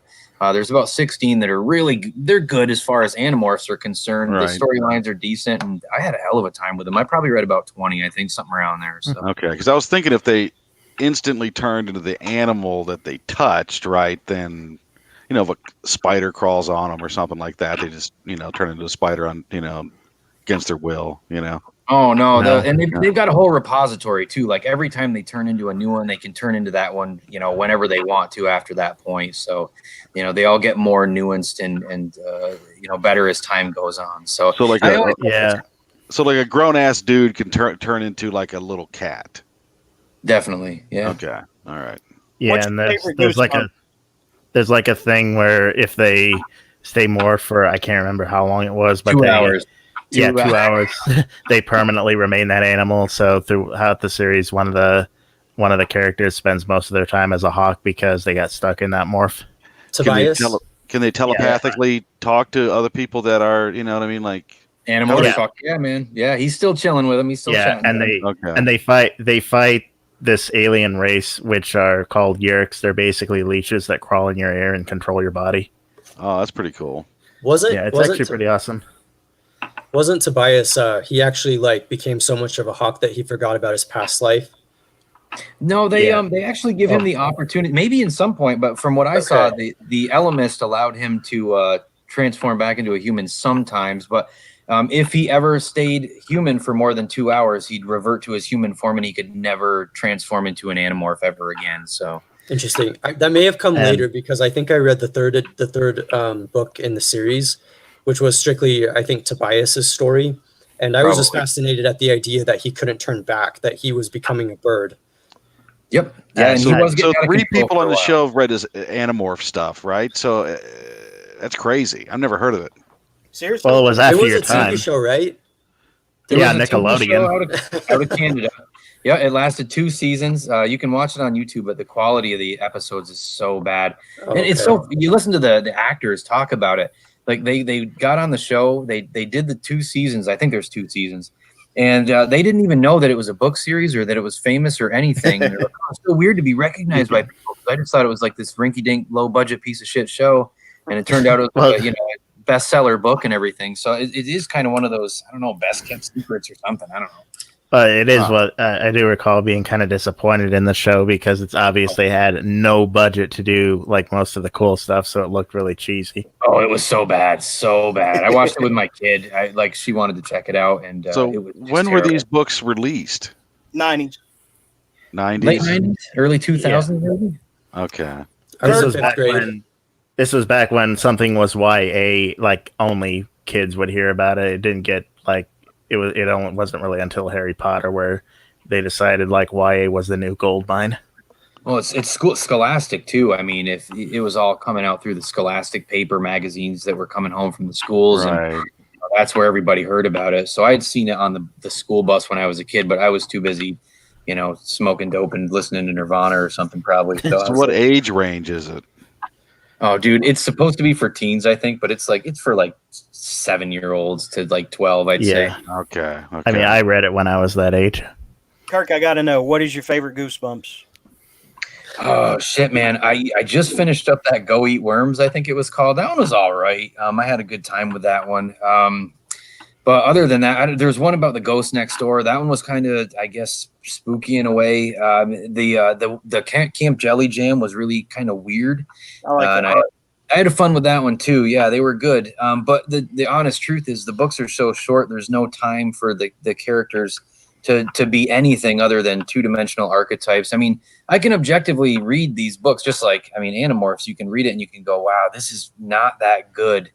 Objectively speaking, but then still get sucked into it. So that's really where Goosebumps is for me. It's not a guilty pleasure. I don't give a shit what anybody thinks, but man, it's not good writing in a lot of ways.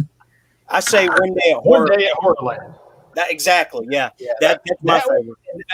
What was the one? Attack of the Graveyard Ghouls. It was a Goosebumps 2000. I don't know. You know what I'm talking about. Boy, there was one, and maybe this is the one you're talking about, where they had to dig up the corpse of a kid or something in a cemetery in order to stop the ghost. And it was just like, holy shit, this is some heavy stuff for like an 8-year-old. Yeah, I remember. Okay, and I'm going to spoil it. I'm going to break my dang thing. I mean, it's like a freaking 100-page kid book, so who cares? But it's the one where, are you thinking of the one where at the end there's some kind of curse thing that happens? And the main character, who's a boy, gets body swapped with his girlfriend or something. And the last thing is him looking down and seeing that he's wearing a dress. Oh, I don't remember that one. It was at the very end of Attack of the Graveyard Ghouls, and it had something to do with the curse that's making the zombies come up or something. I always got. I've never read a Goosebumps book. That's weird, man. Phoenix, what was your favorite? Did you read Goosebumps? So my parents actually didn't let me read them. And so one day, because I liked reading books, I read it anyway. Unfortunately, I don't actually remember what it was about. But I remember always being freaked out by the hamster that gets genetically modified. Oh, that was Monster Blood 2. Monster Blood 2, right? I wish I could remember. It was just so long ago, you know. But if I like saw the title, I'd probably remember, because I do remember the theme, which was like, oh wait, is this like what's really happening? Like, am I imagining this or is this reality? It was weird. Hey, It's pretty Phoenix, cool, though. I remember a long time ago, I think way back when I had my old Facebook account, I was friends with you, and you had said something about a kid book that seriously affected you when you were little and put you on the path of being the writer. And it was the same one as mine. It was called Maniac McGee. Am I remembering correctly? Yeah, no, Maniac. Although the weird thing is, I read Maniac McGee as an adult. Huh. So yeah, It is that good. It's crazy. it is. No, that book is amazing. Yeah, I recommend it. I mean, because a lot of it was like the writing was what caught me off guard, because it's like, okay, this is a kid's story, so I can't take it too seriously. But then you're like looking at the language and you're like, oh, this actually represents something else. And it's like, that's like actually kind of true. It was weird. I actually remember reading it because I worked at a school for a little bit and I got to read to some of the kids. So I chose Maniac McGee, not really knowing what I was going to get into. And then I got sucked into it for a variety of reasons. Yeah, when I read that in elementary school, it like destroyed me basically. I think it was actually the first time like I cried. Well, I don't think people actually understand it though, because I feel, I mean, I'm sure you understand it because you understand the deeper implications, but like I think people would think it's a kid's story because it's like about kids, but it's like really about like human nature and like all of these kind of metaphors and ways in which we talk to each other, and we don't always understand why. Like, because Maniac McGee is definitely an outsider, but like he's not aware of it until later on, and like that's so interesting because it's like, wait, I can see that these things are different. Yeah.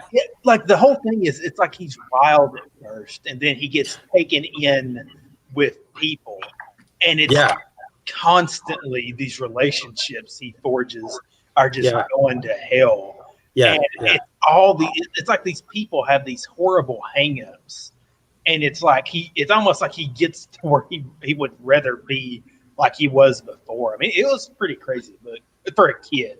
I've not read it since I was little, but like I remember a whole lot about it. I mean, yeah, I recommend it again, honestly. I mean, you could probably read it in a few days. I'll check that out.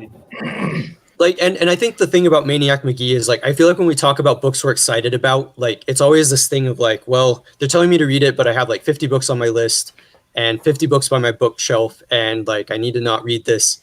But I would say that was actually the reason why I read it, because I was like, this is something I need to do now. And I don't know a lot of books that have done that to me. And so, yeah, if that makes sense. Yeah, it totally makes sense. Like it's like, an intense read. Well, the writing too, because like when you think of a kid's book, like you expect the writing to be like simple in terms of like dumbing it down. But actually the language is almost like a shield for like a lot of these like deeper things that are being discussed beneath the surface. It's weird. Like, I mean, I could almost imagine the characters. And I just don't know a lot of books that do that. I mean, because like we do so many different things with language, and it's really hard to tap into that immediate emotional quality that represents things that you're not immediately seeing. Hey, man, this is awesome. Kirk, you mentioned archetypes, so you follow the Joseph Campbell school of thought on storytelling, right? Well, I mean, I'd go outside of that a little bit. I mean, that's definitely one of the points, you know, one of those theories that I learned about in college. But I think there are so many archetypes outside of the few that are offered when you have a superficial understanding of Joseph Campbell, which is honestly all I have. You know, I know the basic archetypes and the basic elements of the hero's journey and things like that. But I think there's so much more. You know, I would go into just saying with Goosebumps, there's, you know, younger sister, younger brother, older sister, older brother, mom, dad, and different kinds of, you know, the work obsessed dad, the stay at home mom. These are the kind of these archetypes of Americana in suburban society, in suburban existence. And that's what Goosebumps is really all about. And I think that's part of the appeal for me, because I grew up in such a weird area. Like I grew up in fine New York, and you know, I woke up and you'd look out the window and you'd see like my neighbor had beagles dragging, parts of deer carcasses across the road. And we had a host of weird people around us. And Goosebumps is just, other than the supernatural elements, so suburban and so friggin' normal that it's kind of refreshing in a way. So, do you have an example of the text doing that? Because like I think that's what I remember reading the little bit that I did of Goosebumps, but I was just wondering if you had a specific example of the text doing what precisely. I mean, assuming I'm understanding what you're saying, it's kind of this idea that like it seems like it's about suburban life, but there's like this deeper metaphorical layer. Like, go ahead. Well, I was just gonna say, I always wondered if like the horror wasn't really the point of Goosebumps. I mean, maybe in terms of R.L. Stein's vision, but not necessarily in terms of like, I don't know. Yeah, I guess my thought falls apart, but something like that. I don't think R.L. Stein thought about it that deep, because like that's what I worried about. That's what really money driven.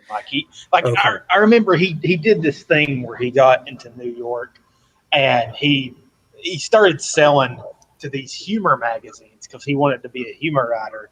And right off the bat, he started acting like a big dog. And basically, the way Goosebumps came about was like his agent or someone was like, okay, if you want to keep up this big dog persona, you've got to follow the market. And she said, or the agent told him why horror was like going to be the next big thing. And so he basically just started writing crap and it just took off from there. Well, because the thing that I wonder too is like, would any of that still be subconscious though? Because I feel like I have a visceral reaction to the idea that, okay, this is the world that I'm seeing. And then it's like, oh, and there's this horrible thing, but I'm like kind of desensitized and accustomed to it, unless I look at it from a different angle.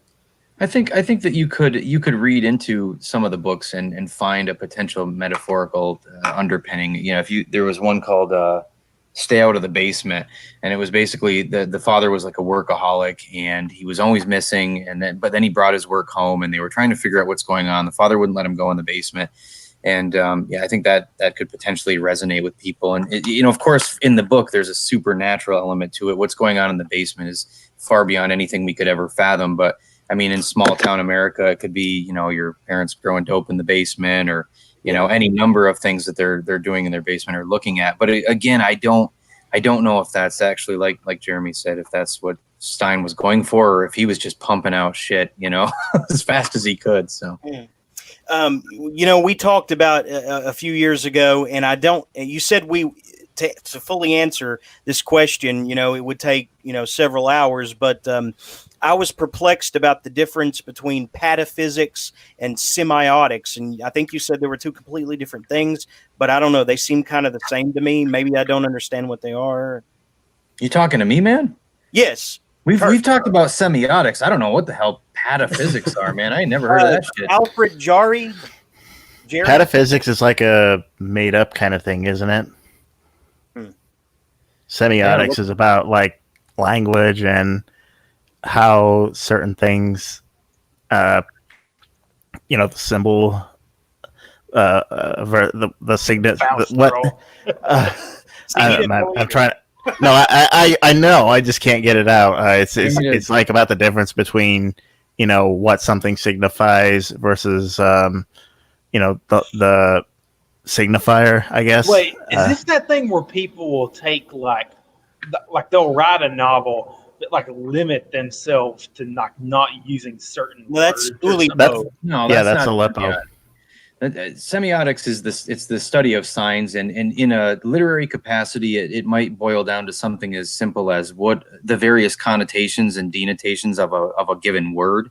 But it goes deeper than that. Even a lot of the French philosophers that were into semiotics, including Levi Strauss, who the whole idea of silver tab jeans, the whole idea of Levi jeans, and the tab that's on the back that signifies quality. Basically Levi Strauss, they sold the same pair of jeans. One was at a $20 mark and one was at a $60 mark simply because of the tags and a couple of other minor things. But so he used it for capitalist venture. But it comes down to what the semiotic implications or the symbolic implications of even everyday things. Like when you're on a city street, you can tell who a tourist is versus who a resident who lives there, a local resident is. If someone tracks an animal in the woods by its footsteps or by its droppings, there's a semiotic element to that. Even in a courtroom or a classroom, when a judge is sitting above you, looking down at you, there's this. It's the semiotics of power structure at play there. So it goes incredibly deep. It can go as deep as you want to, and it can also be sometimes shallow and superficial.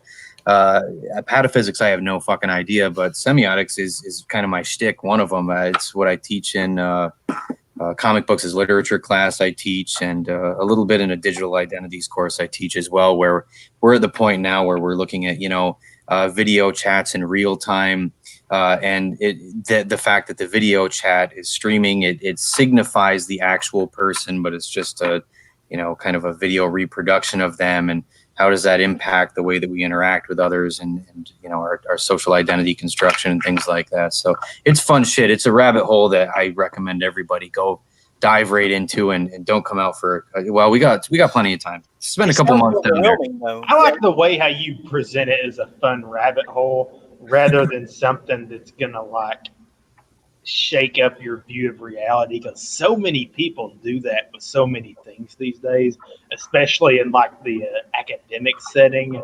It's cool seeing you're going at it in a kind of fun, passionate way, whereas I've had a lot of teachers who it's they have this shtick where they want you to come out of the class and it's you're completely changed and it's almost like you're in a cult. Well, the thing is, academia is so heavily steeped with people overanalyzing shit that everyone already does on a daily basis. So I get excited about social identity construction. I get excited about semiotics, but they're both things that every single human being on the planet is doing on a daily basis. Once all you have to do is just kind of poke people a little bit and unlock the key, and then they have access to all of the information. They're like, oh shit, it's already there. So I don't know. I feel like that whole, and I understand exactly what you're saying because I've met professors like that too. It's kind of inflating and selling the idea. When the truth of the matter is, no idea is as grandiose as we want it to be if it's relevant, because if it's relevant, it's already an integral part of the human experience. And all you have to do is just go, when you do this, and people go, yeah, and then it clicks, and then they're like, holy shit, this is semiotics, and then they're just they're drawing the connections fucking everywhere. My semiotics professor did it with cereal boxes. He's like, let's just look at cereal boxes for one day in class, and look at the cauldron-sized bowls. Look at the characters. They all look like they're coked up, except for Sugar Bear, who looks like he's stoned. And what kind of message is trying to be conveyed to children on those cereal boxes? And when you really start to sit down and think about it, you're like, holy shit, these cereal boxes aren't just saying buy the product because it tastes good. You're going to get that sugar high. The characters are euphoric. They're insane. The colors are crazy. Cereal isn't just a breakfast experience, breakfast experience. It's going to blow your fucking mind. I heard that cereal box characters deliberately are made to look down at kids instead of straight ahead or up at adults in the when they're shopping, and that's specifically so that the kid says, Mom, Dad, buy me that. And that's all the semiotics of marketing. And once you get once it clicks with somebody, then suddenly they have access to such a broad array of personal experiences they've already been through. They're just looking at it through a new lens, the lens of semiotics. And I think that's the best way to teach people, is just show them how they already have access to the idea or insight that you're trying to give them. And then they're equipped with so much more arsenal because they've lived it for so many fucking years, But it's amazing how much of that we would even take for granted.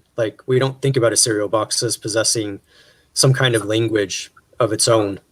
Oh, no, definitely not. And once you unlock that, then people start looking around and going, well, let me look at, other things.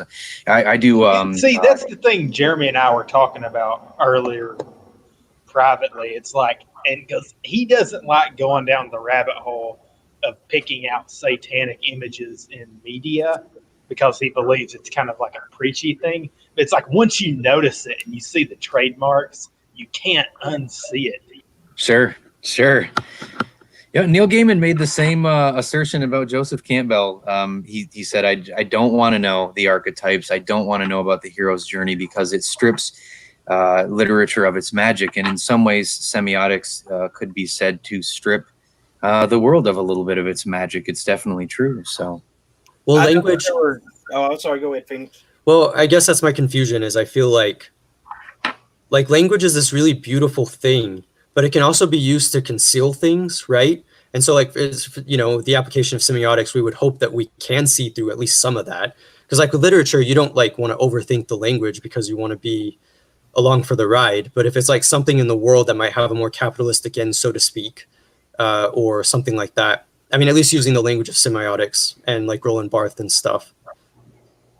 Like, because I think of the example of the steak, right? Like the steak even itself represents power. It represents this thing that you enjoy, but that also represents the bourgeoisie. Sure. Barth is great. In fact, if any of you guys get a chance, I'll try to find a link to it. There's got to be public domain work at this point.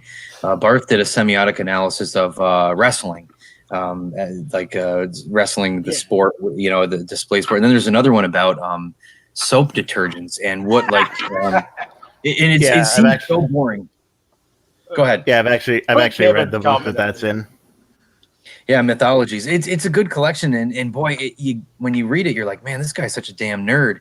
But when you start really looking at like what bleach signifies, like not just the cleanliness of your clothes, but the cleanliness of the American home, cleaning not only the physical dirt, but like the moral dirt as well. Like equating it to that, it's like, holy shit, man, these folks right from the dawn of time have been, and I don't think it's intentional. I think that we all have this. It's really mythologizing, for lack of a better term, everyday mundane products to try to create this magical world when really it's just kind of mundane at times. Well, they also did that with soap too, where it was this thing of like you have to attack the germs. Like I forget the way that he uses the metaphor, but it's something like that, right?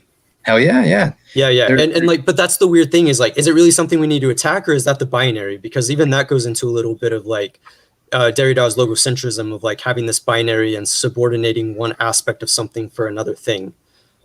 Sure. I don't know that I guess I don't see. I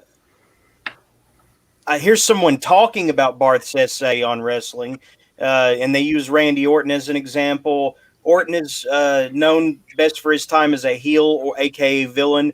Everything about his look screams evil, and his character lives up to these associations. Signifiers in this sign would include his cut muscular figure, his arms, which are adorned with tattoos, mostly skulls, and his eyes, which convey a cunning and devious look. His actions, which are the signified, have done nothing less than completely associate him and his appearance as villainous. What's his point, though? I don't. Well, the cool thing, I'll take it one step further. The cool thing about this is that we've kind of been taught by media to expect that heroes and villains adhere to these semiotic conventions, right? And it's reinforced so much that when we run into people who don't adhere to those semiotic conventions in reality, sometimes it can be shocking to us. So the whole idea, I think, in that, what you're reading right there is just the idea that Randy Orton reinforces the semiotic conventions of the villain, so that kids know right away, as soon as that fucker walks out into the ring, they know that he's supposed to be booed. You know what I mean? And he's supposed to be ripped on. And then they always know who the hero is, and he's supposed to be, considered this great upstanding guy because he adheres to different semiotic conventions. So it's like a pattern recognition thing, right? Exactly. I mean, yeah. Apparently, I worship media, according to Trey. No, it's just I'm not ready to go all in on the whole turn down that devil music. I've been there, okay? And I mean, I like heavy metal, and I will die liking heavy metal. Well, heavy metal's good, but it's like even the ones with the cult stuff in there. No, not even just the symbols, because at this point, the symbols. Even the guys who burn down churches. It's like at this point, the symbols are kind of like no one cares because it's been kind of lampooned so much. Oh, sure, yeah. You get into certain messages in the media, and I'm not going to be able to come up with a good example, but just stuff that you see everywhere. so many satanic archetypes playing out and things set from freaking Star Trek to Evil Dead, and it's like it's Well, the symbols get watered down over time, and then you have to rely on more I think extreme visual signifiers. If we go back to like the beginning of horror movies, and especially like B movies in the 60s and 70s, and you'll see that like in order to compete with Hollywood movies, the B movies basically start to up the ante on visual signifiers of gore, violence, horror, and things like that. And then of course it takes 20 or 30 years for Hollywood to catch up, of course, because they have to play it safe. But yeah, and that's ultimately what happens is we have to go more and more and more extreme until we reach a point at which the medium either parodies itself, right? Or the symbols become so watered down that people move in a different direction. And this all relates back to advertising. The cool hunters is what they're called. They've known this for years. So basically what they do is it's like a game of poker. One advertiser will start like working with a specific set of semiotic, signifiers of something, like a trend of some sort, like let's say punk or horror or something like that. They'll bring it into the mainstream. And then other advertisers will up the ante, and it goes further and further and further until all of a sudden you've got guys wearing, gas masks on the street as a fashion symbol with, nail mohawks, because that's where Slipknot took them. And so it gets more and more outrageous, more and more wild. And then at that point, once we reach the pinnacle of the signifiers that they can use for this genre or whatever it might be, they kill it, they let it die, and then they move on to something different. So, yeah. Well, I guess I was getting into the standard, like they're pushing these kind of evil messages onto people, not necessarily related. Zach is coming at it from a religious standpoint. Zach is coming at it from a religious standpoint. Kirk is coming from it from an analytical way, like as a teacher, right? Well, I think they're both right. He's talking more about like things getting, like basically what he said. You get to the point where it's like everything is self-referential and whatnot. I guess I'm getting more into like the certain like cultural things that will be pushed in the media, regardless of whatever the form is, like regardless if it's in the stage of like, it's kind of new and fresh to where it's kind of in its dying stage where it's becoming self-referential. I'm just talking specifically about like the, I guess, moral and cultural messages and even flat out religious messages that will be pushed. Well, here's the absurdity of the day. You've got the atheist in the chat, Strange, is lecturing me, the Christian, about. See, I don't think Strange at this point is an atheist. I believe he's in the closet Christian. No. I'll call Kevin that. He's He in the doesn't closet. believe, and that's fine, and he doesn't have to. But no, it's not all physiological, Strange. You're in the closet Christian. Admit it. that I told him, yeah, he's going to, convert eventually.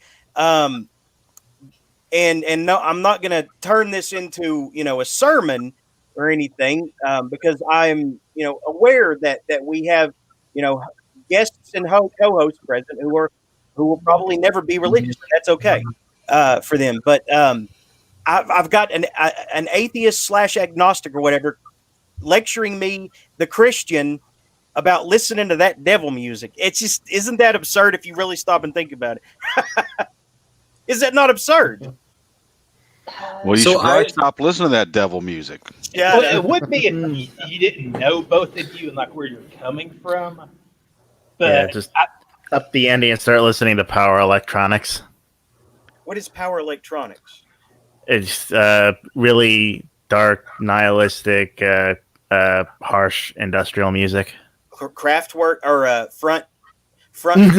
No, it's way harder than that. Look up after this is over. Look up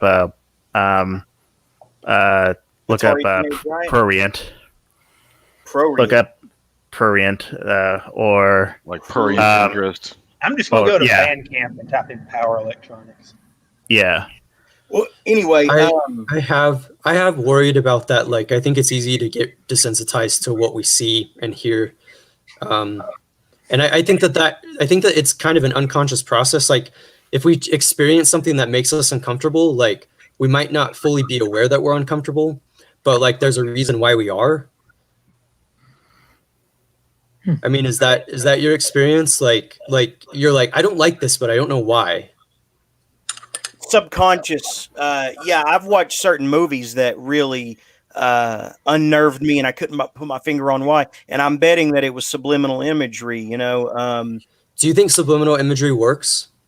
Yeah. Yeah. Okay. I guess I don't think it more, does. I guess I meant more the overt stuff that we just like are desensitized to and don't realize the effect it has. I mean, I think that there's, I mean, maybe not the subliminal messages, right, where they, you know, flash obey or something, right? But I think that, you know, there's probably like a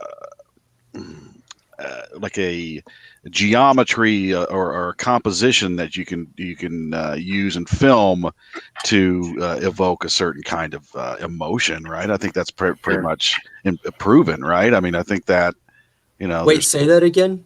I think there's probably like a geometrical composition, Like right? Or more like compositions of angles and maybe colors and various different.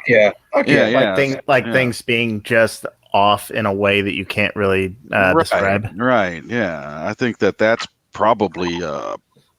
It's not proven. It's some people have an instinct for it that are able to get across a particular emotion by just arranging furniture in a freaking room in a certain way and filming it, right? I totally, I think I know what you mean. I think I think I still wondered if I meant something more overt though.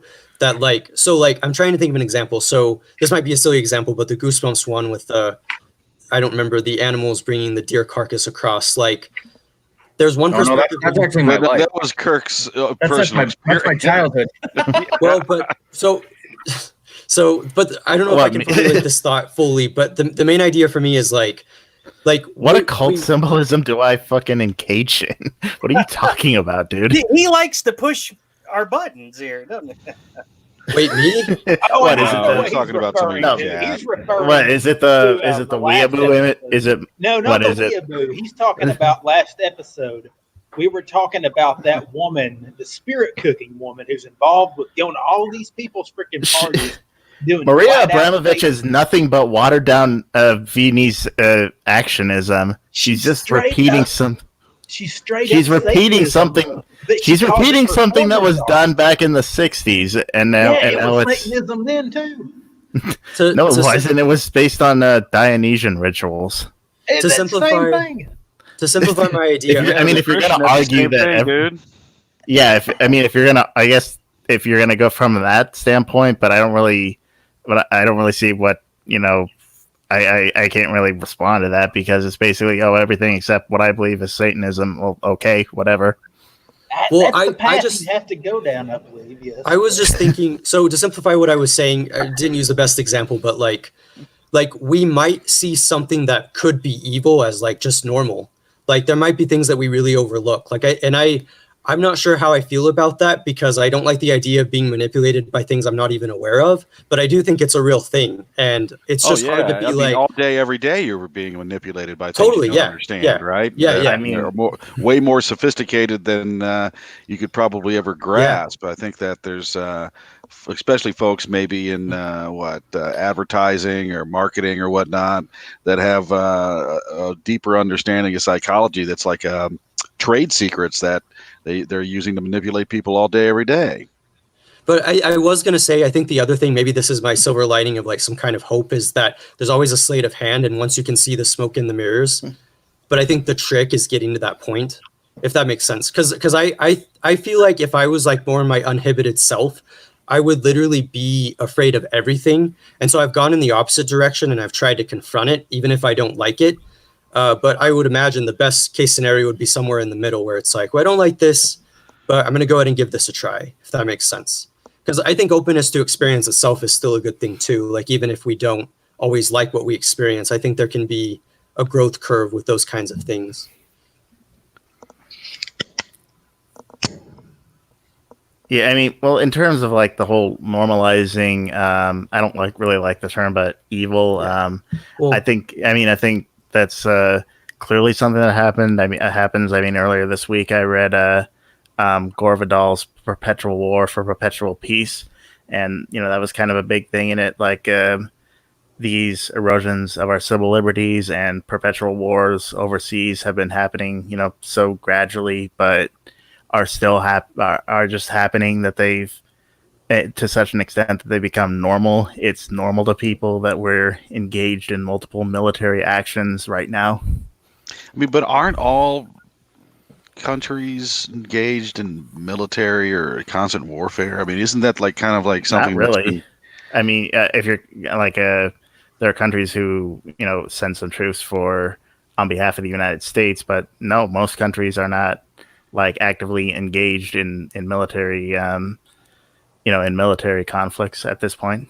I don't necessarily want to go to extremes, but I think something that I think about too is to kind of keep it in a simpler phrasing. Like, is it possible that we become more and more sadistic without realizing it? Like, without being aware? And by we, not us necessarily. I don't necessarily want to make claims about human nature, but is it something like that? Like, is that possible? Because I do worry about that. Like, I mean, even the notion of wars, like that's a pretty strong... Yeah, I mean, I think that as far as the ease in which it is, like the easier it is to kill folks at a distance, right? Yeah. The easier it is to become, numb to it, right? I mean, back in the day, if you wanted to kill somebody, you had to take a big honking sword and stab somebody in the gut, right? I mean, you had to have some balls, right, to go around killing people back in the day. Right. Now you just shoot somebody at a distance, drone. right? Yeah. Right. As far as us becoming more sadistic, I don't know if that's maybe necessarily the case. Yeah. Maybe it is on the level that a lot of us don't directly confront death like we used to. I mean, it used to be like if we wanted violent entertainment, you did have to, go to the Coliseum and watch gladiators gut each other. Right. Yeah. I mean, I think as far as we get, the farther we get from the actual murderous act, right? I think that the more I don't know if we get necessarily sadistic, but I guess we're disconnected from the actual consequences and don't really quite get it, right? But I think you're going to get it real good if you're stabbing somebody in the gut, right? Right, exactly. And there's we've definitely become pretty distant from death. It used to be. I mean, it's very similar to how we're so distant from the source of our food, right?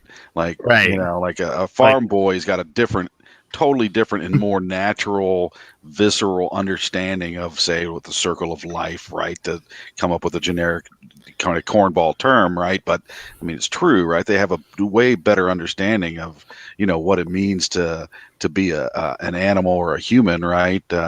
And consuming other animals in order to live, right? I mean, they have a way deeper understanding of what it means to, take a life and, rend flesh and whatever the case may be. Right. I mean, there's a lot of difference between that and chicken nuggets, right? Yeah. Yeah, you have to go and look for videos that I don't want to look for to see chicks getting torn apart to figure out where chicken nuggets come from. I mean, I always thought that maybe it would be best for most folks to actually see some of this stuff firsthand, right? I mean, I think that maybe you'd be more well adjusted, right? If you as a young kid, you got to see some traditional farmyard slaughter, right? I think it'd probably be good for you. I mean, is it maybe? Is it possible to make the counter argument that maybe we also get better too? Like, I don't want to just leave it at a. Oh yeah, I think all this stuff happens in parallel, right? I mean, I think that in a certain way that we're there's progress, and at the same time we're regressing in certain ways, right? Or we're losing our connection to something that we probably need to have some deep-seated connection to, that we're missing something, right? I think that. Right. I mean, I think that the further we get away from the farm, the weaker we get, and the more specialized we get, the more vulnerable we get, which is what we're seeing currently in the world, right? Is that we're so specialized and atomized that everybody has their own specialization, and if things fall apart, nobody knows how to do anything, right? I mean, there's a very small subset of humanity that could actually survive post-apocalyptic type of scenario, right? I mean, very few people. Yeah, that's the thing I've always noticed in a lot of post-apocalyptic fiction and movies is that these people are able, like, after the apocalypse happens, it's like they kind of pick up really quickly how to survive. But it's like even me living in Tennessee, I don't know anyone who knows how to do all this stuff. Like, especially like my generation, we don't know anything. Like, I don't even know how to change a tire. Right. Yeah. And it's the norm. I mean, Right. Yeah. Yeah. I mean, Kirk hadn't said anything in a while. Is Kirk, you okay? Yeah, I'm still kicking, man. I'm still kicking. I'm just listening to what people are saying. I agree with almost everything that's been said. It's fascinating. You didn't think it would go to this, did you? Oh, I don't mind where it goes, man. It's good. It's good flow. Well, have you heard of okay, go Kevin Strange is saying in the chat, let me school you on occult ritual magic. Okay, can you teach me how to summon a big titty succubus? I can. We'll get Strange on. Please send me the instructions. I will. I should have sent you the book. It's 6 Dead Spots. I wrote the recipe for how to do that is in that book. We'll get Strange on in a minute, but Kirk, we were talking about we were talking a minute ago about symbolism in literature and everything. Have you heard of? Are you familiar with these weird books like that are like codexes and they have languages that no one can decipher? Yeah, I know sure. That what's it called? The Codex something. Seraphinianus. Yeah, that. The Voynich manuscript. You talking about that too? Yeah, the Voynich manuscript. Yeah, the Voynich manuscript. Yeah. What is that? The Derek White Calamari Press thing? Huh? No, it's calamari. Like well, you're gonna be. Why is it doing that? Oh no! Yeah, what is this? Seizure. No, seizure time. Oh yeah, the Codex. Well, the Codex Seraphinus. I think that one intentionally was written in like a made-up language. And the Voynich manuscript might have been as well. Yeah, they just can't figure out where it came from. What do you think about that stuff? Do you ever talk about that to your classes, or have you looked into them? Well, I don't talk to my classes about it. I pretty much keep it down to the basic level. We talk a lot about street smarts and things like that. But as far as the Voynich manuscript is concerned, things like that, I think there's definitely a practice in human society to intentionally obscure the meaning of things, right? We've all had, everyone in here probably has done like a personal code that they and their friends use to write notes back and forth in school, shit like that. And then there are some that are so obscure, it's just an attempt to remain obscure from everybody, right? And of course, once we find something that can't be unlocked, right? Language is something that either we unlock it and have access to it or we don't. Then it becomes coveted and it becomes more sought after. The same as, a shitty, overinflated literary book that, the author purports to be genius is highly sought after when in fact it might be vapid and have no substance or hardly any substance whatsoever. So I don't know. Yeah, I don't know what to think about this shit. Yeah, and Tolkien, he made up his own languages. Yeah, but he was a linguist as well, one, right? So that's one example I was thinking of, like the idea of making up your own language for creative purposes. I think that his languages that he made up, in theory, somebody would be able to decipher it, right? If they came across it, 300 years from now, right? And didn't have the key because there's actually rules that can be. You can figure it out, right? Just deductive reasoning, right? For deductive reasoning or whatever, Where a lot of this stuff is, you can't just you can't decipher it for whatever reason because it's actually a code, right? It's actually a cipher, I guess, right? Yeah, or there's that technique. What's it called? It's like starts with an A something writing, where it's basically like almost like automatic writing for artistic purposes that like it resembles language but isn't actually writing. Oh, okay. Yeah, I know what you're talking about, but I can't remember the phrase, or the term for it. Yeah. Yeah, but I mean almost like speaking in tongues. There's always people who come out and they think that they've deciphered it, because of their backgrounds. They think that there's nothing they can't find a way to explain. That's another thing that I hate about academia in general, is that they are very uncomfortable with the unknown, and if they can't explain it, and that's the whole point. It's all very zen in life, that we don't understand everything and we never will, but they always have to have the upper hand with that stuff. That's something I find obnoxious. I've never experienced that in virtually every humanities or philosophy class. Most professors are they always go back to the classic kind of Socratic idea that we know very little about the way that the world works. Now, if it comes down to morality, objective morality, notions of that, or what's society, correct on a social level, then you might start getting some folks that purport to know a bit more than they actually do. But it depends on, I think, how you approach a professor, and how they approach the class. If they're thinking of it from a philosophical perspective, they're probably more open to the idea of not knowing, and actually latch on to the idea of not knowing. If you look at it from maybe the professorial notion of social responsibility, then they're going to maybe act like they have all the answers. So, hey, Phoenix, I hate to do this, but can I ask you to bow out so we can let Strange in to do blood sports, basically, with Ben over this occult shit? Yeah. If he wants to stick around, he can, guys. I got to head out in a second anyways. I got to get up at 9, so.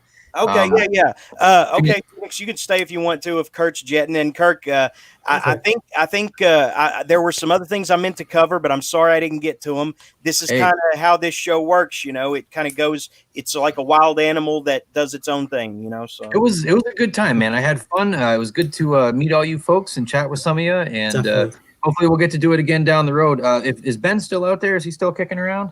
Yeah, I'm right here. Man, it was a good book. I had a good time with that.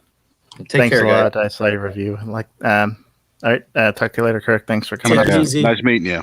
Yep. Okay. Nice meeting you too. All right. So Phoenix is staying, and that was Kirk's good people. Strange. There's the link, and all right, go for it. Make me as uncomfortable as you possibly can.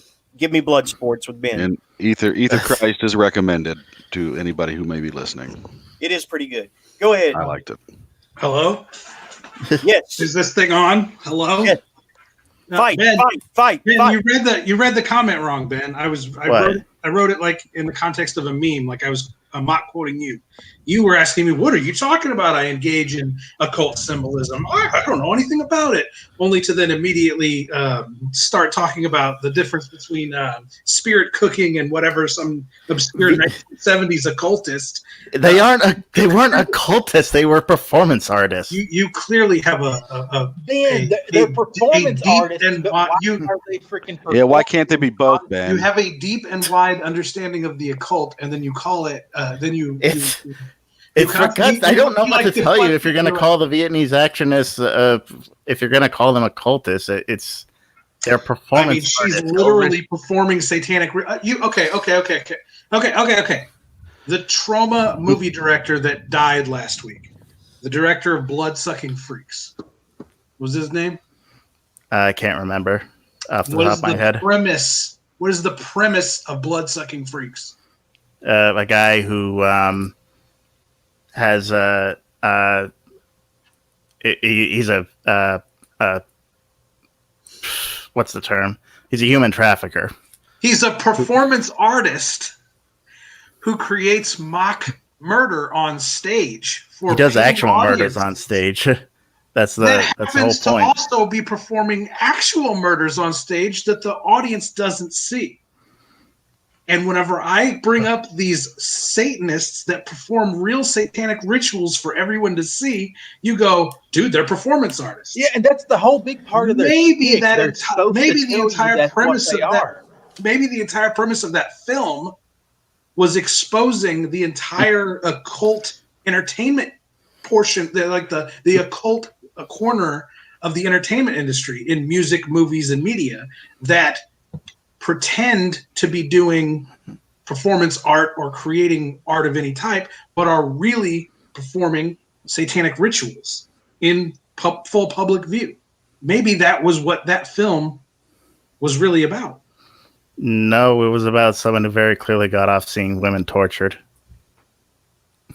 Did he get off to the women being tortured? I remember him usually being grossed out by the torture. He'd like walk in on the guys. No, like, I mean the director. Oh, okay. And the people who watch it, like me. Well, one of the just on a pure entertainment level, one of the things that I think, and I own that film on Blu-ray. One of the reasons that I think that film is so brilliant is because in the midst of all of this horrific torture happening to these women, there's always someone in the scene that thinks it's going too far and is disgusted by it, and it allows the audience to be empathetic to the girls, because not everyone in the scene is getting off on their torture and murder. There's always someone going, oh, and in fact, I think that the main character, it's been 20 years since I've seen the movie, but the main character who's like the ringleader of all this, doesn't he kill the dude who's like tearing the teeth out of he's got a girl in a dentist chair, ripping her teeth out. Doesn't he kill him after that because he was so sadistic in torturing that girl? I think so. I can't remember if that was a reason or him or the midget kills him right after that. I thought so. There's like this weird because I don't like torture movies, and I always found that I liked that movie a lot, but I don't like Eli Roth torture films, and it's because Eli Roth torture films are always from the perspective of the sadist. You're watching Eli Roth films to get off on the violence, and you can identify with the person that's empathetic, and in Bloodsucking Freaks, there's always a character that you can relate to that thinks that what's happening is disgusting, right? Which is brilliant. I don't know. So anyway, that movie works for me on a couple of levels. On one, it exposes the real occult Illuminati entertainment industry, and then on another level, it has a very good understanding of human empathy, while being a crazy torture film at the same time. Yeah, I never really got that. I mean, there are people, by the side saying that, but to me, it really was just someone letting their id run wild on film. That's a satanic thing in itself. And it's like there are all these layers hinting at something going beyond the scene, that you turn it into like a cynical sort of, it's just for sexual gratification, which even in itself, like I said, is kind of... It can be all of these things. It can be performance art.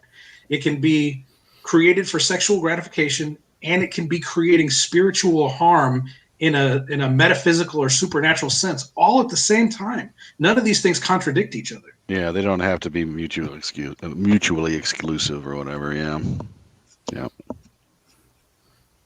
Yeah, they don't necessarily have to be. To me, I think it is kind of reading something in there that's not really there.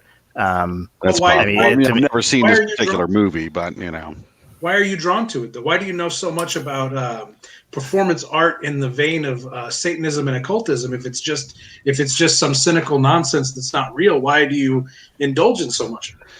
Well, the Viennese actionists, their whole thing was about the body and things that go into it and come out of it. That was a major focus of their movement, and they were also big on the idea of creating art that cannot be commercial, that is temporary, that is a performance that happens once and never again. Just by coinky dink, it's occult based. I mean, Herman Nietzsche's were very heavily based on Dionysian rituals. Just for funsies, just no rhyme or reason behind it, just because it sounded fun. Well, he had specific reasons behind each one, some of which did include transgressive blasphemy, but most of them they didn't really even use religious symbolism. Rudolf Schwarzkogler was probably my favorite. The imagery he used was largely things like fish, eggs,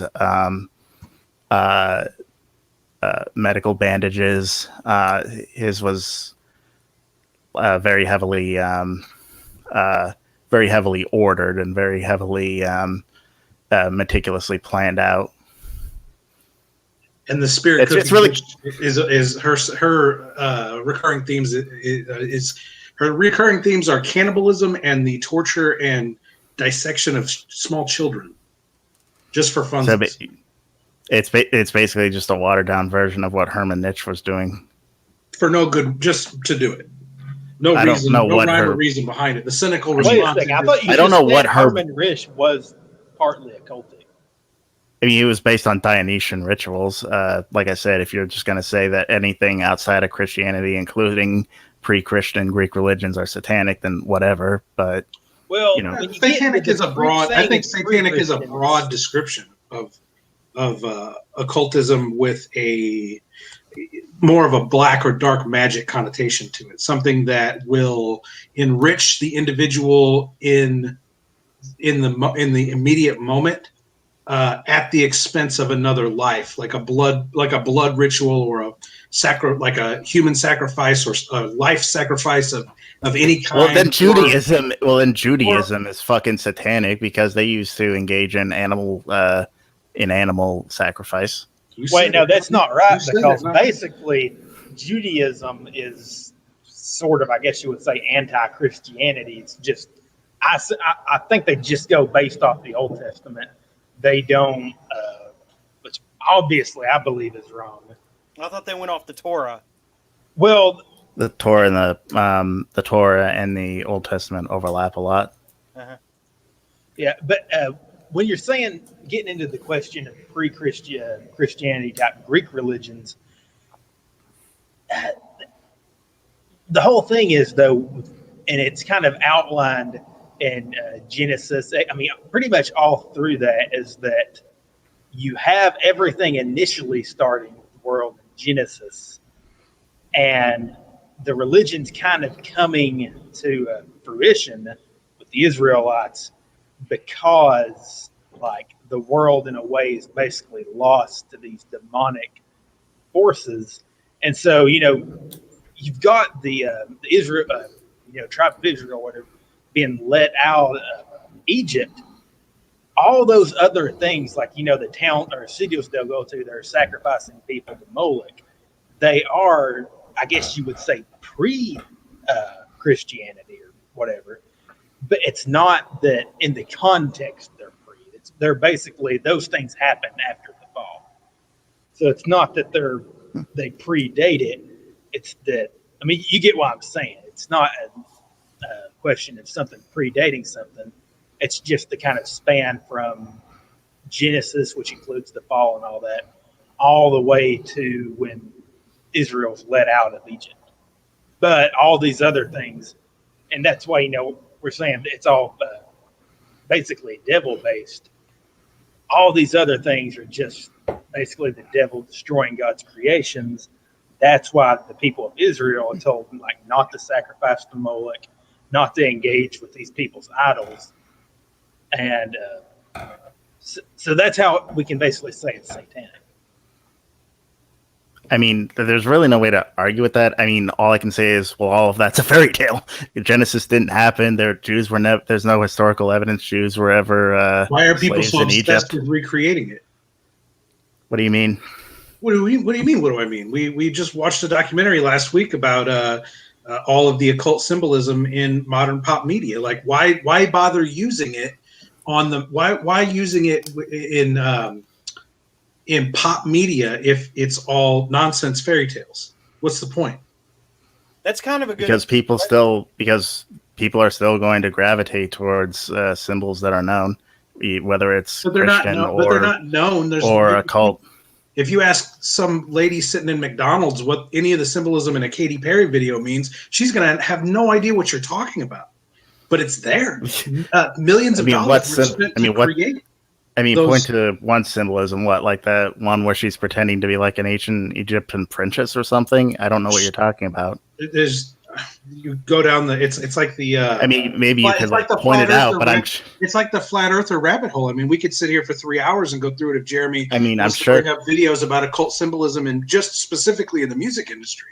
If he wants to grab examples and bring them up and sit here and go over and comb over all the Illuminati symbolism in those music videos, there millions of dollars are spent to create those symbols and to create that symbolism, and the average American has no idea what they're looking at. So why go to those links and all that trouble to create all this ancient symbolism that have real connotations in ancient civilizations? Why go to all this trouble to put it in modern pop entertainment if it's just fairy tale nonsense? And that is a genuine question. I just want to know. I mean, that's like I asking. don't necessarily believe any of it is real, but I know that it's happening. That's the thing. You take a cynical. You take a cynical perspective on it and say, well, it's could all just be scare tactics, I right? mean, or why do you, I mean that if you're, I mean, if I to answer that, I mean that would be I could just reverse that and say, why do you bother, writing fiction or creating movies if it's all just stuff that didn't happen? entertainment is fine. We need entertainment. We need stories, and then I could argue. There you go. But why why put the dang old pagan demon symbols in it? Why go Probably because they think it's interesting. If the occult exists in real life, then it can be touched on in fiction. I don't understand. What's the now if to use it? I'm sure there are people who are interested in or do believe in the occult, but this idea that they're trying to force it on everyone or something, or that they're just putting these symbols in because on everyone. The cynical viewpoint is that you think it's not real, it's fairy tale, so it doesn't matter. It just washes over the masses and has no spiritual effect on them because you don't believe in spirituality. It only has an effect to the extent that someone who believes in it uses their power to impose it. But we all I mean, you could say the same as you could say the same of there. Christianity or any other religion. Absolutely. But we all agree that it's there. We all agree that ancient occult symbols dominate pop culture. Then we disagree about what the effect of that is. That's where we disagree. We only disagree that these ancient occult symbolism and rituals that are performed in broad daylight in pop culture, we only disagree on the consequences of that. I'm sure if you piled up all the pop culture and tried to compare like the number of occult symbolism versus things like I don't know, references to Abrahamic religions, the ones referencing Abrahamic religions would come out a lot higher. What are you talking about? Christianity, Judaism, I don't Islam. disagree with that, and I don't think that it's like a measuring contest, like a pissing contest, because I think that the people that are using the Abrahamic religious symbolism are doing so because they're trying to affect or trying to create symbolism that does affect people on a spiritual or religious level. They want to affect people, and some of these cookie cutter satanic bands, like say Black Sabbath. If you want to say that Black Sabbath wasn't satanic, if you want to say that the symbolism that they use, upside down crosses and pentagrams, don't mean anything. They never put that in any of their music. They weren't really into that. If you wanted a good example of that, I mean, you'd have to look at like Coven, who actually were Satanists. It's all over the place. It's in Judas Priest. It's in all those 80s metal bands use satanic imagery in their music videos. But but if you argue that the only reason they did so was because I don't know. I'm sure some of them did believe in it. Like I said, I'm not saying anybody believed in it. I'm saying that during the Satanic Panic, all of that Christian symbolism was in the forefront of everyone's daily lives. So anybody you go to any woman in a McDonald's and she would know a lot about Christianity and a lot about Christian symbolism and Catholic symbolism. And then you take bands, metal bands of that era who were doing the inverse of that, or were trying to get a reaction out of that, or create rebellion in the youth around that. And you want to argue that there's no spiritual implications to that it was just trying to get a visceral reaction from the culture. I would be more inclined to agree with you on that level than I would about these like insidious Illuminati's, all this Illuminati symbolism that's used in modern pop music, which has nothing to do with rebellion in the youth at all. It's just this like homogenous electronica, and yet all this symbolism is there sort of on a subconscious level. Whereas the satanic bands or the metal bands of the 70s and 80s era, they were real in your face and pretty deliberate about it and pretty open in interviews about what they were doing. Like, we don't believe in this. We just want to say fuck you to Church Mom. And it worked, because then all the kids that wanted to say fuck you to Church Mom could spin a Black Sabbath record or an Iron Maiden record. The Number of the Beast record freaked all kinds of, church moms out at the time. Was it deliberately done to create subversive or subliminal satanic messaging in the youth to turn the youth into Satanists? I don't necessarily believe that to be the case. Now, if there is a spiritual world and if there is a spiritual war being waged, even if those musicians didn't do it deliberately, doesn't mean that symbolism didn't have an effect. If you follow any of that, what I'm saying is just because I hear what you're saying. That makes break sense. it down to a very simple level. Everything going on is evidence that there is a spiritual warfare taking place. Because if there was a spiritual warfare taking place, you would see all these symbols and pushes to get people into different camps. And you do. I mean, it's just like freaking evidence right there. I really don't see it that way. It seems the materialist explanation is pretty solid without any need for any of that. The people who have money and power want to maintain it. Yeah, I mean, that's what the Illuminati symbolism is and all these pop things, is just to basically flaunt it, right? I mean, that's what it seems to me that the symbolism is all about, and the pop stuff that we're talking about now, right, is the flaunting. When people talk about like Illuminati symbolism in pop culture, I really don't know what they're talking about, because Jeremy, bring up, Jeremy. There's millions of hours of documentaries about occult symbolism in pop music. I mean, you can pull just about anything. You could pull just about anything and say that's an Illuminati symbol. Except that we could show you some really deliberate stuff that's undeniable. I mean, it was even in that documentary we watched last weekend. Okay, Out of Shadows had touched on that it only touched on it for about 5 minutes, but it did go into it. I know there's one really good scene that puts forth some interesting, possibilities, but I'll have to dig and find it. So, and again, I'm not arguing that any of it's real. I'm simply arguing that it's there. Kevin, you're a dang closet Christian, and you know it. That's fine, but I'm not going to argue from that perspective, because all I want everyone to do is acknowledge the weirdness of how much this symbolism is pushed on us, whether it's real or not. Because you're not going to convince that. If we lived in a purely materialistic world, you wouldn't see all this. That's what I'm saying. Symbolism. That's all I'm trying to get at. So for a materialist, atheist, cynic like Ben, I'm not going to convince him from a spiritual perspective. We can't have a spiritual argument with Ben because he doesn't believe in spirituality. But if I can get Ben to acknowledge that there is a strange prevalence of this make-believe symbolism, that there definitely is. I don't know why he's saying that there is not. Really, I really just don't know what people mean when they talk about Illuminati symbolism. Whenever I try to look into it, I get generic stuff like, "Oh, eyes."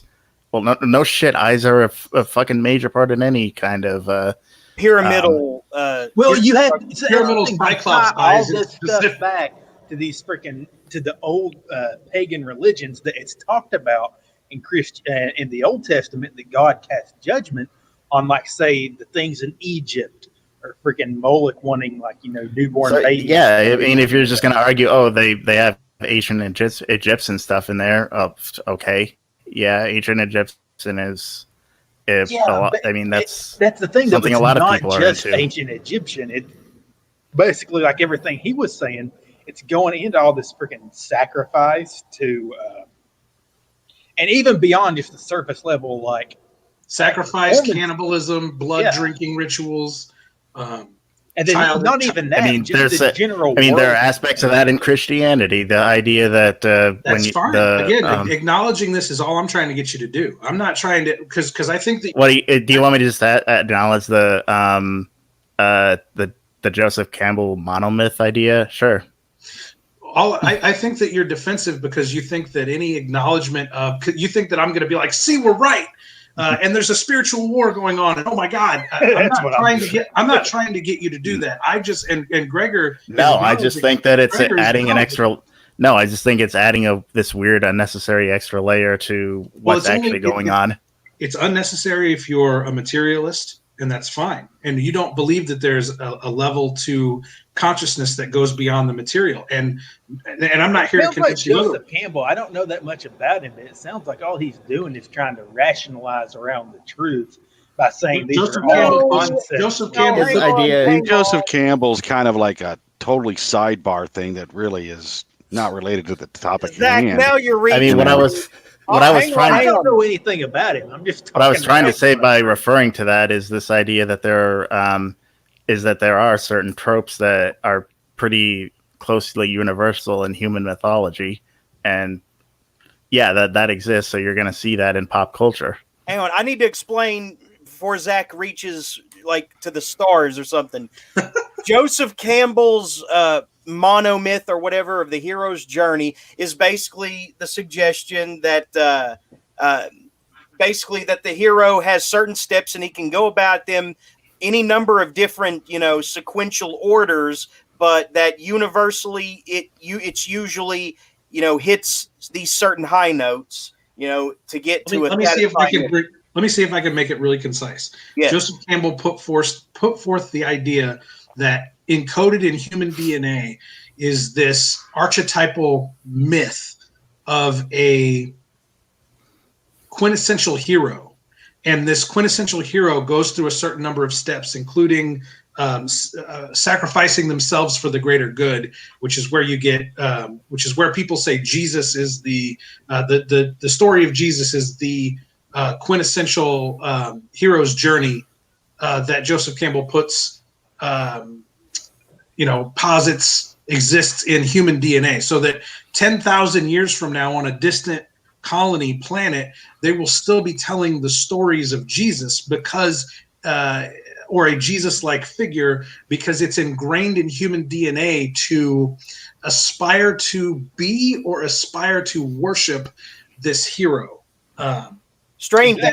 You do the hero's journey because the 17 stages may be organized in a number of ways, including division into 3 acts or sections: 1 departure, 2 initiation, 3 return. You stress 3 acts in all your stories, so you cover the hero's journey.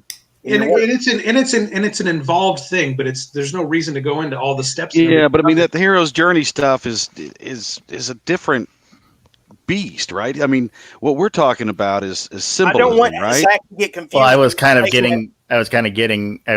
using that as a kind of reference to show that there are certain universals. Yeah, there's beats. Yeah, but the thing is, the point is all this quote unquote Illuminati symbolism and all of these pieces of art is to signal to the initiated that we are also initiated, right? That's what it is. And in addition to that, right, with this particular type of symbolism, it's like the uninitiated recognize that there's these symbols, right, that they don't know what they truly represent, that there's a secret meaning behind it. A cult means.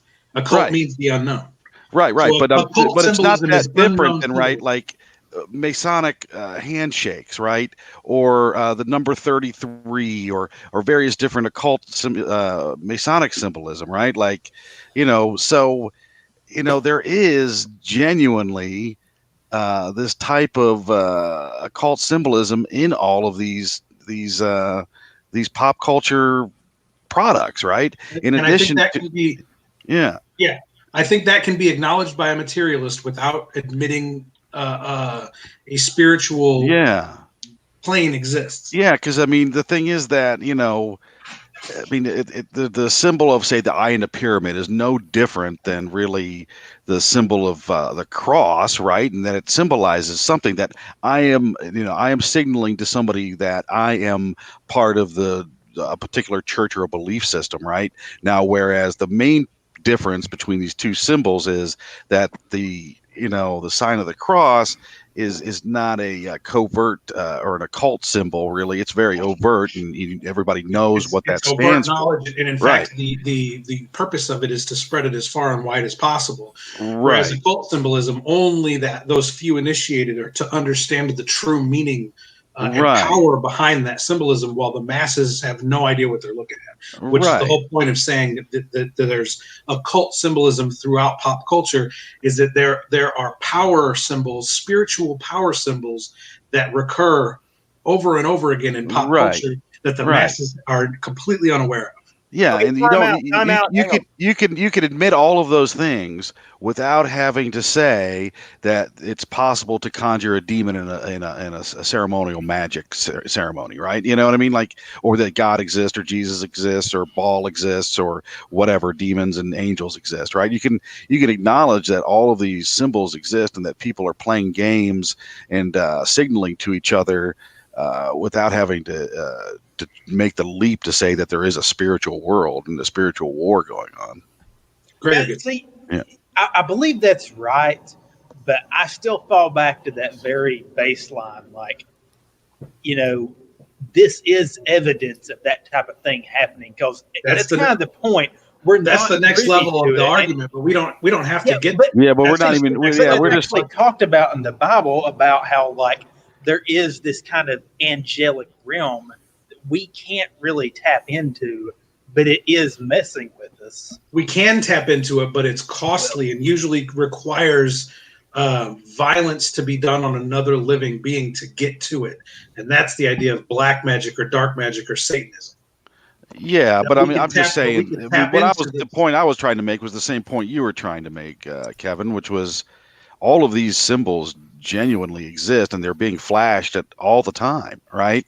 I mean, that's a true thing, right? I mean, that's all happening, like the black and white checkered floor and the pillars and the pyramids and all these various different symbols, Eye of Horus and all of these things, they're just being flashed at all times. I mean, you can't really deny that there is occult symbolism hidden in popular culture and art, and now what the meaning is and what's behind it, right? As far as why that's there, I don't know. That can go in a ton of different directions. You can take that in a lot of different theories about, but they are there, right? I mean, that's all I want to get. That's all I'm trying to get Ben to acknowledge, that they are there. And then he said he took us to Joseph Campbell and kind of got us into the woods. But I understand his point about Joseph Campbell is that there are going to be recurring patterns of symbolism throughout all of human history, and right? But that's like the Joseph Campbell type of situation here. That's like explaining naturally occurring patterns in the world, right? Like the 3-act structure or the magic triangle or whatever it is in art. You know what I mean? Like, that's more of a just saying that, there's fractals.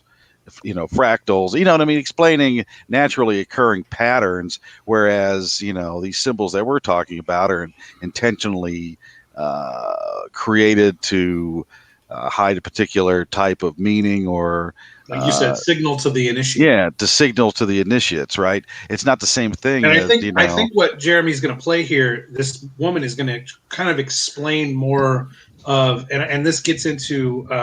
It's the guy. It's her, but it's also the guy in the next. And are they going to kind of explain that occultists are kind of required by spiritual contract to expose themselves?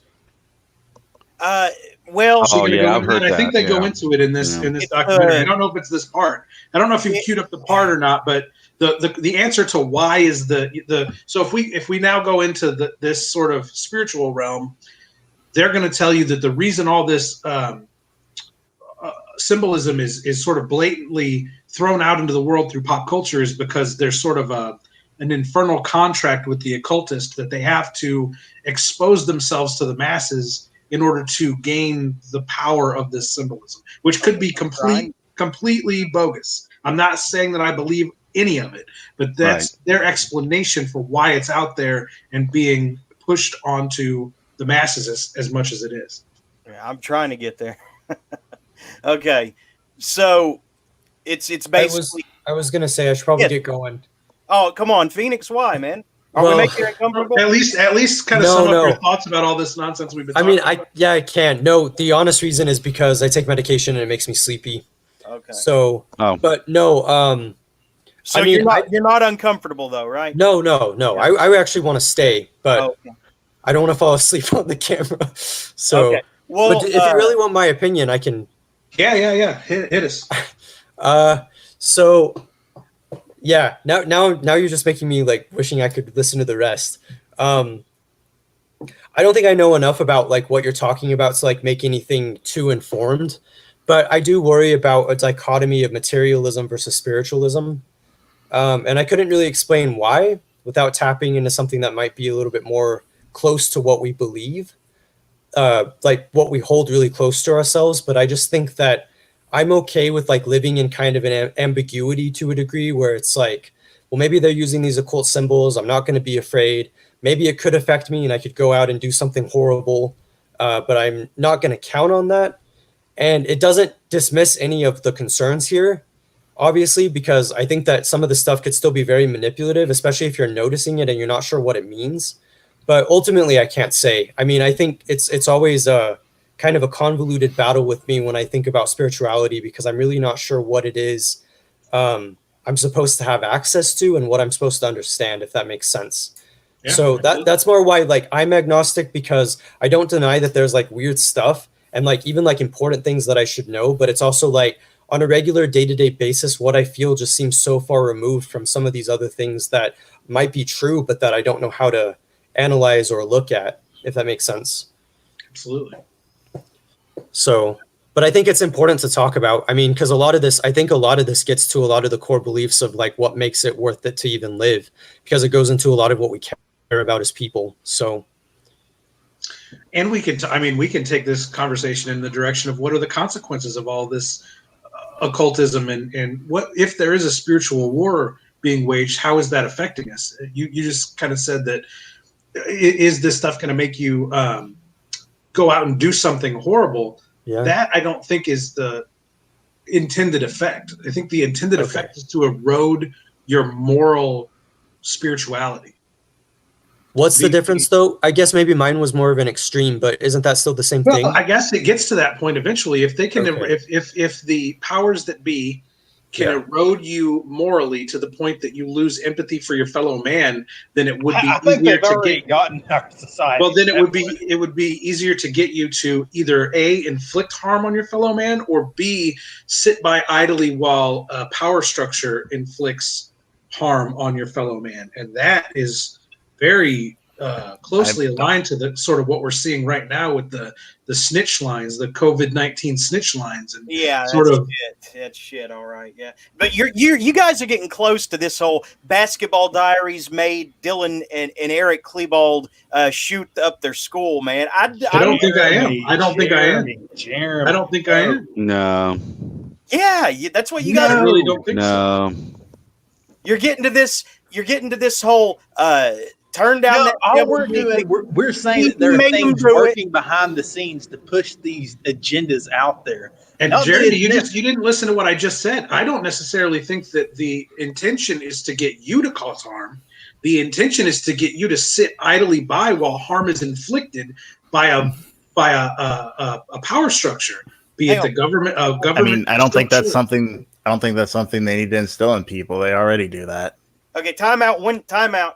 Before Phoenix goes, Phoenix, how's the writing on Dark Kid going? Because you said you didn't know how you were going to approach it before, and I've actually read Street Kid. So, I mean, real quickly, because you said you got to get going. How's it going so far?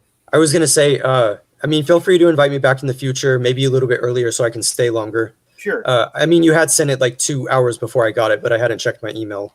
Mm-hmm. No, I'm glad you asked about the Dark Kid. I mean, I don't want to talk your ears off about it, but the basic idea is so here's the thing. I like the way that it's going. It feels like a book that I want to write, and I love the way that it goes into the Street Kid. But I think I worry also too, and I think this is something that a lot of artists feel, that I'm also failing in some way. Like I'm failing to like reach the full potential that someone else might see. And so even though like I feel comfortable with what I'm doing, I'm like, is it going to be understood? Like, will people be able to relate to what I'm doing? So, and it's also hard to top The Street Kid, even though that was one of my earlier books. So, but I really like the way that it's been going. So I'm kind of just trying to focus on that. I'll tell you what, I know because it's really, really meta, and it was a fictional book in the universe of Street Kid, that it can be tricky because it's supposed to have this mystical keystone to the Phoenix character's life in that story or whatever, right? Yeah. Okay, there's a way that you can do it, but I will pass it on to you in private message. Yes, you have more experience than me as a writer, but I know how. I think I have an idea of how it would look as a reader, and I'm going to pass it on to you in private. And use it or don't use it, I don't care. But I think it could be useful. So okay, all right. Well, I appreciate that. Thank you. Nice talking with all of you. Yeah, nice talking to you again. Yeah, nice talking with you again. Yeah, I enjoyed it. Thanks for inviting me, Jeremy. Thanks, buddy. Yep. All right, talk to you later. Okay, so now we're gonna watch this clip, and that Strange requested, and I'm not sure where it fits in with what we're talking about. You know, well, I mean, I do. I'm just sleepy, I guess. But yeah, here we go. Okay. Concentration camp. MK Ultra and all that is what. You look that way. Nothing for you to watch here, but you're going to talk to me as we go along. They couldn't go any further because CIA Director Richard Helms destroyed all the CIA's MK Ultra documents, and they had to rely on coached witnesses. So they were never able to dig even deeper. What they got was bad enough. It was never terminated. Is it picking up all right? Yeah, but I don't know if this part of the film has any contextual. We're getting to the part that you and I were talking about. Okay, I'll fast forward it a little. Here, okay. Years of us, those of us who are involved in looking for this secret drug, this was the only thing that began to look for the first time like it might be something like that. So MK Ultra was one of the hardest programs for me to wrap my head around because it's a lot of subset programs. And I was really surprised that Brad Martin knew about MK Ultra. People think that research people are crazy for talking about MK Ultra, mind control. Even if they acknowledge that existed, they go, "Oh, well, that ended in the 70s." That's a crock of shit. Jeremy, this has nothing contextually to do with what we were talking about. This is more towards what your gut reaction is. Anytime anybody brings this stuff up, is that video games are going to cause school shootings. I'm not suggesting that. I'm suggesting a far more insidious. I'm suggesting a far more insidious usage of this material, and there is a section of this. There it is, right there. Go a little bit. Yeah, that section. It was getting there. Okay. Well, I thought you were going more towards the MK Ultra. These symbols can trigger subconscious, violence in people. Let me get past Zoolander. God, that was a horrible movie. Are y'all talking about that movie with the about the fashion industry Illuminati thing? Yeah. Yeah, but it doesn't really. That movie is shit anyway. I love the movie, but it's not. It's a really shallow comedy. Okay, here we go. He's starting with the definitions, and they're talking about how TV was it was basically commissioned and as a way to mold minds in the privacy of their homes. And the population believes it. All right, so look, here's the deal. They have been desensitizing us since we were born. And I'll give you some examples. Let's start with the big one. Let's start with words we hear all the time and never even think about. Let's start with the word entertainment. To entertain. What does that mean? To bind or hold. To bind or hold what? An audience's attention. Okay, now let's take the word Hollywood. Where does that come from? Well, Hollywood comes from the holly tree. And the ancient druids back in the day used to take the holly tree, make wands to weave spells, cast spells, or channel spells. And when they needed help, they would consult the magi's or the mediums of the day to help channel their spells to the population. We'll cut to today. What do we have in our houses? We have these black boxes. What are they called? TVs.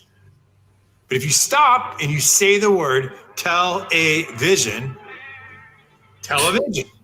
and when you turn on that television, what do you get? What's the first thing that pops up? Alyssa. It's like the stereotypical, This is like on that in that Sound of the Police song where he says officer sounds like overseer. It's just that kind of word game. Well, hang on. It doesn't mean anything. I don't think the television thing is like revelatory, but this part is. And it's not even legitimate. Well, hang on. Right? I think that this part of what he's saying, it does kind of make me stop, pause, and think. Hang on. Turn on those channels. What's on those channels? Programming.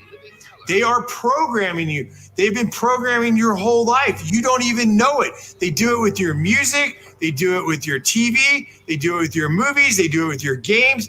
They have been programming us and programming you since you were little, and you don't even know it because you don't even question it. Okay. As a major, like basically an aficionado of fiction and fantasy and all these things, I'm not going to fall totally in line with the idea that you're only a virtuous if you shun all media altogether, and that only that can make you a free thinking spirit. I don't accept that. You just set your own straw man on fire, dude. I Nobody don't even suggested. know why you and Zach. That's what he. I mean, maybe you don't agree with this. Maybe you don't agree with this. Right. If this is how you feel, though, I mean, maybe you don't agree with this section, but from what I'm getting from it, it's like the same thing that the 5% nation does, where they say Allah is man because Allah stands for arm, leg, arm, head, and that's a man.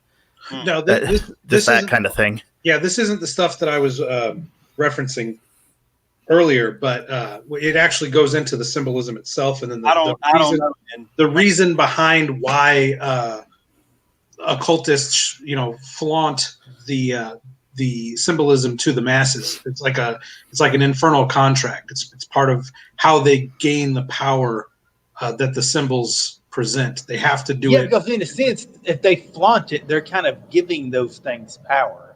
It's like they're playing their part by flaunting it. And so, in a sense, they're kind of creating the mythology. To Jeremy's point, I'm still clearing the smoke out of my vision here from that straw man catching fire. You said shun all media. What did you say? It was. He didn't explicitly say that, but he didn't explicit. I'm trying to say he didn't explicitly say that, but it's hard not to draw that conclusion from what he said. You guys are almost anti-fiction these days. I mean, that's ridiculous. That's a ridiculous way to. That's a ridiculous way to process anything that we're talking about. I'm a fiction. All fiction, Jeremy. Who has said anything remotely like that in this conversation? I mean, I said occultists flaunt occult symbolism in an attempt to but everything's desensitize you and reduce your empathy to your fellow man, while power structures abuse your fellow man, and you sit idly by. At what point does any of that touch on all fiction's evil? Don't read. I mean, you infer that everything has occult symbols. I didn't say everything. I said occultists.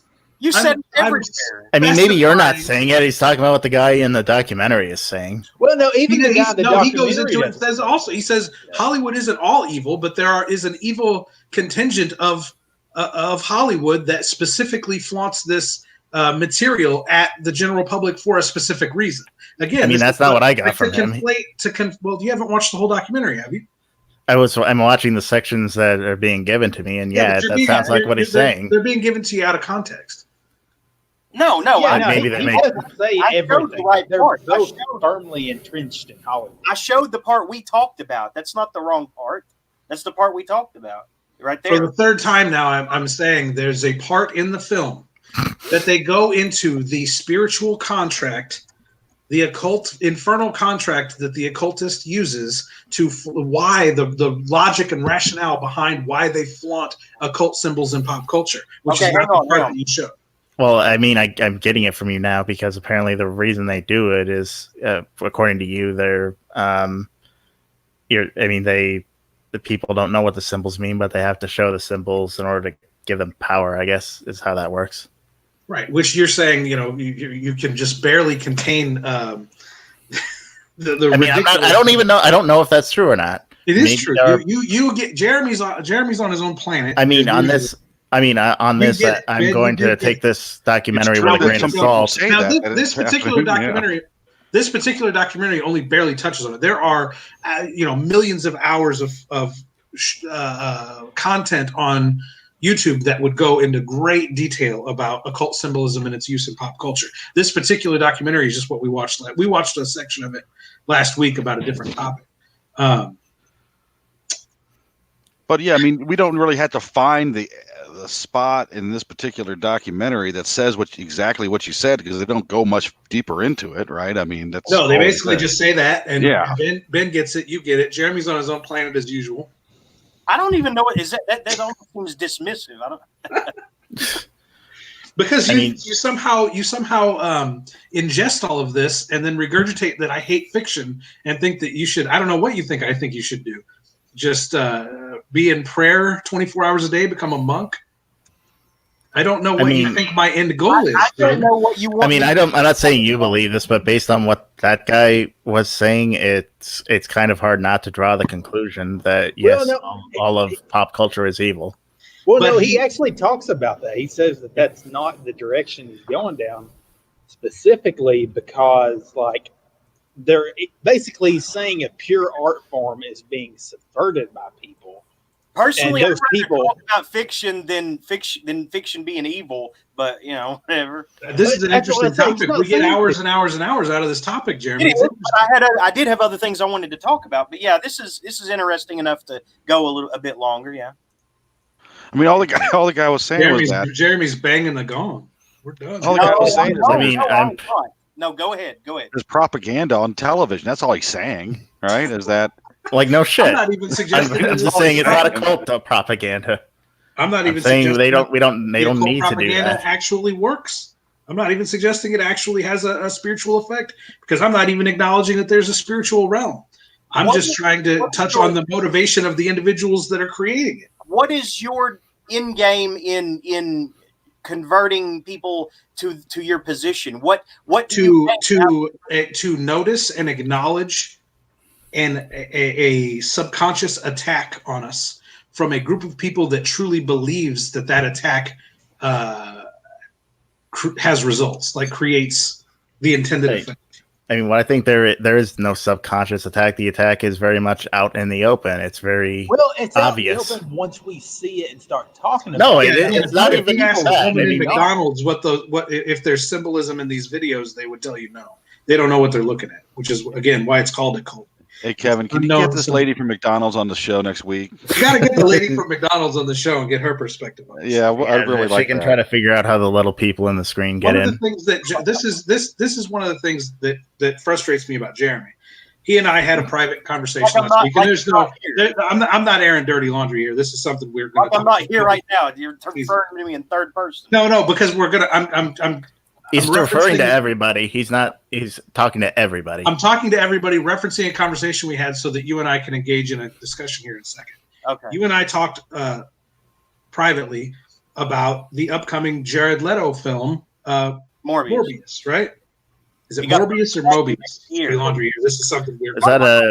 That's like a Marvel or DC character, isn't it? It's a Marvel vampire character, and I started talking about Jared Leto and about how Jared Leto is a crazy occultist, and to which Jeremy said, "Well, I don't care. I like that character, so I'm going to watch it." And I laughed, and I said, "It doesn't bother you at all that he's a crazy? You're going to go as long as crazy, satanic, worshiping, child molesting entertainers are really good at juggling." Then you'll watch. I still watch Roman Polanski movies, and I know he's a piece of shit. Probably not a good idea. I can watch. I don't pay for them. I can still watch Chris Benoit matches. I'm not responsible for these people's, these grown adults' choices. If I want to watch an adult movie, Okay, well, here's the difference. We were talking about this earlier with H.P. Lovecraft. If we're gonna, cancel people's art because they're assholes. H.P. Lovecraft is a great topic to get into if you really want to get into that topic. That's it's like idea of canceling people's art because they're assholes. No. Let's finish this line of reasoning off real quick. Here, Jeremy, you said you still watch Chris Benoit matches, even though he's evil. When Chris Benoit was wrestling, I don't know that. When Chris Benoit was wrestling, I don't know that he's. I don't know matches. I don't know that. I know. Listen. When he was performing those matches, was he doing so with the conscious thought of, I'm gonna kill my wife and kids, and then they're still gonna have to watch my wrestling matches? No, of course not. He committed a terrible act. Well, we don't know that. He committed a terrible act decades after an illustrious career, right? So I'm not telling you not to watch. I'm not telling you not to watch Chris Benoit matches, whether he killed him or not. Who knows? It's a conspiracy. The mob did it. Whatever. Yes. None of that has to do with whether or not you're going to watch a Chris Benoit match, because the intent of the match wasn't to convince you that him killing his children was the right thing to do. But Jared Leto, being an avowed occultist in an occult movie about a vampire occultist, it's a Marvel character. It sure is. It's also filled with deliberate symbolism that just happened to coincidentally align. A vampire movie has occult symbolism. What a shock! That's going to align. What a shock! With his real life kooky occult beliefs. That's why he chose that role. That's why he wants to be the vampire Morbius in the movie. Is he directing this movie? Is he the writer? He's not directing the movie. He's not the writer, but he's attached to the project because of its occult implications. Now, do you understand, Jeremy, why that's completely different than watching a Chris Benoit wrestling match? You see the difference there? The difference is intent. I don't care really, but I mean, you can still say that the intent of the Morbius movie is just to be a kind of I haven't been able gigantic Marvel movie about a vampire or character who's a vampire. I haven't been not saying that he won't put a cult thing in there, but that's probably not the main driving force of the movie. Jared Leto would still have. Hey, hang on, dude. I haven't been able to talk half the show. So mute us all. Mute us all and rant. It's nothing personal. Cut his mic. I'm not censoring you, Zach. I'm just delaying your free speech for a minute so I can get a word out. Okay. I acknowledge that Jared Leto has probably done things with occult symbolism, but you don't know that he chose the Morbius character specifically for that reason. And I didn't mute you, Strange. Anyway, this is nothing personal. It's just, I'm at a point where it's like, all this stuff about occult this and occult that, and there's subversiveness here, in this movie and that. It doesn't change my love of that movie for different reasons based on a normal person way of thinking, because I relate to this character, or I like this turn of phrase, in that badass scene they did, or, just the lead chick has a nice ass or whatever, or it had a nice ending that didn't leave things open-ended.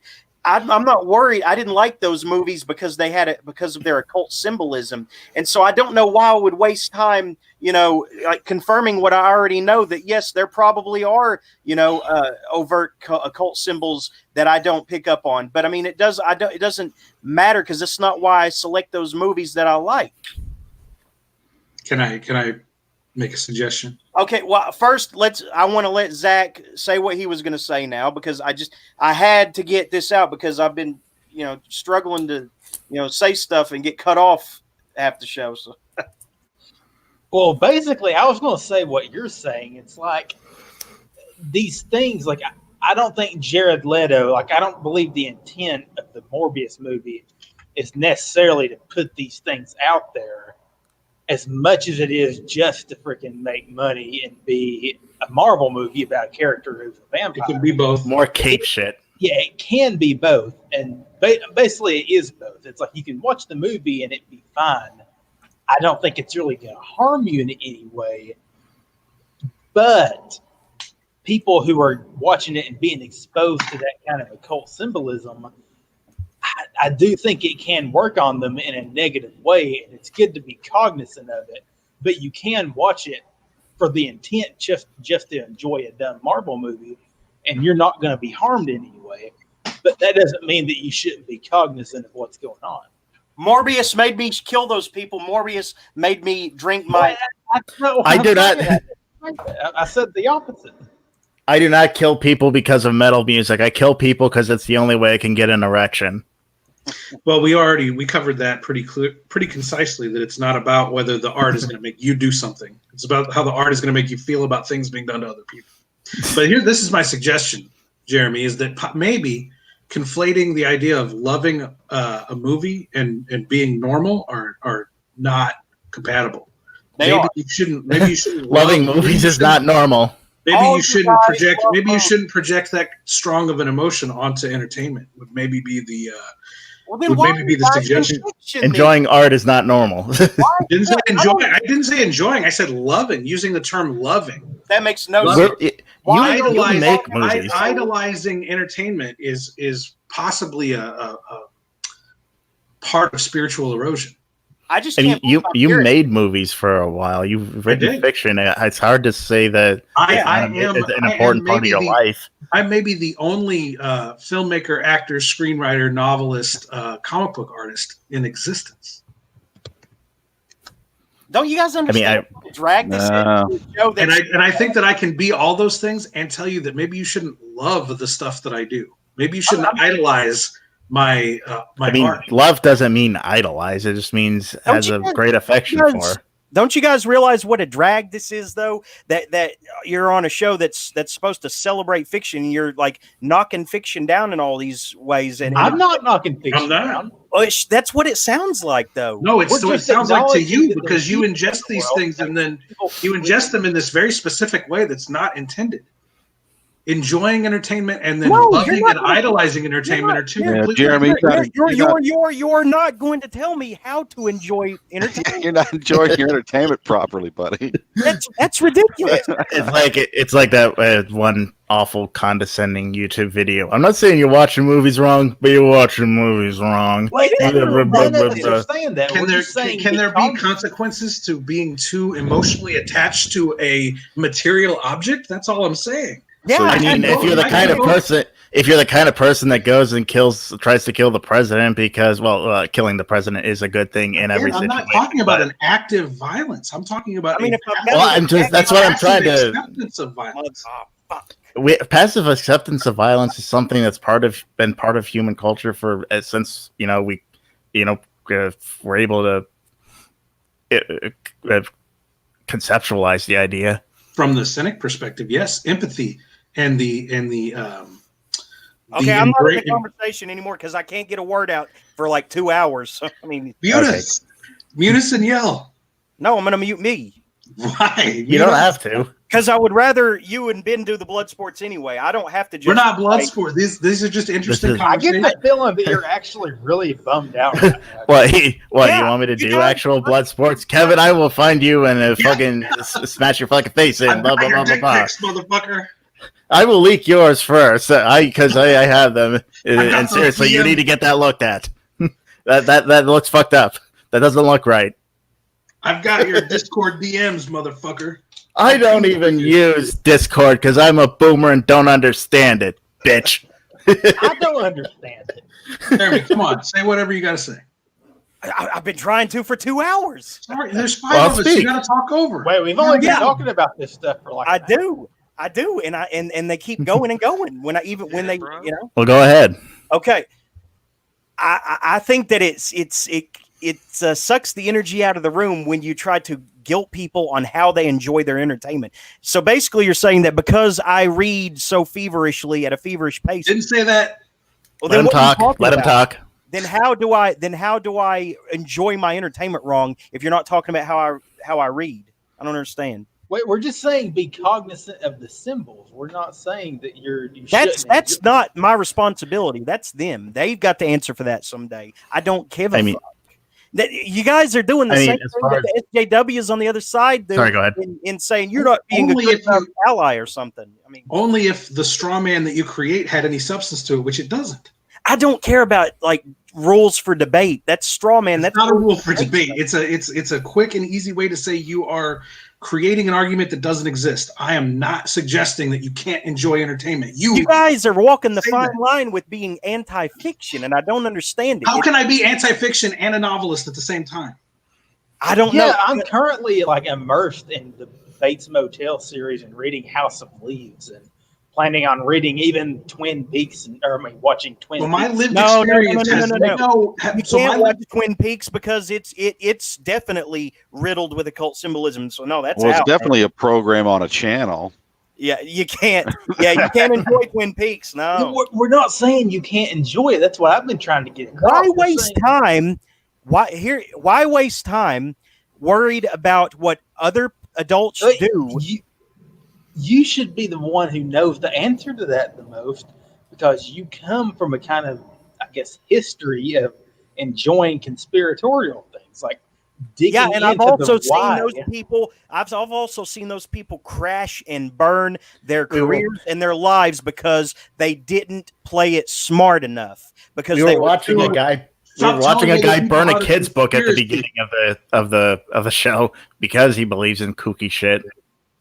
None of us are doing that. Are you trying to tell me how to conspiracy, bro?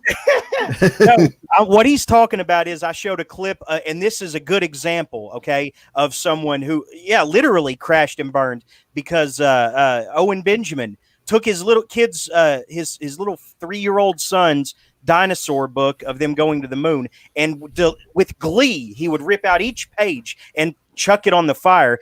That's sadistic, okay? When that kid goes to look for that book, what's he going to say? I burned it because it was all lies. Dinosaurs don't exist. We didn't go to the moon. Owen Benjamin is an example of how that kind of thinking can poison your mind. Alex Jones is not a good example of that stuff poisoning your mind, but Owen Benjamin is. Because, see, he's letting it all infect his mind, from the flat earth to dinosaur bones are fake to, Owen Benjamin is like, if all these ideas and theories were like, what is it? With the Scientology bodies that cling to you, you know what I'm talking about? Yeah, body thetans. It's like if all those ideas were thetans, man, Owen Benjamin would be covered in them. He attracts. He's like a magnet for all the worst conspiracy theories that have that have no real teeth to them. So, burning his kid's dinosaur book. I mean, I can't imagine who would delight in doing that and say, "Good old therapeutic book burning." I just can't. Neither me nor Kevin are delighting in that. That's kind of the straw man. We're not. We're not. No, I was just we're not explaining. saying he's not saying you do that. I was explaining what he was referring to. That's all. Yeah, and it's like I said, it's just a good example of if you take this way too seriously, or if you're already a little off your rocker, and how it can push you to do some really fucking stupid things. Well, if not see, outright I don't dangerous really things. believe that, because I believe if you're going at this stuff with an actual clear head and wanting to get to the truth, you're not really going to go off the end. Someone like Owen Benjamin, I believe he is kind of putting that on for show. I mean, he might be that freaking crazy. I've just got he's that crazy. He is. Well, I've got the immediate idea that he freaking bought his kid another copy of that book and is burning that. No, well, the thing about Owen Benjamin is his career is completely destroyed, and he's allowed these ideas. So what is so why did Owen do that? What's the impetus behind? Because they're all lies. He said. Right, and what is the microcosm of that is that Owen has no control over his career. So what he thinks he has control over is in his own house. He thinks he can control the truth, and he's looking for anything in his home that is contradictory to the truth that he believes, which is that everything in the world is a lie. The entire world is made up of a web of lies and deceit, that we're all deceived by culture to believe a bunch of material lies that don't truly exist. So by burning his child's book, he's preventing his child from learning the lies. And all of that comes down to the fact that he has no control over his career. He has no control over his career or his life, and he's losing his mind because of it. He is mentally ill, and he's going to hurt somebody. By the time this is over with, he's going to hurt his family, or he's going to hurt himself, is what I think is going to happen with Owen Benjamin. Yeah, I was going to make or Kevin like in any way endorsing that type of thing, because you're kind of painting us in this picture that we're going down a dark road. I really don't think we are, because immediately before I was on this show, I was watching fictional TV, and before that I had been reading a fictional novel, and before that, I had been writing. So Okay, so why can't I enjoy that stuff like you do without any guilt and for Strange to actually say to me with a straight face that I'm enjoying it wrong? I mean, that's fucked up, man. I don't think it's fucked up. Can you even repeat what I said? Can you even quote me without blowing it entirely out of proportion and taking it to the extreme end of the spectrum? I can't quote it. You can't because I didn't say anything of the sort.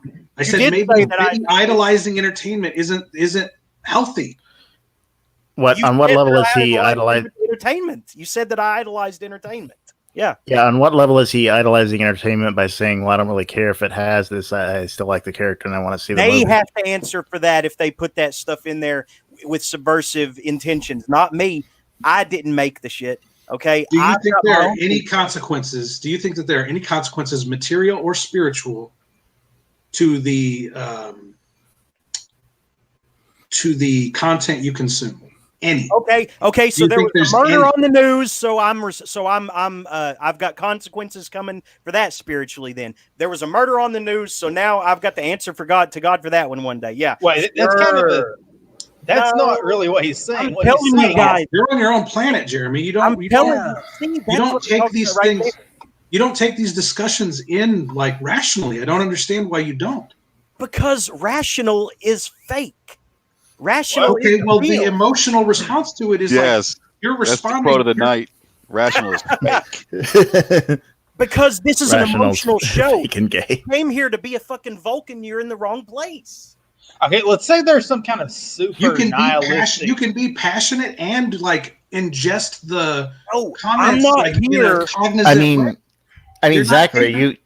Zachary, you still enjoy Thomas Ligotti's fiction, and you absolutely despise the philosophy that underlies it. Yeah, that's the perfect example. It's like I can go on against this philosophy and even the philosophies that would be inherent in his fiction. I purposefully don't read his fiction because of the horrific nihilism that it presents. Depresses me. It affects my mental health or my spiritual health or both. This is depressing me, to be honest. Lovecraft is not. Lovecraft was not quite as extreme as Ligotti, but his underlying philosophy was ultimately that we are insignificant in the universe.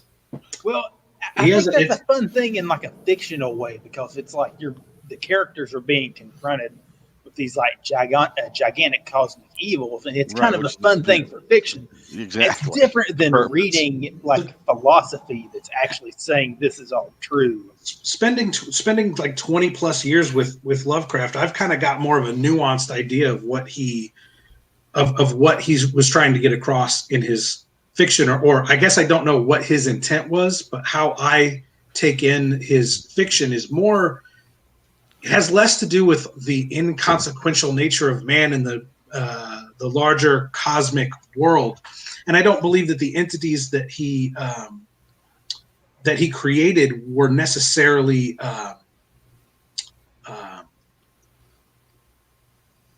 malignant.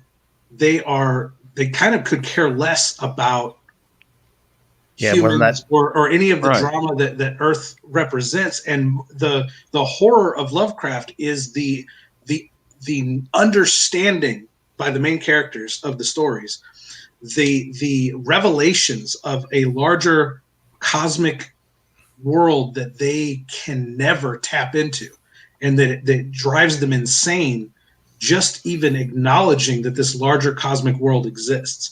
And I don't know why that is. It's always presented as a nihilistic worldview. I don't know why the idea that unlocking certain knowledge has horrible consequences for the observer is nihilistic. Well, I would say that's nihilistic because it's going against, like it's saying that the ultimate truth is something that's sort of evil and anti-human. Is it the ultimate truth, though? Because they never really communicate with those beings. We don't know that they're the ultimate beings. I mean, we just know that. From what I understand with Lovecraft's cosmology, I guess you would say, is there really is no like ultimate truth. There's just these higher beings above us who have forms, abilities, and motivations that humans just can't comprehend. and we're basically just ants under their feet. When they try to comprehend it, it drives them insane. I don't know. Right. There's no argument. Nobody has that, any argument about what it's all about, right? I mean, but it's how it's presented that's somehow a nihilistic worldview, or that's some like terrible revelation. I think it's always been cool to me. I just think it's cool. It's but I mean, I think it's definitely people agree with it. That assessment, right? But I get what you're saying. That why would you have to interpret that as the final, right? I mean, it's not the final anything. I would say it's definitely it is anti-humanist. It's anti-human, Is it really though? Well, it uncenters humans as the center of the universe. Yes, but certainly not human chauvinist. Is that what humanism really? Is the idea that we're the center of the universe? I don't think anybody believes. I mean, for the most part, that's what I believe. You believe we're the center of the universe? Hell yeah. I believe I'm the center of the universe. I ain't messing around, man. I guess I can just both be extremely empathetic and compassionate towards humanity, and also think that we are an insignificant part of the cosmos, because we're just one civilization on one planet. No, we got to colonize this stuff. I do agree with that. I would love to colonize. I would love to spread far and wide, spread our seed far and wide, but that doesn't mean that we're there yet. Are you playing a video game, Jeremy? He's muted himself. And he's playing a video game. He's playing fishing. It's like a fishing video game. And he's at least full screen. At least he's not watching porn. That's true. What did that say? I didn't catch that. What did that say? Affirmative. Do you feel like you're not allowed to be a part of this conversation, Jeremy?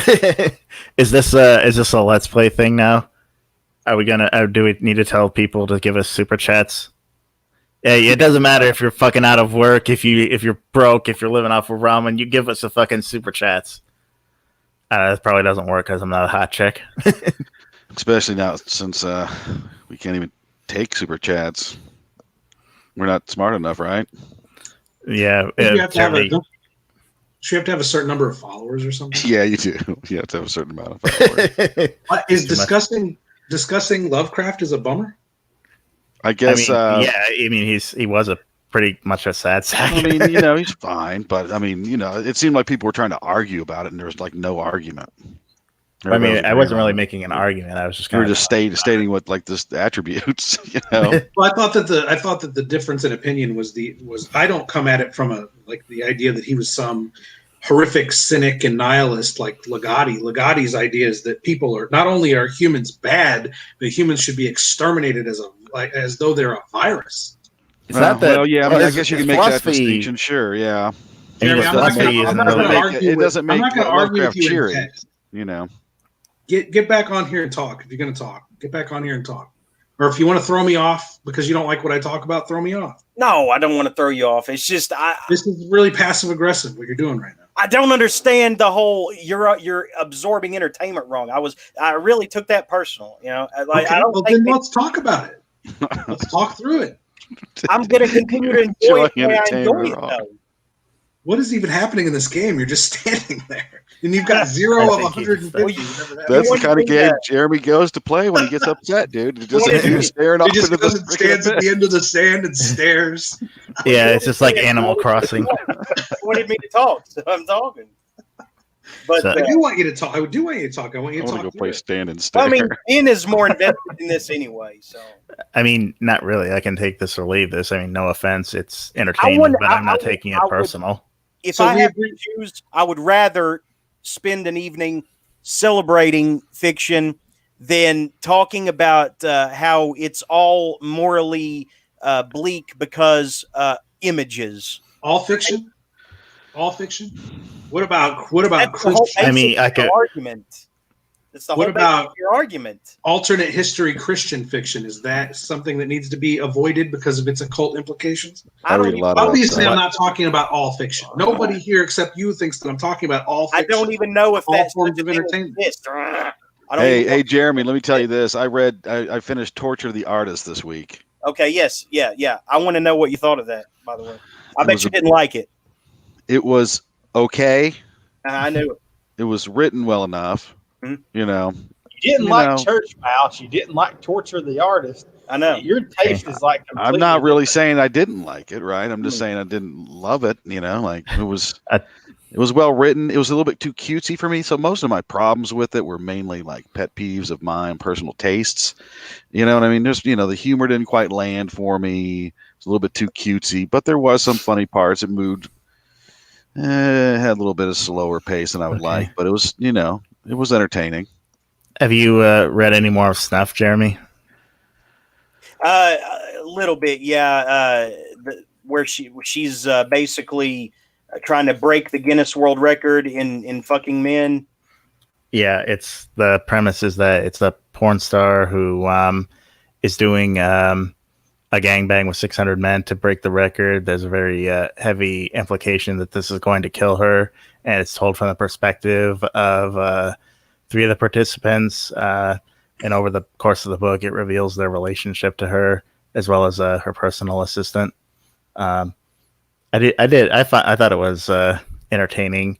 Maybe not Pollinek's best. I mean, my favorite of his is Invisible Monsters. And here he does kind of like start to go overboard with the gross imagery to the point it becomes a little bit silly.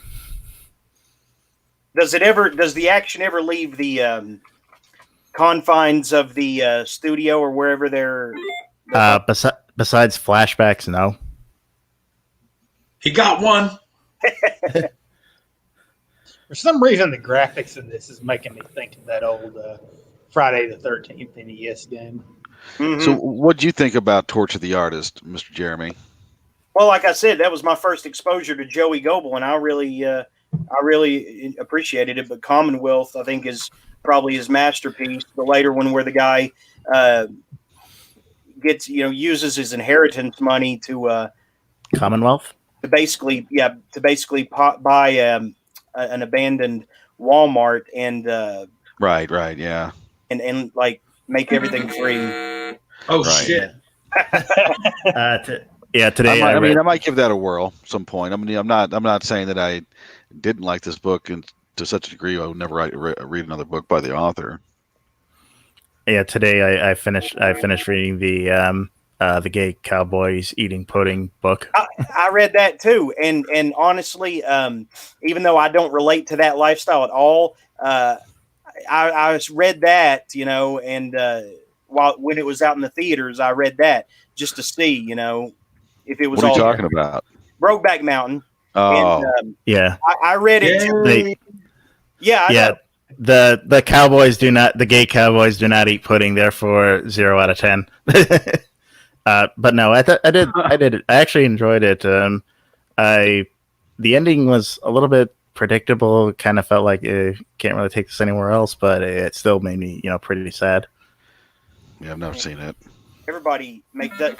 Oh shit! Everybody gets screwed in that book. Yeah.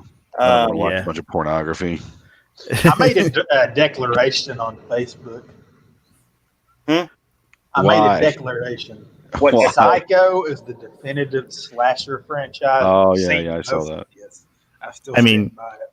Yeah, I've only seen the original Psycho and read the original book. I do like. I mean, I like them, but I kind of feel like it should be a self-contained story. Yeah, it is self-contained. I'm just freaking super excited about reading the Chet Williamson or media tie-in like Psycho. Yeah, weird things you're excited about. Yeah. I mean, it's weird. Why are you excited to read the Chet Williamson book? Because he's not the original author, right? I mean, he's just doing a media tie-in book. Yeah, he's not the original author. But I just like the idea of him like getting the freaking ability to like do a novel in between Robert Bloch's original Psycho and the second one, just a 1.5 thing. Like it's a story that needs to be media told. tie-ins. What's that? I do. Yes. Zach loves those media tie-ins. He loves, and I'm a fan of that too. Some people like couldn't care less about expanded universe stuff, but yeah, I don't care about any of that. I like a lot of the Star Wars expanded universe novels, like the Boba Fett expanded universe novels. I've been wanting to read those. Those are really good.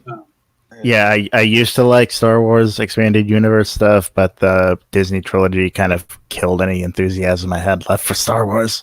I just don't give a fuck anymore. Yeah, it's Now pretty. the freaking Jason X. Last Jedi was really good. Last Jedi. No, it was not. It was not. You are objectively wrong, and I will fight you. Seriously, fuck that movie. No, I can't. I can't even keep a straight face. I've heard that Rise of Skywalker was even worse. I haven't even seen it, man. I didn't either. I mean, I think that Solo was worse than Last Jedi. Solo. I didn't watch that one either. Solo was Rogue like One was the best. cheap. Rogue One was really cool. Rogue One was my favorite too. It was been so much better, but it was okay. Yeah, The Force Awakens was it was good enough to right. get me to come back for Rogue It had One. some potential, right? I mean, it's set up to where it could have been pretty good, right? They could, Yeah, and Even, then even though it was derivative crap, right? But I mean, still, Yeah. it was like it kind of got you maybe interested in the characters. Yeah, and then Last Jedi comes along and just sticks two middle fingers in your face. Yeah. Yeah, that's true. When I saw Force Awakens, I was really into it at the point where it's like the dang, it's like about kind of like a rogue stormtrooper, which I was still confused of why they're freaking stormtroopers. Considering Yes, all Finn- that should be over. Like, Finn should have been the main character. Instead, they had fucking Rey, who has no personality. yeah, and it's so lame. It just got so lame after that. Yeah. And like, I refuse to see the last one. I'm done with it. And Solo was so bad that. Yeah. Why did they have to trudge out the tired old corpse of Palpatine to tell the story? They couldn't create someone Because I like that idea. Like, for some reason, Because they killed Snoke, and so they couldn't go anywhere with it. I mean, because the thing is, like, they're not creative enough to have that guy just get sewn back together. Like, that technology doesn't exist in that far future tech that they can't sew dudes back together. Far past. It's a long time. I mean, I read either one way. comic. I think I read one comic series called Dark Empire, which had Palpatine as like a clone. He made a bunch of clones of himself, and turned himself into a Force ghost that he would possess all of his clones. Dark Empire is literally what they should have based the sequel trilogy on, and they didn't. For no fucking good reason. I mean, they really couldn't do Dark Empire as a movie. Luke and Leia and all of them are too old. They could have modified it. It was a well written story. And Yeah, it was. It would have made a good movie, They but could have focused on Leia Wait, what are and y'all Han's talking children. about? Is this like the original like tie-ins that was like another? Yeah, thing? it's a novel series, and it's also they also did a comic book series. yeah, I've read the comic series. Yeah, that's all that stuff. Does anybody need to get to bed for work or some kind of stuff tomorrow? Because I'll go another 3 hours. I think I'll need to watch some. I'll go satanic another 2 porn. hours. Okay. I don't think I'll go 3 hours, but I'm working from home, so I don't. I just roll right out I of mean, I bed. love what we're watching right here. This is some good stuff. I watched a But, couple movies this week. Can I What's talk that? about them? I said I watched a couple movies this week. Can I talk about them? You what'd can you talk watch? about. Well, hold on a second. What were they? Then we'll determine that after say what they are. So the Russo brothers, the guys that directed the Extraction. Avengers. Yeah. Yeah, I've not seen that. What's the other one? I watched a crazy fucking movie called American Honey. Have any of you guys seen that? I've heard of it. I haven't. So American Honey is a movie from like 2016, and it is about a subculture of it's about a subculture called the mag crews, MAG, like magazine crews, and the mag crew culture is basically like these magazine subscription sellers would send these managers out into the world. They would take like vans or cars, and they would pick up vagrants and drug addicts and weirdos, and basically pay them a penny, a pittance, to go around these neighborhoods and try to sell magazine subscriptions. And then at night they would just party and do drugs. And it created this culture of like these absolute degenerate party animals that were just living day to day. You can't even say paycheck to paycheck, because they just had cash at the end of petty cash Right. at the end of the day, and they would crash at like these seedy motels. They would just park these fucking vans, these cargo vans, in the parking lots of these motels, rent a couple of rooms, and everybody would crash and do drugs and fuck each other. And then they would get up and do it all over again. They'd travel the entire country this way.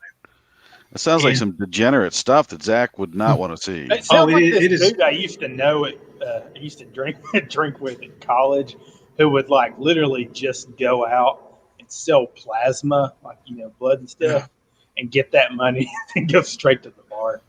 Right. So this movie stars Shia LaBeouf, but it also basically the rest of the cast. Sold. The director picked up off the street, like they're all street kids, and so it has a real cinema verite style, kind of like Kids or the movie Kids, if you guys are familiar with movie Kids from the 90s. Yeah. Or more recently, Spring Breakers. You guys seen Spring Breakers? I've been wanting to see Spring Breakers. I'm not. Those have like really hardcore cinema verite styles where it just really feels more like a documentary than a movie because they're not actors. They're just following degenerates around. Right. They kind of have a loose script, but a lot of the film is is improvised. So that's how American Honey plays out. It's about this girl who, like, at the very beginning of the movie, she's dumpster diving. She lives in this white trash town, just a complete fucked life. And she runs into this mag crew. She has no idea what it is. She runs into this mag crew at Walmart. And Shia LaBeouf recruits her in the parking lot. He's like, "Yo, you want to make some money?" She's like, "Well, doing what? I'm not going to suck your dick." And he's like, "Well, yeah, you are, but not doing that." And it ends up taking her on this crazy adventure. Yeah. Ends up taking her on this crazy adventure, and everybody's fucking crazy. And one of the cool things about it is Shia LaBeouf, he's a really good actor, and he's got a lot of range. He's a goofy fuck in real life, and he kind of almost turns you off to his career. Like, you don't even want to watch him in movies because he's such a damn goof. But he will nut inside us. yeah, that stupid green screen thing he made was super cringy. And do it, do it. Don't let your dreams be dreams. Doesn't Shia just do it? Doesn't Shia LaBeouf have that flag that 4chan or goes to try to take every time he puts it up somewhere? But anyway, he's actually a really good actor, and he actually comes off like one of those street kids. Like, it's not like he's an actor, like a Hollywood actor in a movie with a bunch of non-actors. He comes off like he's not an actor. He comes like he gets into this role. Really, he just like immerses himself in it. And it's a fucking crazy movie. It's really long too. It's like 2 hours and 40 minutes. It's this like epic cross-country road movie about degenerates. So that was Zach, sounds what do really you think about him being your roommate? Wait, what? What, Shia LaBeouf? Yeah, would you like to have Shia LaBeouf as your roommate? As long I don't like having roommates. I don't either. Yeah, he'd probably walk around all day with that bag on his head that says, "I'm not famous anymore." Oh God, that'd be fine. Like, or he'd probably be the type of douchebag who didn't do his own dishes and ate your food. Well, sure. It's like, God damn it, Shia! I told you to pay your half of the utilities today. Well, yeah. That reminds me, I used to have a friend in college, and his first roommate, like the very first night, this guy comes into the dorm like super late at night, and he's drunk, and he opens my friend's closet and starts peeing all over his clothes.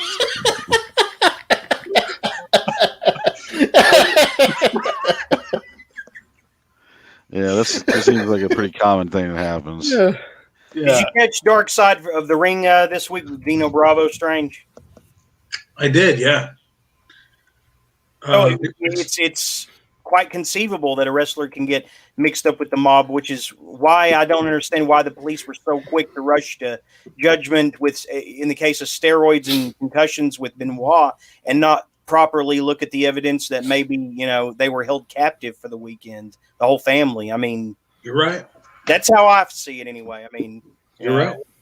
Dino Bravo, they said he caught 14 bullets to the head and only 7 to the body.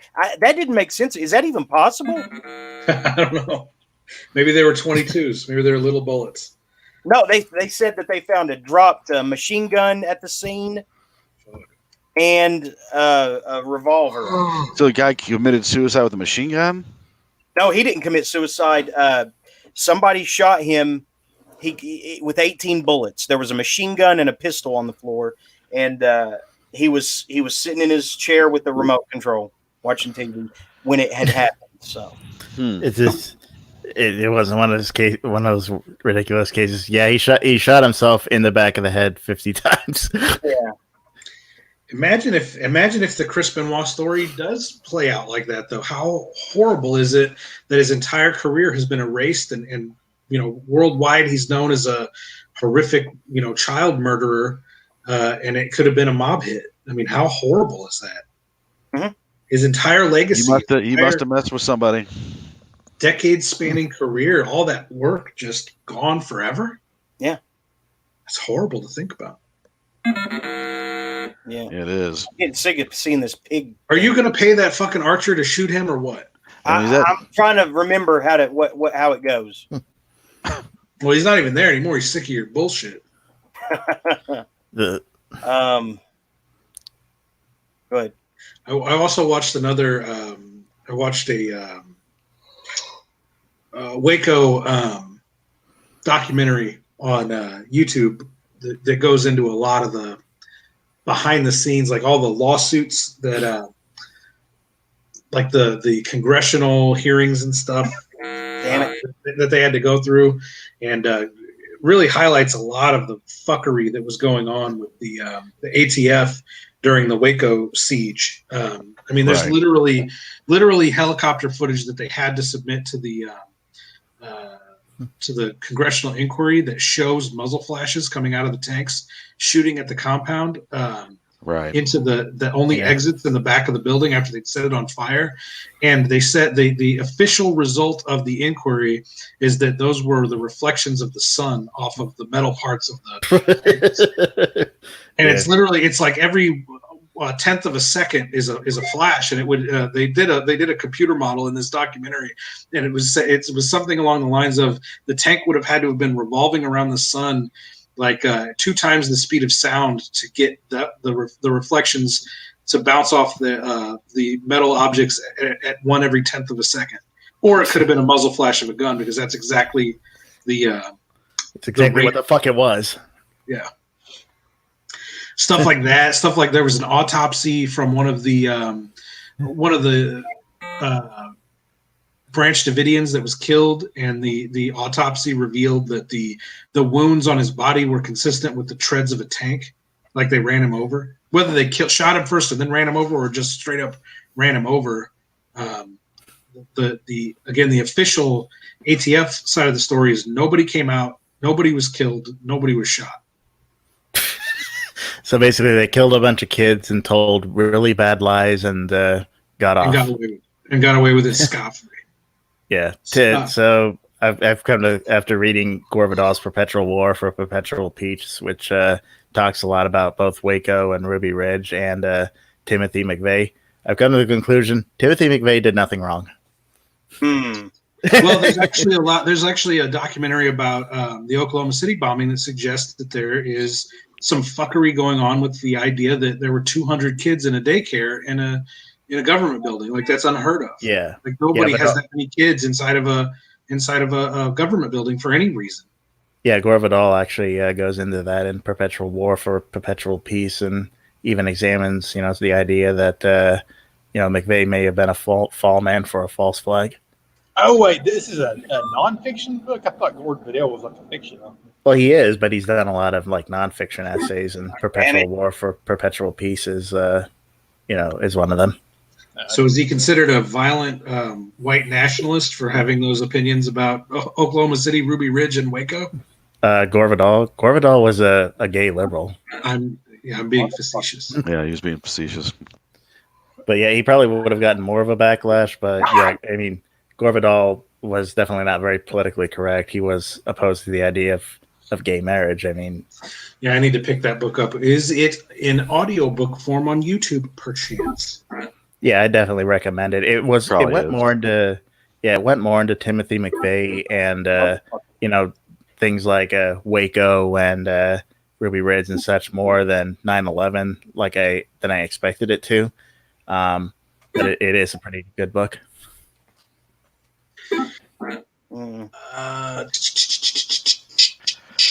What else did you read this week, Jeremy? Well, I told you about the Twilight Zone thing. Did you follow that case, Strange? Or did you see the Cursed Films episode? No, but you've been talking about it. I was listening to it earlier. Yeah, What's what's that Cursed Films thing on again? Where does it come on? I don't know. I just pirate everything, so It's on Shudder. yeah, Okay, my Shudder subscription died. I just pirate everything. John Landis. There were allegations that someone retrieved or found a Coke spoon in his office after one meeting he had with John Belushi, and he showed up to all the funerals, including the kids, and he had the nerve to make a speech at Vic Morrow's funeral, saying that film will live on forever. You know, we die, but film will live on forever. Maybe we can take comfort in that. It really audacious that he would even make an appearance. That's strictly right for appearances. So, you know, for his defense team. He probably carried his fucking balls in a wheelbarrow to say that shit at the funeral. Yeah. He just bounces around on his massive fucking balls like one of those bouncy ball things. Having balls that big having balls that big to put him in that kind of danger, get him killed, and be like, film will live on, blah blah blah. Fuck off. This book's only $5. Amazon Prime, free shipping. What is? Perpetual War for Perpetual Peace. Oh, get it, I want Nathan Carson to come in here and get in my business like he did Zach. I noted, or what I have to say is, we're going to keep going on for like 2 or 3 hours. Ben needs to get drunk, and we have to have someone for him to yell at. But I don't want to get drunk because I don't want the hangover tomorrow. How many people we got in the room again? We got 5, right? Yes. Where's this coming from? Where's Nathan Carson at? Is he talking shit right now? Frank Adler sent him the thing. If he's not answered it by now, I doubt he will. Yeah. Hey Nathan, come and get in my business like you did Zach's, buddy. Control us. Yeah. I sent him. I don't even want that. Hey, it's just a microphone, buddy. It's not going to hurt you. Come take none of those people, dude. None of those people have any balls outside. No, they don't. They really don't. On Facebook. Yeah, we were talking with Tom Monteleone earlier, and he was talking about how, when one person complained about, his anthology, too many white men, not enough women, blah, blah, blah, and all that, and he confronted him directly. He was just like, I wasn't talking about your book. Motherfucker, if you believe this shit, then have some balls to stand by it. Yeah. That interview turned out freaking awesome. Jeremy. Yeah, I know. I wasn't even trying that time. You take the control and try it. There you go. Well, yeah, I like Kirk. Kirk's was a pretty concise dismantling of bizarro fiction when he talked about what was it, fabulous, amazing, spectacular productions. Spectacular productions. Yeah, he was pretty on the fucking nose. I wasn't expecting him to be that. Explain this to me. What role did Jordan Krall have in this? Jordan Krall is a shit-starting motherfucker that he was very so back in that time. You got to understand, this is 2012, 2013. Jordan Krall has just broken off from Eraserhead, and he's out for scalps. He wants to crash bizarro fiction. He wants to steal all those authors from Eraserhead out of spite to try to hurt Eraserhead. And for whatever reason, all of us tangential bizarro presses were part of that fight. Like, he wanted to take us all down. He tried to set me up privately and hurt my reputation as a publisher. And he went right for the throat for that Christian Hanner fuck. And as Kirk said, there's no fucking reason or point to it. The dude was he was paying people. He had already paid Jordan. Think about this. He had paid Jordan Krall in advance for a novel to be published, and it was like, I don't even think that motherfucker was 6 months late before Krall sent the Dynatox minions after him on social media. And like he said, that dude was just like, fuck you. and pieced out, never to be seen or heard from again. And why would he want to be seen or heard from again by a bunch of motherfuckers that he paid who ran out of patience after 5 minutes? What did he do to try to set you up? I've never heard of that one. He came to me privately, said he wanted to publish a book with me, but he wanted to know what my royalty rates were. And when I told him my royalty rates, he went and told all the authors he could that my royalty rates were unreasonable and they shouldn't publish with me. What? Because he was threatened by my publishing house. My publishing house was way bigger, way cooler, and way better than his little fucking chapbook zine thing he was putting together. Yeah, that's pretty shitty. I mean, I did. I mean, this. I guess I should give a disclaimer. I have recently been. I have had some poems accepted for a charity anthology for Jordan Krall since he's been furloughed from his job. I mean, this was years ago, so he may have, knocked his shit off. I'm not one of these people that hang a person by their reputation for the rest of their fucking lives. That dude may be cool as fuck these days. He might have got all that out of his system a long time ago. But I'm just telling you what happened with me personally and what he did to Christian Hanner. And the fact that he did that shit to Christian Hanner after Christian Hanner wrote him a fucking check, and he cashed that check and then ended that dude's career. That's fucking bloodthirsty. Got it. Good job, Jeremy. Yeah, but this was a lot of years ago, and maybe get him on the show and get his fucking side of that shit. Because as Kirk said, it was an unreasonable amount of time to start saying that he needed to be publishing those books. He didn't need to be publishing shit. It takes a long time to put stuff together, especially if you're going to put it together right. Yeah, I kind because I only vaguely heard about that. I kind of got the impression that he just kind of stopped responding altogether to people. He may have, and that may have been a bad sign. But when it comes, oh shit, that's it. One shot, one kill. When it comes to fiction, I have very little sympathy for somebody that writes a short story that takes all of 3 writing sessions, that then sells the short story, gets paid for it, and then emails the publisher and doesn't get a response back, and then wants to go throw this fit like he was wrong. It's like, dude, who gives a fuck? Write another story. Write that one off as a learning experience. You got paid. Who gives a fuck? 3 or 4 years down the road, if you still haven't heard from the guy, put the book out or put the story out somewhere else. You wrote it in 3 fucking writing sessions. It's not precious. I guess my point is, short stories aren't fucking precious. They're certainly not. They aren't deserving of the reactions people give. The Brian Keene and Jordan Krall groups of people that freak out like these little short stories have all this value. They don't have any fucking value. They're easy to write. I'm a writer. They're fucking easy to write. I mean, for some people, short stories are actually pretty difficult. I guess, it's subjective, and I guess maybe I'm not being understanding or empathetic enough to the writer, but I don't. But I do agree that spurging out because they don't get back to you right away is, a bad luck. Or even at all. You can control how long you're going to wait too, right? I mean, you can control that, yes. Yeah. And I'm still waiting on a response from Jeff Burke for some pitches I pitched to Deadite Press 7 years ago. I mean, you honestly believe that he's going to? I'm sure you'll get a response any day now. Any day now. You don't see me freaking out. You didn't at the time. You didn't see me freaking out that he didn't respond to my inquiries about the pitches I sent to him. Who gives a fuck? Yeah, I mean, I wrote those books anyway and put them out myself. Who gives a shit? Yeah, I've sent out plenty of stuff where I send it to the publisher and that they just flat out don't respond. Whatever. I go shop it somewhere else. And then quit responding. Who gives a fuck? I got paid. You got John Skip. You got an acceptance for an anthology about popcorn with him, right?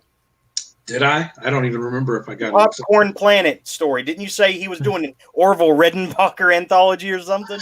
Man, I think you're right. I don't even remember now. I know that's a cool fucking story. And that never came out, did it? He never did put that out. No. I did. I forgot all about the anthology, and I put the fucking thing out in my short story collection. See, what's the hook with an Orville Redenbacher or popcorn anthology? It's bizarro bullshit. Who knows? Yeah. That does sound pretty. Yeah. I think it was an in joke. I mean, it's probably bizarro. I mean, it's probably joke. It's probably based on Joe R. Lansdale's The Drive-In, the Popcorn King, in that book. Oh, yeah, it could be tied into that. I wrote a crazy fucking time travel action violent stupid fucking story about sentient popcorn. I mean, yeah, I remember. I can't remember what the name of the Perpetual Motion Publishing.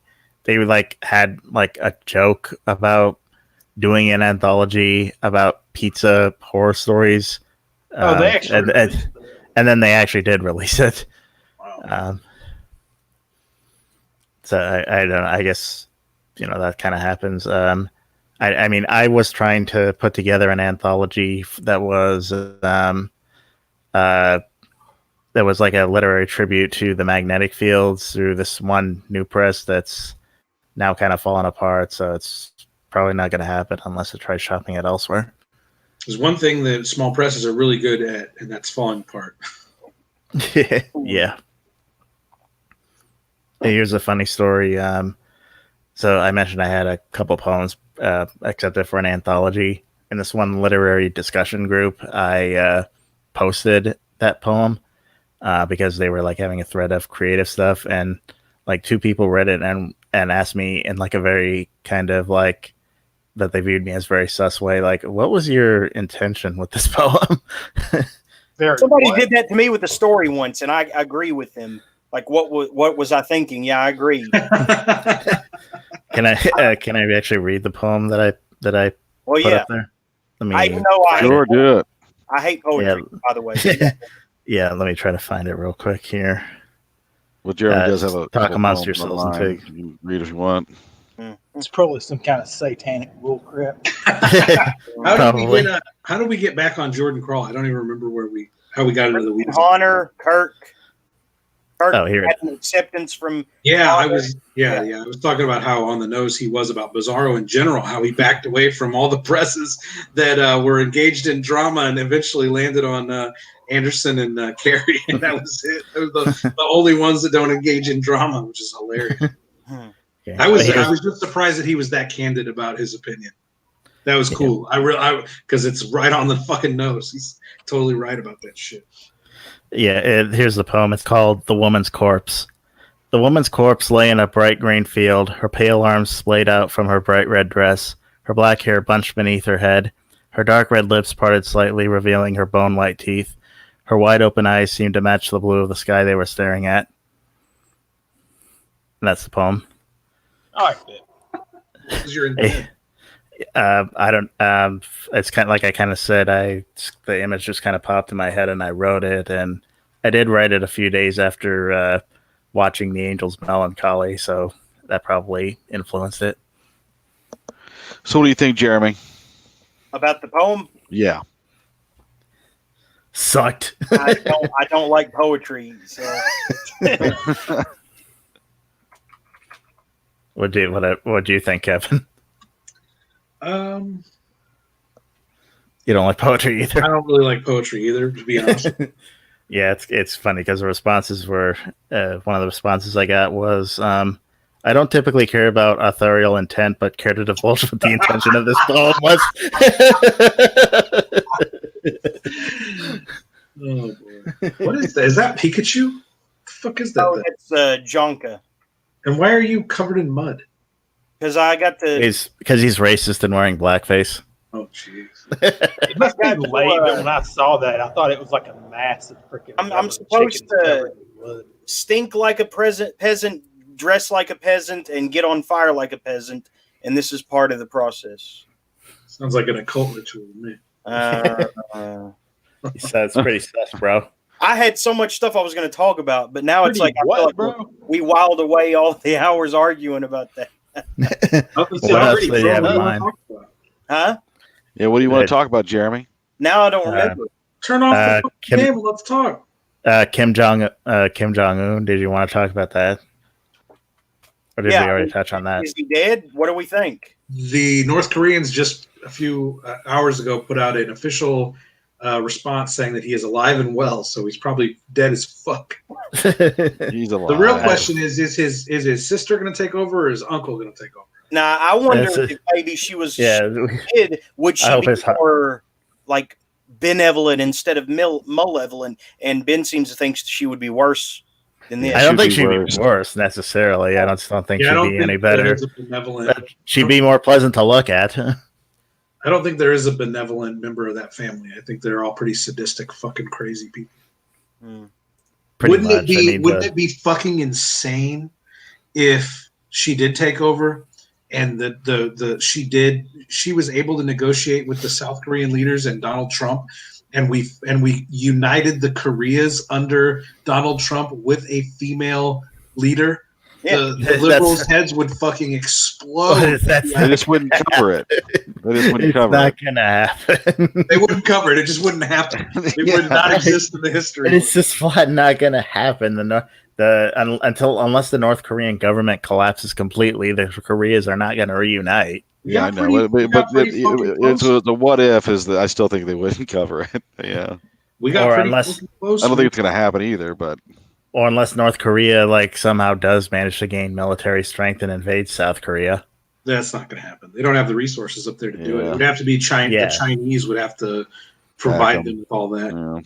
Yeah, and they're in like a major depression because of Kung Flu. So, but apparently, I mean, I don't know if this is rumor or not, but apparently, Kim Jong Un is just in hiding to avoid getting the COVID-19. He might be. Yeah, he might be. Might be. Jeremy, what do you want to talk about, bro? What are we gonna do with all this shit going on? I mean, do you think it's possible that this has been like a soft Chinese takeover or some shit? I mean, what's going on? I don't think so. I mean, I don't see how this really benefits them. Because this is not how America is supposed to act. That's why I ask. I mean, did you read that article I sent you about the AI angle? The what? The AI angle. I don't remember, man. You sent me a bunch of stuff. I'm looking back. The Last American Vagabond? Yeah. Okay, let's see. Techno tyranny, how the U.S. nation security state is using coronavirus to fulfill an Orwellian vision. Yeah, Gregor actually sent me that one. Well, yeah, I mean, if you don't have any questions about what's going on, and you think that they're just doing all this for our best interests, then you're the one that should wear the dunce hat. And I'm talking to all those people in small press publishing who think that Fauci is the only thing stemming the wrath of Trump and whatnot. Those people who worship science on an altar to the degree that they think they worship certain science. The WHO defines gender as a XY chromosome. Yeah, I don't accept that gender is a social construct. I see a woman. I can tell the difference between a man and a woman. WHO agrees with you, unless they obscure it, intentionally. I mean, the WHO, it's clear that they were running interference for fucking China. Right. So I don't like Trump, but he's absolutely right to defund the WHO. They're fucking shills. Listen to him. Ben's on our side. White nationalist Ben. Yeah. I guess it might be too Mexican for being a white nationalist, but maybe I can be one of those Nazi Aztec guys. Yeah. I need for but what is Zach mumbling about over there? I need caffeine. Or you just need sleep. I think we're completely fucked. I think that we that if the U.S. government is good at one thing, if the United States federal government is good at one thing, it is taking advantage of any crisis to steal as much power and consolidate as much power back into the federal government as possible. And we are fucked. I don't think that there will ever be a return to life as we knew it before this nonsense came upon us. And what that will actually look like, what that will play out as, I have no idea. Will it be Bill Gates tracking technology in a vaccine? I have no idea. But we are still. Why does everybody give Bill Gates a platform to speak on something when he's not even? I mean, he's not even in a position where he should be contributing his opinion. Nobody asked Bill fucking Gates what he thinks about this shit. Part of the leftist agenda, brother. They control the media. I know, they're fucking retarded. Well, they're power hungry, and they pulled the trigger on the last. This is the Hail Mary. They've lost the leftist agenda has lost the public sentiment. Yeah, the public sentiment is not in their favor. Trump is easily going to be reelected.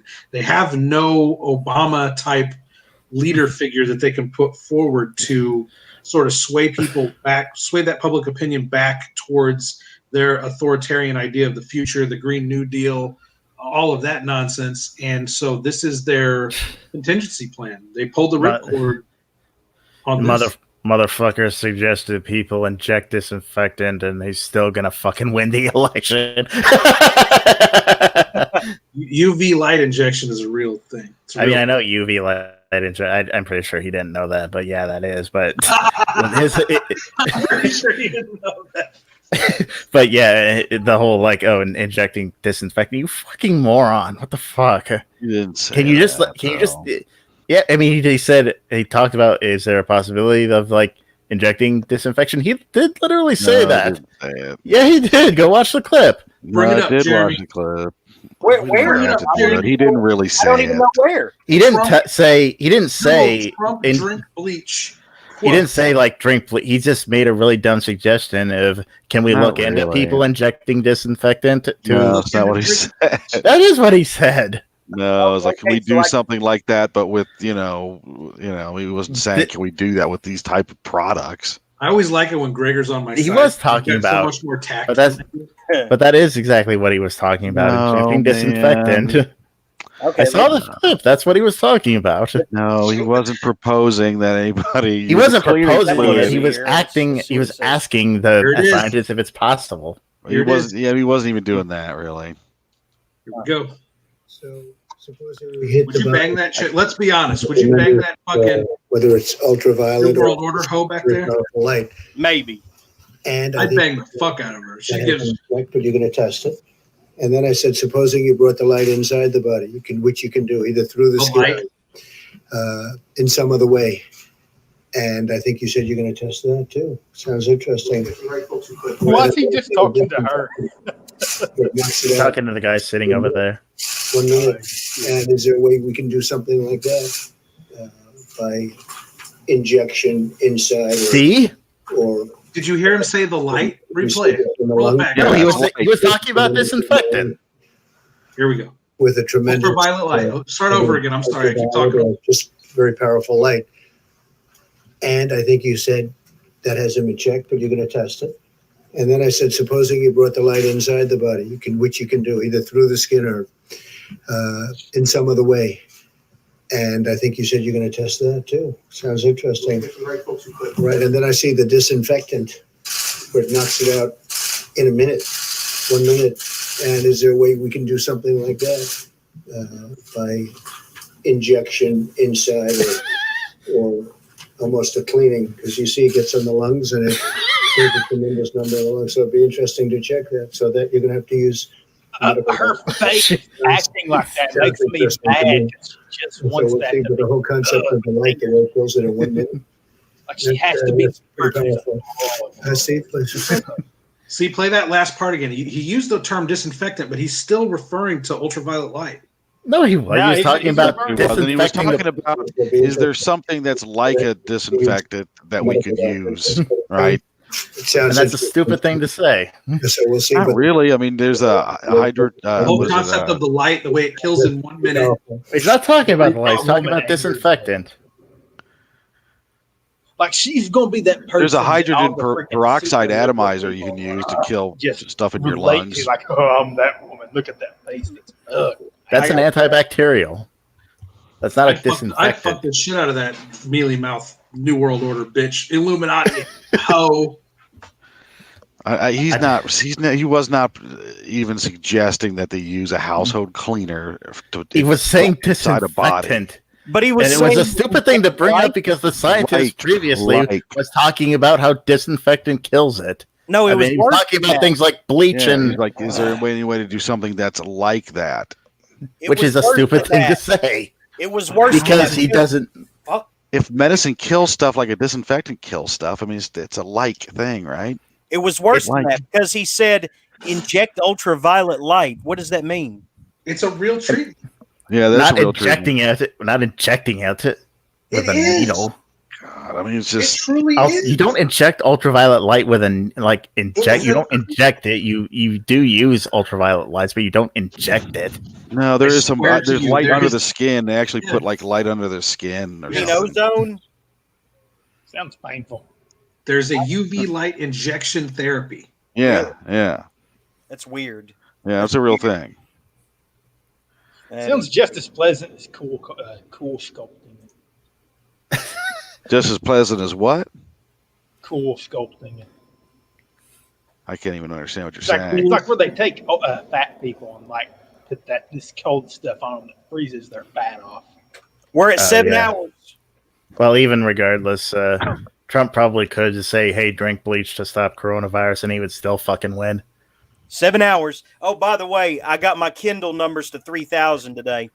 Yeah, Look at how fucking big my Kindle dick is. And I haven't. I'm gonna be see honest. I haven't even turned on. I own 2 Kindles. I haven't turned them on in years. I just do not like the technology. I don't like the idea of having to go to pick up a particular device. Having a seizure. It's short My circuit. mouth is foaming. It's so big it short circuits the thing. I don't like the idea of a device that only has one function. So I recently got an iPad Pro. I don't like the idea of a device that only has one function. Like I have to go fish up my Kindle to read books and then turn it off, and I don't use it for anything else. I have all these different devices in my house that have multiple functions, except for the Kindle. So I recently I don't bought have a problem with it. I like it better. No, that's fine. But the point is, I recently bought an iPad Pro for art. The Apple Pencil has pretty much the same pen pressure as a big Wacom tablet, but it's cheaper. So I bought one of those and I installed the Kindle app on it. And fuck, dude, the thing is 13 inches tall. It's like this huge fucking it's like the newest iPad. It's the biggest one they've ever made. And when you when you open up a Kindle book on that motherfucker, it is so easy to read. That fucking thing is huge on that screen. And it's a multi-purpose device. So it's not like I'm only ever going to use iPad to read books. So I think I'm going to get back into buying Kindle books. I prefer the e-ink. I have a Kindle Fire, which is a tablet, so it has, but I only use it to read books. It's really. I mean, I bought the first generation Kindle Fire, and its tablet function is not very good. It's freaking heavy too. It's really. It's only heavy. You only think it's heavy because you are a weak like baby. It's way heavier than the fucking iPad I just bought, and the iPad I bought is like 3 times as big. You need to lift more. Hey guys, seriously, do we want to go for 8 hours? Do we want this to be the one where we go an extra 8 hours? The only way I would agree is if we literally have someone on here and Ben gets drunk and he yells at him. I'm not gonna get drunk. You get drunk and yell at me. How are you not drunk already? Because I don't want the hangover. And why aren't you yelling at Strange? Because I'm cool with him. I don't want to yell at him. Oh, whatever. You're an Illuminati collaborator. You're also Illuminati.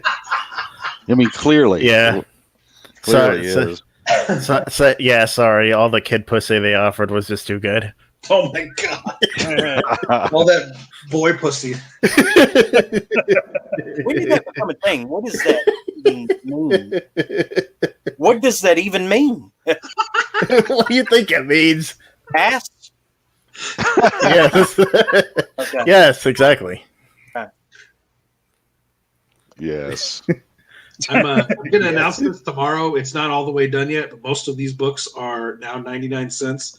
I'm going to actually do the post and advertise this tomorrow, but I have 5 books that are going to be 99 cents on Kindle for a coronavirus sale. I'm doing Beetle Brain, Vampire Guts in Nuketown, McHumans, I Died in the Bed of Roses, and Texas Chainsaw Mantis will all be 99 cents. Some of them are already at 99 cents. The change took effect, but a couple of them haven't finished converting over to 99 cents. Get those kids along with the Animorphs. And all but one of them are post-apocalyptic books, so it's kind of like a coronavirus theme of like, you know, if you're really concerned about the end of the world happening because of this virus, well, I've got some pretty cool post-apocalyptic fiction for what the world might look like afterwards.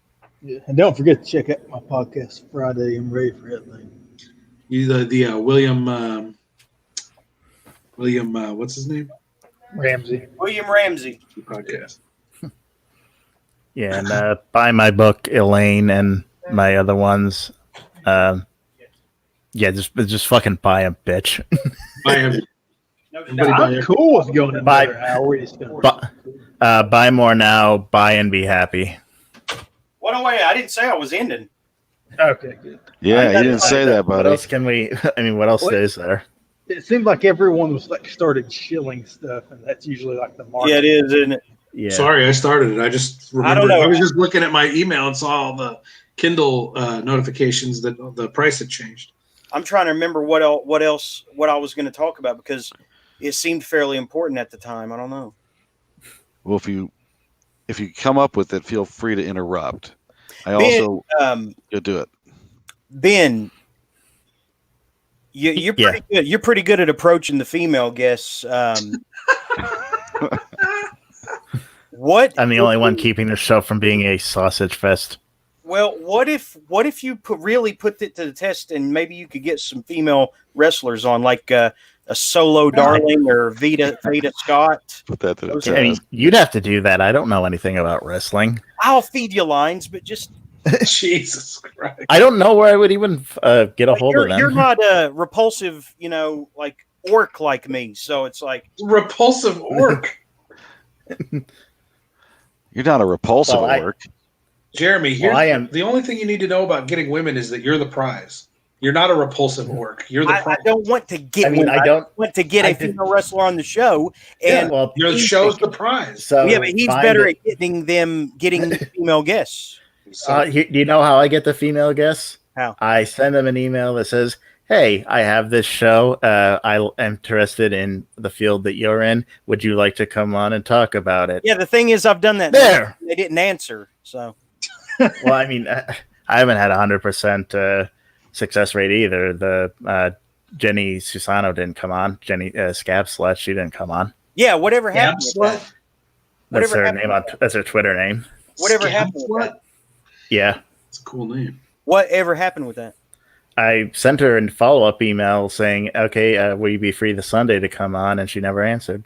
Did you include your picture with the email? I mean,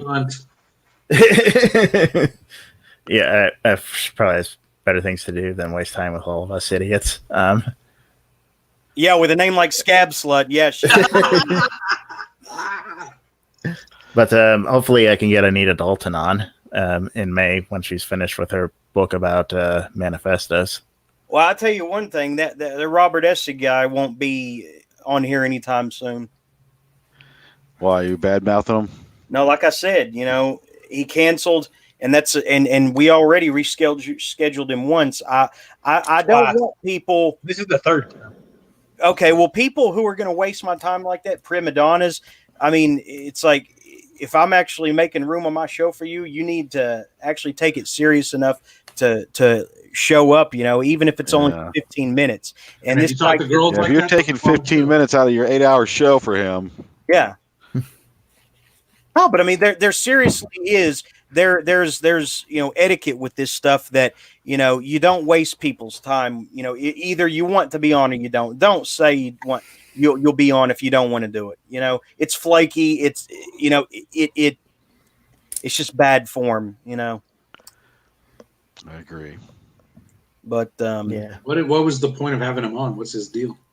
He wrote a really good book. He wrote a good book called Death Obsessed, and he's another one of those people who who, you know, wrote a book focusing on like cinematic conspiracy, which I've found is to be a reoccurring theme in a lot of modern horror and whatnot. Like, well, it didn't really have cinematic conspiracy, but it did have like no, it had to do with movies.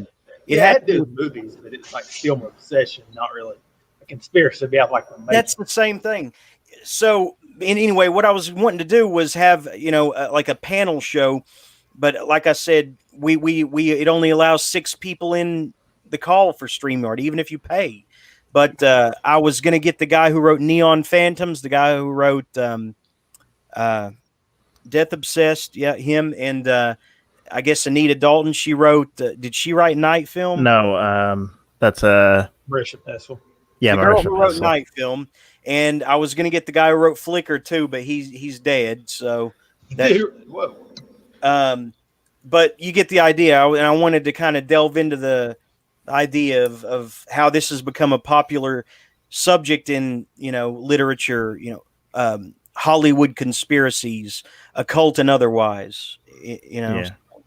Plus, Essig is like a huge fan of like the old paperbacks in the same way that Zach is. I see him posting it on Facebook all the time. It should have been. He should have been totally comfortable and like even excited to come on, but he wasn't. And it's just, and if it's a family emergency, fine. But he's going to have to wait if he does want to come on now. Probably where he saw him, I think, fights on Facebook. That's what I'm saying. So if he can't handle the heat, he needs to get out of the kitchen.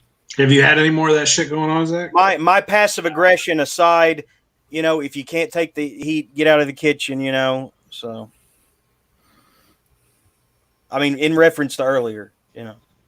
Yeah, I did joke around on that. Huh?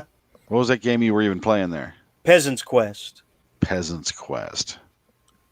Yeah. That's what this show is. Yeah, that's right. Have you had any more trouble with authors lately, Zach? No, the only thing I did was make a joke on. I think you actually started it there on the Dark Delicacies thing. They did respond, but they weren't like snippy about it. What happened with Dark Delicacies? Dell's just, you know, he's a leftist fucking windbag, and he wanted to dunk on Trump today, and I just went in there and was like, what the fuck does this have to do with fictions? You know, just stay on target. And I told him to stay mad because he obviously has Trump derangement syndrome. Wait, who does? Was it on his personal Facebook or on his? Dark Delicacies. Oh, yeah, that's a little silly. Who? If you're gonna do that, just put it on your own Facebook. Who? The guy who runs Dark Delicacies. One of the most popular bookstores in the fucking world. Oh yeah. But he's one of them. Of course he is. Well, it's the safe ideology. You'll never get in trouble. You'll never get in trouble in entertainment by dunking on Trump. I mean, I don't like Trump either, but I really don't understand these people who like literally every fucking tweet they put out is about fuck Trump, blah blah blah. I hate Trump. Orange man bad. Blah blah blah. Shut the fuck up already. Stephen King. He's really bad about it. Oh my God, Stephen King is so fucking obnoxious with that shit. Alyssa Milano, who's suddenly not a too when it affects her candidate, you know. You know, in retrospect, the Hollywood types being hypocritical about the Me Too thing should have been obvious. Like, how many people who jumped on the Me Too bandwagon signed that fucking petition to pardon Roman Polanski a few years back? Of course. And you know, I actually tried to find that petition. It's either been memory hold or it was never released publicly. Mandela effect. You know, I found news articles about it, but I couldn't find the actual petition. So either it's been memory hold or they just never released it publicly. Say what you will about Harvey Weinstein, but because of him, you know, there were a lot of good movies that would not have been greenlit probably by other studios. So Jeremy says that Harvey Weinstein was awesome and did nothing wrong. Yeah. No, he also said he likes to drink bleach. The picture is fairly clear that he was a scumbag, you know, to a degree, but you know, like I said, he greenlit a lot of films, you know, from Kevin Smith to David Fincher, all kinds of great movies that would not have been greenlit or made in the same way by other studios. So, I mean, Weinstein films had an important role to play in the last 20 years. I'm afraid to argue with Jeremy at this point. I mean, it's true. You can't really argue that. But he is true. I mean, Harvey Weinstein being a sack of shit doesn't mean he didn't do anything, good for entertainment. Right. I just don't understand. I feel like I'm under attack for being passionate about books, and that just doesn't. I mean, you don't even know how to read them right. Yeah, I think you're projecting that. You like hold them upside down and read them backwards. You know who made out the best in that Harvey Weinstein situation was his fucking brother that nobody talks about. His lawyer, you mean? His brother. His brother was his lawyer? Bob Weinstein. But that's who made out the best. Bob Weinstein, who was right there, right alongside him the entire Wait, is his name time. actually Bob Weinstein? I just made that up. I think it's Harvey and Bob. Yeah. Yeah, I think so. That's awesome. Bob. It sounds like a comedy duo. Is he short and skinny? But he is. I think that he looks exactly like his brother. But he just. Basically, like a Julius Stryker caricature. He pieced the fuck out, and nobody talks about him. Nobody asks about what he knew about, because people are. Like Kevin Smith and Quentin Tarantino. Like, how much did you guys know? All of them knew. All of them. Of course they did. They all knew. But the public is starting. Mods know.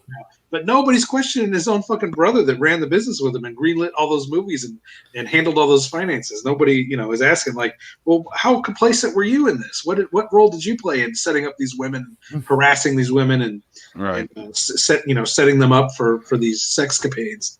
He's fine. He got off scot-free. Yeah, he definitely knew. Yeah, they all Mods knew. They all did, for sure. All of them knew. Mods knew. But so, I mean, if you, I don't really want to go down this road, but so did the women. And I'm not saying that the harassment was okay. I'm not saying that the threats were okay. The blackmail was okay. But a lot of those women went to Hollywood and said, I will suck every dick it takes to get famous. And they did. No, I mean, there were definitely people who did. I mean, like I said, I'm sure there were plenty who. They ran for that big, fat Harvey Weinstein dick as fast as they could. Well, from Get that dick in their mouth. Well, from the testimonies, apparently it's very not big or fat. Apparently, he looks like a burn victim down there. Yeah, that's freaking crazy. It reminds me of the same thing Texas Chainsaw Massacre, The Next Generation, where the Illuminati guy opens his shirt and his stomach's all carved up. He has these rings and he starts licking people. Wow, I've not seen that. You never seen Texas Chainsaw Massacre 4? It's crazy. No. It's fucking cool. You got to watch it. It's Matthew McConaughey and it's Renee Zellweger. Oh, really? Yeah, both Oscar winners, and they were in fucking Texas Chainsaw Massacre 4. It's awful. Matthew McConaughey has it's a remote control foot, right?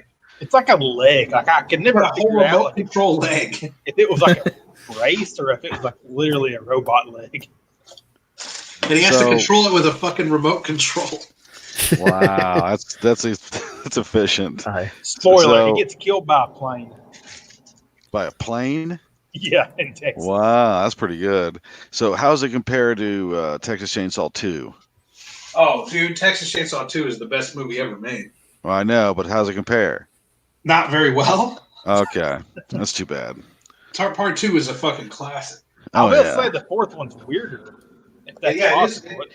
If I'm gonna, I'll tell you this: if I'm gonna watch a Texas Chainsaw Massacre film, I'm gonna watch 2 and 4. Okay. You gotta give props to I would watch. So 4 is pretty weird. Fucking weird as shit. Okay, that sounds good. I might watch. I do remember the Illuminati reference in it. It's almost doesn't happen. It's so quick. Well, it's so freaking random because it's just on the name of this thing, wrecking truck. Why is he naming this? They're so backwards rednecks. I don't think they understood what Illuminati really was, and they just were falsely equating it. Yeah. So. Maybe that's what it was. Yeah. That's what Ben's theory would be. They just don't even know what it is. I was trying to come up with ways to promote my books, and I figured the best way is to get a publicist and drop them dead off a roof with the words "Buy Ben Arzati's books" carved on his chest. Jesus Christ! You might sell a couple, yeah. Yeah, you should. You know, earlier this week, I was just kind of, you know, how you get into these phrases, these frames of mind, where you just kind of bullshit with the people around you. You run into in public, like, you know, the "how about this weather" type conversations. Yeah, those times where you have a small talk with people. Okay. Yeah, I mean, I just carry around smoke bombs in case that I have to do So that. what I just are you throw getting one at? and run away. What you getting at? Well, Jeremy? I used the turn of phrase that's been working for me normally with that kind of thing by saying, you know, I've never seen a reaction like this to a sickness before. It's pretty ridiculous, isn't it? And usually it's an old man who's as cranky as I am, and he agrees, you know, and walks away impressed. But this time it was someone, you know, my age, and he was all clean cut and everything. And he said, "Well, actually, I work at a hospital. It's real. It's there." You know, and it's like his girlfriend was with it, and she said we were waiting in line at Walmart, and she said, "That's not cool." And I just wanted to say, you know, even though that girl and him will never hear this, that girl can lick my ass. How do you say something like that to someone ugly? That's not cool. I feel like such an asshole. I couldn't do it. She's being the typical hole. Is just like if you say something that's a little too edgy, she has to be the hole and be like, "That's not cool. Come on now." Are you just one of the guys, little bitch? I hate girls who are just one of the guys too. Does anybody like that? Does anybody find that attractive? Really?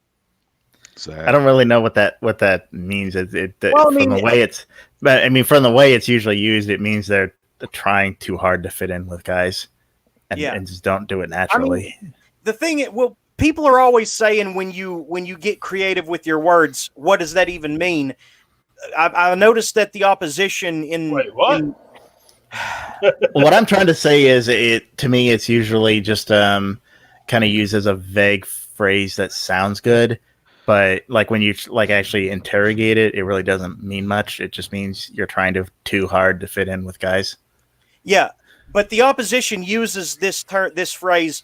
What does that even mean? A lot, you know. When really, if they just kind of use their imagination. I'm confused. No, don't right now, Zach. They when really all they need to do is just use their imagination a little bit. You know, and you can kind of find the answer within yourself as to what that means if you just apply it to the situation. Now, what that means, just one of the guys, though, is basically, that they're trying too hard, that they're trying to emulate male characteristics in a cute female body, you know, and it's kind of obnoxious, you know. I try that sometimes, too. I don't want to hear how well a chick can burp. Absolutely not. You know, it's embarrassing is what it is when they try to do that. But anyway, the point is, that bitch can lick my ass, whether she's on the hospital staff or not. I don't care. Also, I discovered. Be sure to say that to her face next time you see her. She's probably a TikTok nurse. And anyway, right. Which is funny because my girlfriend works at a old folks home, and she's way too busy to ever think about getting on fucking TikTok at work. Mm-hmm. Yeah, but I don't get the whole TikTok nurse thing. I don't get the whole TikTok thing. Period. I was about Jeremy's to say big on it. That TikTok is fucking cancer. Yeah. I thought you had all kinds of videos up there, Jeremy. But yeah, I'm sure he's got like 50 videos of him stretching his asshole on TikTok. But shirtless. I discovered my a new superpower this week, though. Oh, what is it? To turn all the women at work against each other. That's just called being a woman. How do you do it? Really fun. It was really fun, and it only took a few minutes. What'd you do? What'd you do to get your revenge on those duplicitous femoids? The meth head, with the missing tooth, who's cleaning the bathrooms. With the meth head, I mean, it's easy to turn her on anyone. Right. She's kind of the springboard. She's the impetus.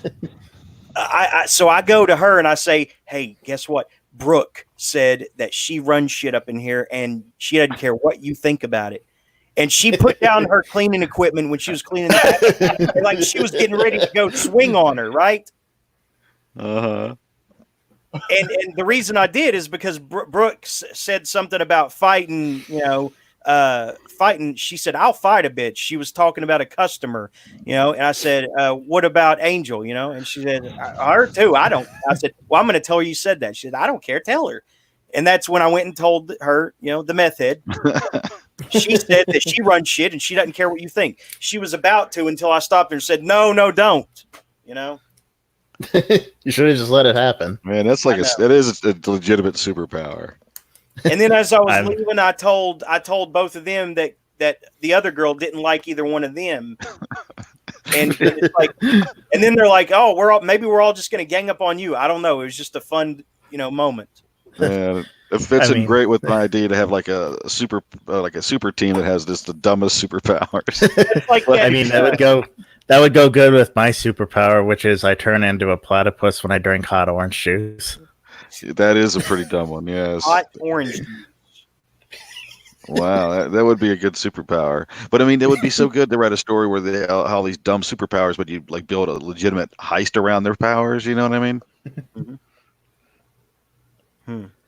I like your idea of being able to get women to fight.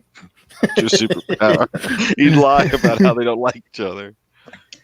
The cat fight coordinator. Yeah. What are some other good lame superpowers? Cat scratch fever.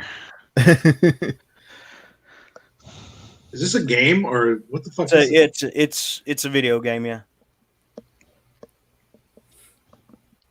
But I feel like you've been mad at me and Kevin this whole show. Me? No, Jeremy. Jeremy's mad at both. Yeah, the hoes are mad.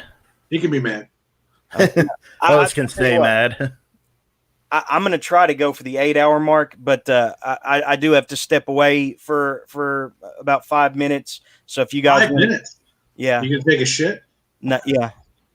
So if you guys, are still interested in staying on, who takes shits at 2 a.m? Okay. Some people have been holding it. Talk about whatever, or whatever. We'll talk about Jeremy. Okay. We'll talk about while you're gone. Go ahead. What's that guy thinking? Okay. What's what guy thinking? Jeremy. What's he thinking? I don't know. What are you supposed to be talking about him while he's gone? That's my way to get it instigated. What's that guy thinking? He thinks his Kindle dick's so fucking big. 3,000. He really does. He wants to brag about that all the time. And he was basically telling all these people that he runs this thing and he doesn't give a shit. Really? Yeah. Should I go fight him for this? Yeah. I think because we all know that I run this shit. That I'm king shit at Dick Mountain. Yeah. Well, he says that you're not. He says that he is. He had this show wrong before you got on here. Well, he's right about that. Yeah. So, what have you been reading, Kevin? I am about a little more than halfway through Dr. Blood Money. I haven't got to listen/read to a lot of it this week, but it is fucking nuts. We now have dogs and cats that are semi-sentient. We have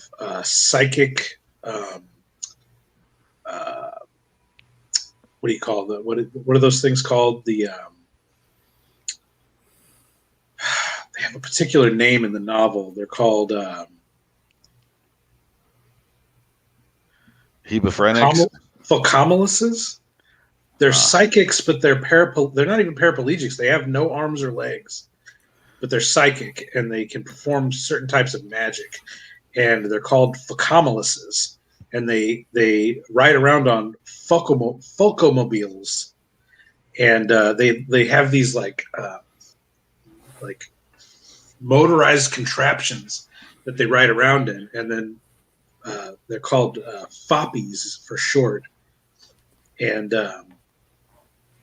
there's one in particular that lives in this post-apocalyptic community, and there's a plot to kidnap him. And there's also a guy that they right before the apocalypse, which was a nuclear holocaust, right before the apocalypse, the United States sent an astronaut and his wife into space. They were going to go colonize Mars, just two of them. And literally minutes after they launched them into space, the nuclear apocalypse happened. And so the space shuttle just started orbiting Earth.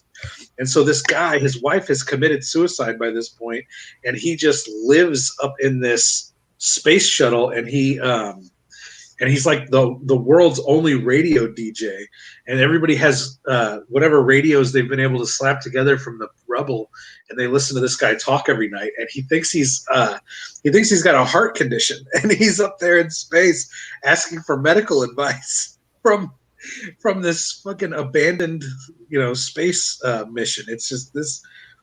I've read a lot of Philip K. Dick, but this is probably the craziest fucking thing I've read from him. Yeah, it's good.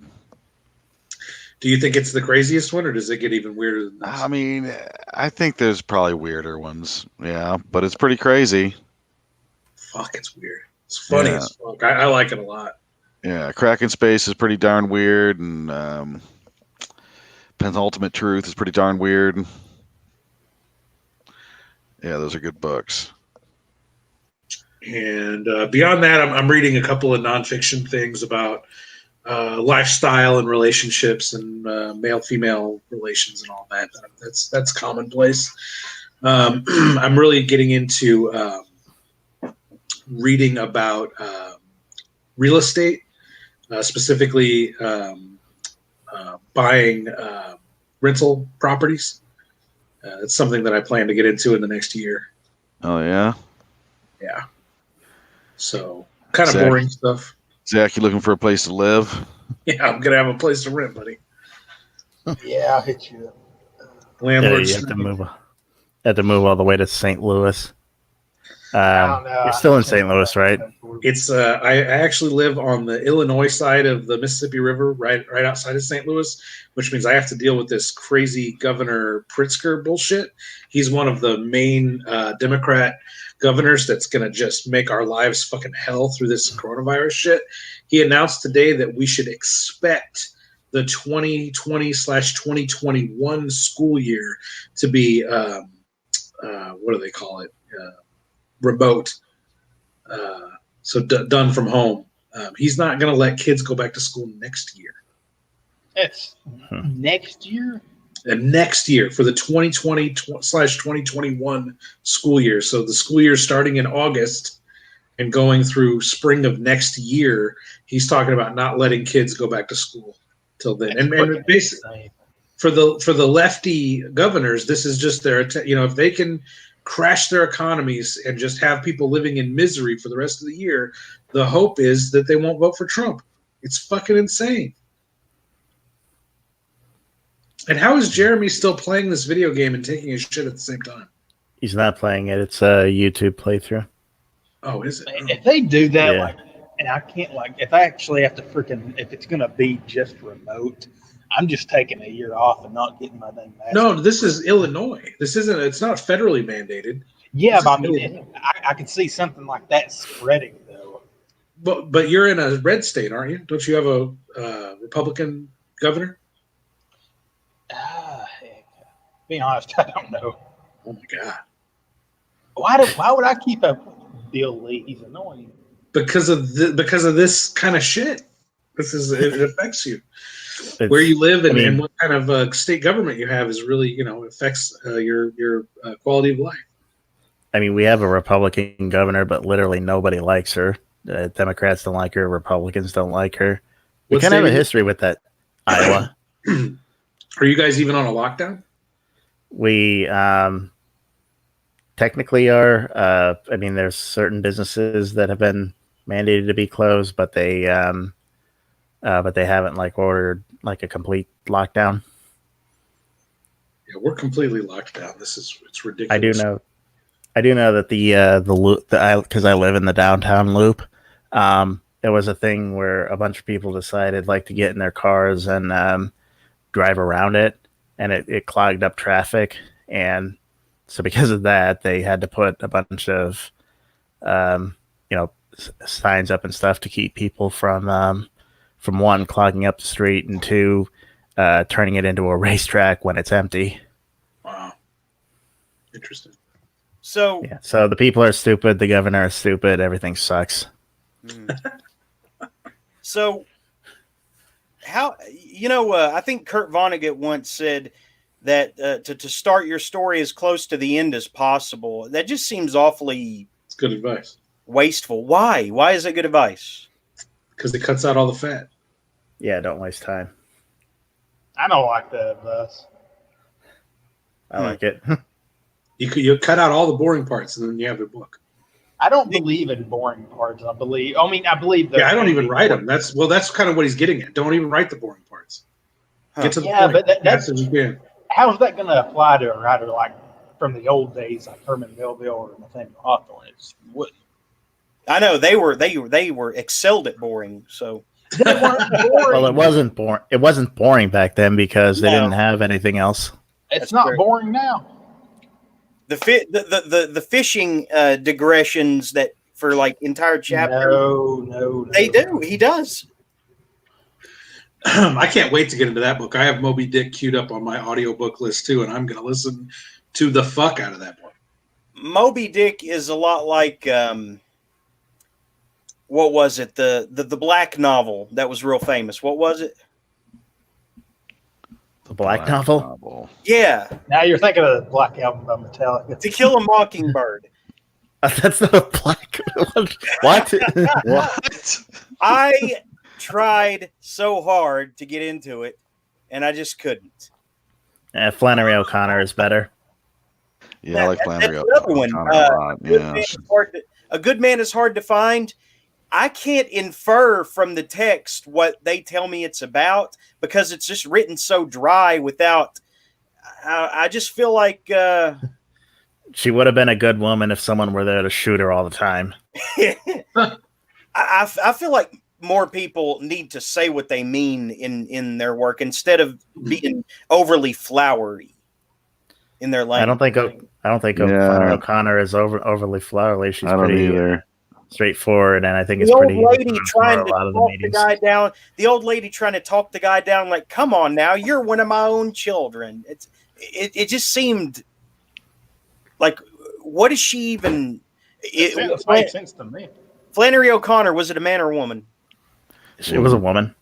Well, what is she even talking about with an old lady trying to talk and murder her down by saying, "Come on now, you're one of my own children"? It's just dumb. It's to me. I mean, it's about her, and she's insincere. So what? She's bluffing. She's just trying to save herself, or what? Yeah, that's where the whole, she would have been a good woman if someone were there to shoot her all the time line comes from. Well, I recognize that line, but what is the point with him? It's like, and the way it's written is not. It doesn't come off with great menace to me. The whole novel, or not novel, but story, it doesn't project this menace to me. It just seems kind of pedestrian. Well, it's not supposed to project menace. It's supposed to be very creepily dry in how it describes this murderer just killing these people. See, when it was pitched to me to read, it was pitched like it was supposed to be blood curdling, like chilling. Oh yeah, I did not. The wrong expectation. And guess who? The person was who recommended it? A poet. A poet recommended it to me. So of course, was it Ben? No, but I'd recommend her story, "Good Country Folks." That's a really good one too. Okay. Yeah, I like all her stories. Hey, is I like her everybody still essay here? on political fiction. Everybody still here? Okay. I've not read her essay on political fiction. That's pretty awesome. And what does this what does this mean? Like I heard reference earlier twice. Jeremy is on his own planet as usual. What is my own planet? The planet of Jeremy. Are you talking to me? Yeah. Planet Maddox. I don't think that the intention of my comments are taken well. I think that you take things out to illogical extremes for I'm not sure what reasons, so that you could get mad and yell at me. Exactly like because if you don't, That's because a if you good don't enough take it- reason. because if you don't take it to the extreme, you'd have nothing to get mad at and yell at me about. So I just consider that like Planet Jeremy. Like I make a point, you take it to absurdity in order to get mad and yell at me about it. And it's like, Well, because everyone I know likes to poke at me with a stick, because I know that I'm like animated when I do get angry. And so I'm used to, being poked into and provoked into, animated Jeremy. well, I just appreciate, civil discussions that stay on point. Like if I'm going out of my way to make a particular point and you want to disagree with me on it, disagree with the point, not some exaggerated version of the extreme to absurdity version of it, because I have no response to that other than that's not what I said. It's the only way I can possibly respond to you getting angry and taking something to an absurd extreme that has nothing to do with my argument. And they need to be The whole more thing extreme, actually, I think. The whole thing just felt very anti-fiction. And I mean, it's like, I didn't say that. I didn't say that. You can't argue that I'm anti-fiction if I don't say I'm anti-fiction. but the whole basis was, there's this occult, and it's there, but to say that it's like directed, intentionally with menace, that's what I got out of it. Well, in those the things instances that it is. In the instances that it is. Okay, let me try to make a comparison that might make sense to you. If I said that the cannibal Jeffrey Dahmer was a terrible person, and you said, "You think everybody's a cannibal, man? You're crazy." And I say, "Well, I'm specifically talking about the cannibal what did I just say his name? Jeffrey Dahmer. I can't believe I forgot his name. I'm specifically talking about Jeffrey Dahmer. No, you're talking about everyone being a cannibal. No, I clearly said this particular. So when I talk about occult in fiction and entertainment, I'm specifically talking about occultists in entertainment. And when we're talking about Jared Leto in a movie you want to see, he's particularly and specifically an occultist. He owns an Air Force base. I just can't wrap my head around that. Why? And what does he do on it? He has people that worship him like the Messiah. He wears white cloaks. Is that a fact? It's a fact. So when I'm talking about someone like him picking a movie that specifically has occult connotations to it, I'm just making the point that the occultist Jared Leto is making an occult movie, and you want to see it because you like the comic book. And my only suggestion is maybe you should be careful with the entertainment you consume, because some of it is malevolent. Some of it's Jared Leto has started a cult on an island. Well, and his followers call him Prophet. I mean, in what way would you say that? In what way would you say that it's malevolent? He suspects that it is based on the source material that he chose to be associated with, and that's what he's trying to say. I think he's a bad person, and he chooses projects that are particularly. He's guessing that there's going to be some kind of occult meaning to it. My guess, my guess is there's going to be adrenochrome parallels. Is my guess. Probably. No. And does that mean that you shouldn't read books? Hell no. That has absolutely nothing to do with what we're talking about. We're talking about a crazy occultist who's about to release a mainstream Marvel movie. Right, and he gets his superpowers from blood of a bat. You How have to kill so people little from faith. the blood of a bat. Do you have so little faith in your own ability to discern that you could not watch it without being? Why subject myself to it? Well, I mean, when I have an infinite number of other options of art and entertainment to consume. Why go specifically to an occultist and specifically deal with his subliminal messaging? Well, because the kid in me who read Morbius comics did not You can still care read about those comics. Those comics are cool. Yeah, well, I mean, I wanted to see it on the big screen, though. I mean, that. And I'm not telling you not to. I'm not telling you not to. I was trying to warn you about the type of individual involved in it. Is all. That was. I mean, everybody knows. I'm adult enough to handle things with subversive messages and extrapolate it for myself. So you are. Everyone I knows. Suggested that you're not. Everyone knows Jared Leto's a douchebag, and it's like, look at the behavior he displayed when he was, trying to be the fucking Joker. Look at this dude. Look at this psycho. He was good in Blade Runner 2049. Oh, I hated that movie. He's like, You hated that movie? That movie. Well, talk about Kurt Vonnegut saying start as close to the end as possible. That movie goes on and on. Well, you got to know it's going to be slow going into it. Look at this guy pretending he's fucking Jesus. Look at him. He's a fucking crazy person. I mean, it was the first search result, too. Yeah, I saw that. It's just like, I'm not surprised. I mean, dude's a little off his rocker. Yeah, so maybe it'll be a great movie. I don't know. I didn't see Venom. I don't like Sony's. Venom was horrible. Yeah, I saw it. It seemed like it was made like 10 years earlier than it was. It was a turd in the wind. Whoa! Well, I mean, the '90s were awesome, so I don't. It seemed like a '90s made movie. 10 years ago wasn't the '90s. 10 years ago it was 2000. 2010. Oh, in 2010, and everything sucked then. That's okay. Yeah. Well, I don't know. Should we call it, guys, or why? Wait 15 minutes. 15 minutes, man. Do 15. I want to know why you were took all of our banter so personally, and then went off in exile. The whole I was able to compartmentalize it until the whole Jeremy is taking his entertainment wrong or enjoying his entertainment wrong. I took that personal. Yeah. You didn't know how to. Yeah, you don't know how to read your books properly. That I took. Yeah, you need to use your eyes, not your ass. See, because, I mean, I read. That's what I mean. That's just what I do, And I feel you don't like even books right, man. It's all. I feel like it's all preparing me for when and if I ever do actually finish a story. That it'll be informed by all these complex elements that I'm mixing now.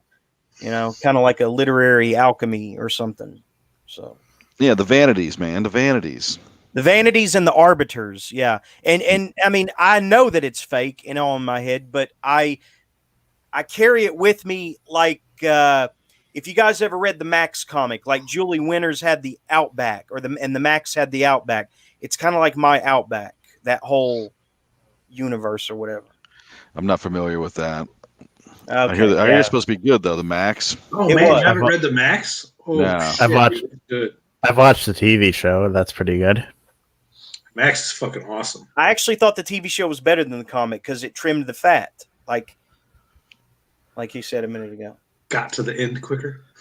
I hate it. Do you guys have any good Vonnegut recommendations? I have a couple of his novels, but Cat's Cradle is my absolute favorite. Yeah, I mean, I like Cat's Cradle quite a bit.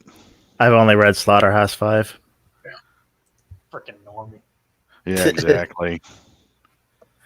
I mean, I've read most of them. I had a boss when I was 19 that considered himself like a cinemaphile, and I wasn't a cinemaphile.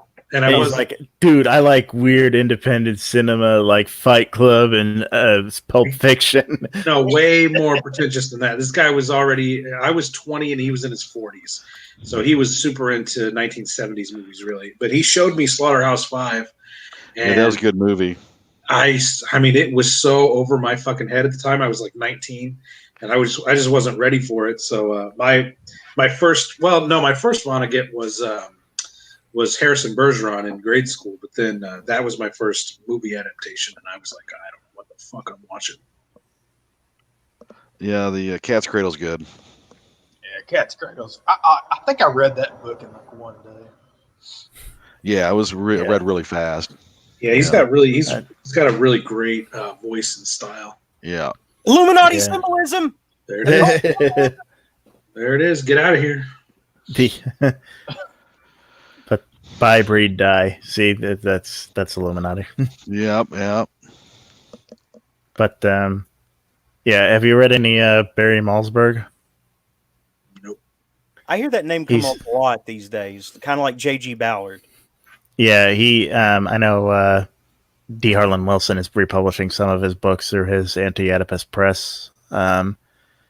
Because we were talking about the John Campbell Award earlier. One thing I was thinking about is it's kind of ironic that John Campbell was he was a very hardcore traditionalist when it came to science fiction, but the very first of the John Campbell Awards went to Beyond Apollo, which is a really weird postmodern science fiction book by Barry Malzberg. Which the plot of it is, it's like two guys go to Venus, only one comes back, and and his mind is like completely scrambled, and he's the narrator, so the whole book is just completely scrambled. I need to read pick it. up this. Yeah, I think it's pretty good. You have to like, if you're the kind of person who really like hates having your expectations just like played with and completely shattered, you probably won't like it. There's not really a strong central plot. It's just this guy trying to put his mind back together. Do you like The Last Jedi a lot then? No, do not compare Last Jedi with Barry Malzberg. Barry Malzberg is good. The Last Jedi is fucking hackery. Dude, it defied your expectations. It shattered them. It would defy your expectations if I turned my webcam on and pulled my dick out in it. That wouldn't be good. It wouldn't defy my expectations necessarily, though. Well, no, you've been thirsting to see it, I know, and I'm not doing it. I'm not doing it. No. Well, difference between expectation and anticipation. So I started this story earlier this week, and it started 3 weeks leading up to something important. You think that's too long to wait for the big important thing? I mean, it depends on how you stretch out the 3 weeks. If I'm going to do something like that, really. Yeah, if I'm going to do something like that, typically I'll start at the event and give you a real nice teaser, real important teaser, and then cut back to the 3 weeks if it's necessary to build tension and character development and whatnot to get to the event. Oftentimes, just starting at the event is where to start. What's the point? Why 3 weeks? Why did you do that? What significance does starting 3 weeks early have to the event?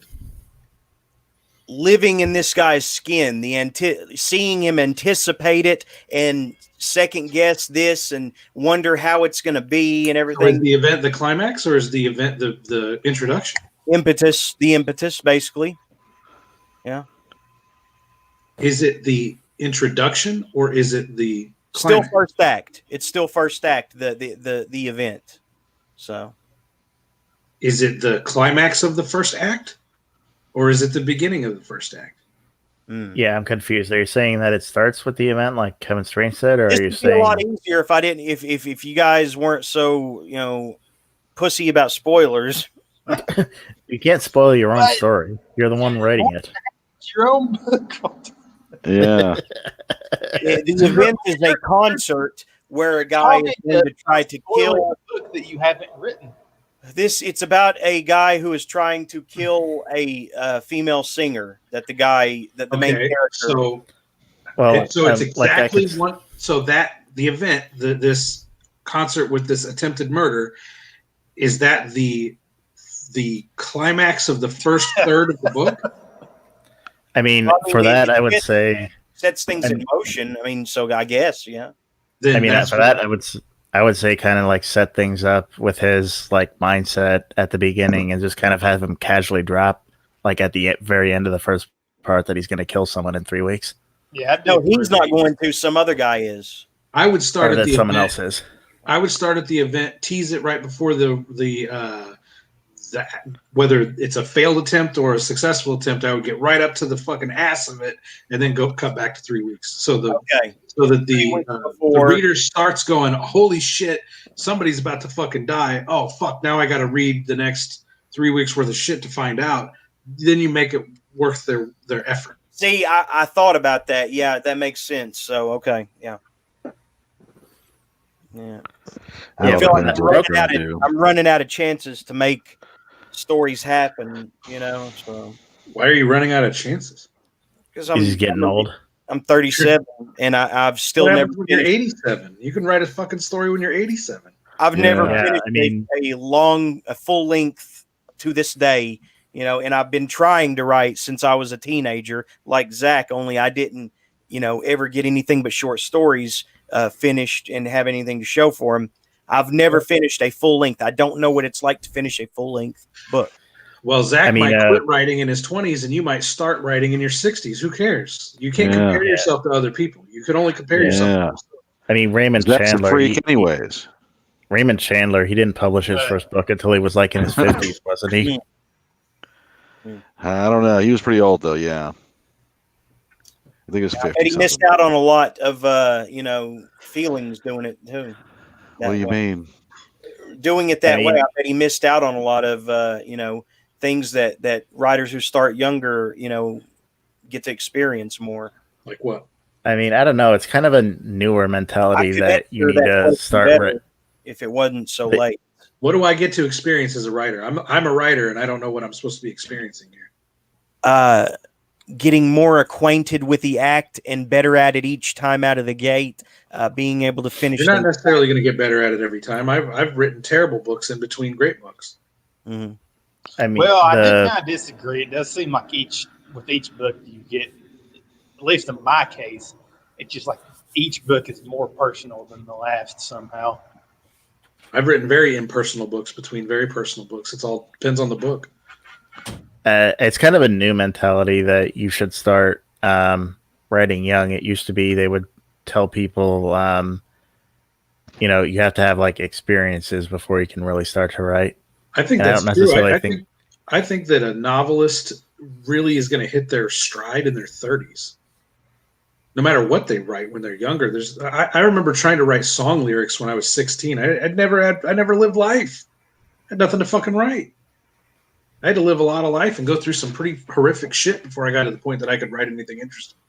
I mean, yeah, I think that's probably true too. I started off writing song lyrics too, and most of that stuff was like, shit.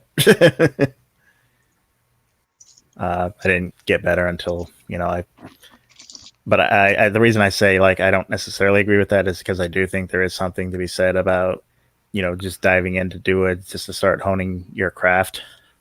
And Zach is a freak. He can write really cool stuff as a completely young and inexperienced little dude. Well, I do believe there is something to say for like being able to imagine these things. It's like we're all kind of like we have the same experiences. We can kind of imagine it, even though we haven't like lived it. I was a fucking idiot when I was your age. There was no imagining experience. I was a fucking tool. There's just no two ways about it. I was partying and fucking and doing drugs, and I couldn't string 3 fucking coherent sentences together. Yeah, when after I graduated high school, I got like way too depressed to do a lot of creative stuff. That was my teenage years. Like 16 to 21 was pretty much existential dread and depression and anxiety. I wasn't capable of doing anything but drugs and sex. Yeah, I didn't really like pull out of my like hole and start really working on writing until I was like 25 or something like that. 3 minutes. Yeah, I wrote my first screenplay at 25. And 25, I had a girlfriend that had died in a car accident. I'd had a couple of drug overdoses. I had lived I'd been thrown out of my house 20 times. I'd had several best friends, turn on me, and I'd had a long-term relationship end really, really roughly.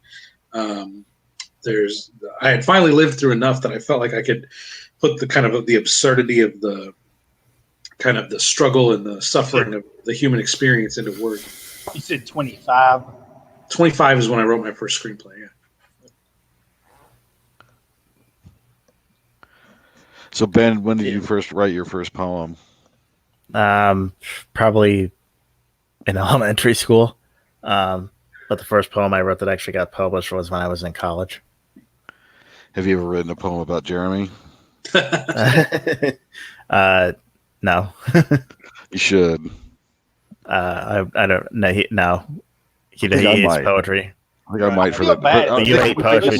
I'm the only one here who likes poetry. Right. I can write one about Jeremy. I'll write one. I'll read it next show. That's okay. I'm the only one here who actually likes poetry. Gregor, you got to come on my show and read some fiction pretty soon when I'm doing my drawing shows. I'll read. It'll be like a epic poem about Jeremy. I'll read some of that. Who's that Jeremy- guy that actually does a good job of writing epic poems about conspiracies and stuff? He wrote for Dynatalks. Really? For a second. Yeah, what was his name? I don't know. I never heard of that guy. Sounds pretty interesting. Hang on, I'll find him. Jeremy, you can come on there and read your shit too. I don't know if you have anything. He doesn't use Facebook. Matt Bialer or Bialer. Oh yeah, he's on Bizarre Occult Press too. But Matt anyway, I don't know that I have anything worthy of presenting. What about those Jason Sinclair stories? We had Ben and Frank on there. They read some funny fucking shit the other night. I got burned out in my first 3 years of college doing live readings to the point where it's just, I don't really like hearing people read fiction, and B, like sitting there doing it is freaking tough. You just don't like anything, Zach. I mean, No, I do. I'm saying like Like live Hawthorne. readings. Like Hawthorne.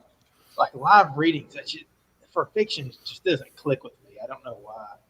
But Just depends on the author, depends on the inflection, depends on the performance. Reading live fiction is acting just like any other acting job. You're delivering a monologue, and you either have to do it, you have to do it in a clever way or a way that encapsulates the audience. Like Yeah, I guess I'm when just Carlton a horrible Mellick does his live readings, he always plays a weird character when he reads, and he never reads from his fiction. He writes like performance art, spoken word specifically for the performance. see, that's the thing, though. It's more about the performance than it is the story. I think that has its drawbacks too, even though it is entertaining, and yeah, it does steal the show. But if all you ever do is performance, then you're never reading your stories. And I mean, that's what we're there for, is to tell stories. I mean, at the end of the day, it just, I don't see fiction working is the same way as like a campfire story, because it's more no, it cerebral. can work. I read, when I was on a roll with Life the movie, I read passages that had people on the edge of their seats, and then the poets got mad because organically more people started reading fiction at the events, and they got mad at me because the poetry went away, but it was because they stopped coming. It's pretty weird that there's a dang cabal of Kingsport poets that are just assholes. I just don't get it. Well, it's not that unusual. God's honest. Yeah, all poets are assholes, and they're everywhere. They were complaining about the poetry especially going away. God. They complained about the poetry going away at the reading events, but they stopped showing up before. See, so, and the fiction reading happened organically. Everybody started reading. Well, I wrote this once, and I want to read this. I mean, it happened organically, and they stopped coming. So naturally, they stopped being heard. Yeah. Okay, it's eight hours. All right. Yeah. I want to start working on that poem right now. Time to pack it in. Yeah. So we're done. Yeah, I wasn't gonna wimp out this time, man. I wimped out the last time. Yeah. Now I don't remember how to wrap up. Buy my fucking books. That's how we wrap it up. And now play us a song. Buy my fucking 99-cent books. Buy my $5 paper. I'm thinking. I'm out. See you guys next time. Later. Right, talk to you later. Night. Put on the song Roman Showers by Prurient. Now put on Piss Up a Rope by Ween. Just put on a song so we can go, please. I'm trying to think of something that won't get copyright bullshit. But Furion won't get copyrighted. I don't know. The birthday song.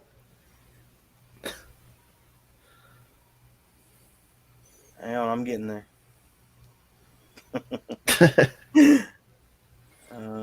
No. It seemed like you were taking things personally tonight and got depressed. Well, yeah. When people say that I'm idol worshiping and I'm not, I didn't say that, and I don't really think Kevin did. I mean, but you were on that side, so. But no, I mean, it's nothing that I'm going to take away from here or even to the next show. It's just in the heat of the moment, and I took it as in the heat of the moment, and I'm not going to hold it as a grudge or anything. It's just, I got kind of worried for a second because it seemed no, like you don't have like to. it. You don't have to worry. It's part of the show. It's like Howard Stern would always needle, people in the studio to get reactions. That's kind of what we're doing with each other. And really, these are almost like auditory constructs of us. It's not totally us. These are auditory constructs of us that Yeah. we're using. I agree to that. It did seem it's like the needling did get to you to where it was like the It did, but I also can, acknowledge that when it gets the best of me, that it's for the good of the show, and I can kind of go with it. So, yeah, nothing too bad. So, okay. Hey, if you want to do that thing where you shut it off, Who I've left? got something. Okay, Gregor couldn't take it anymore. It's okay. We're going. Okay. He didn't get to say his piece, but all right. So, sorry, Greg. Do you have a song queued up already? I'm thinking. Put on Roman Showers by Prairie. Okay.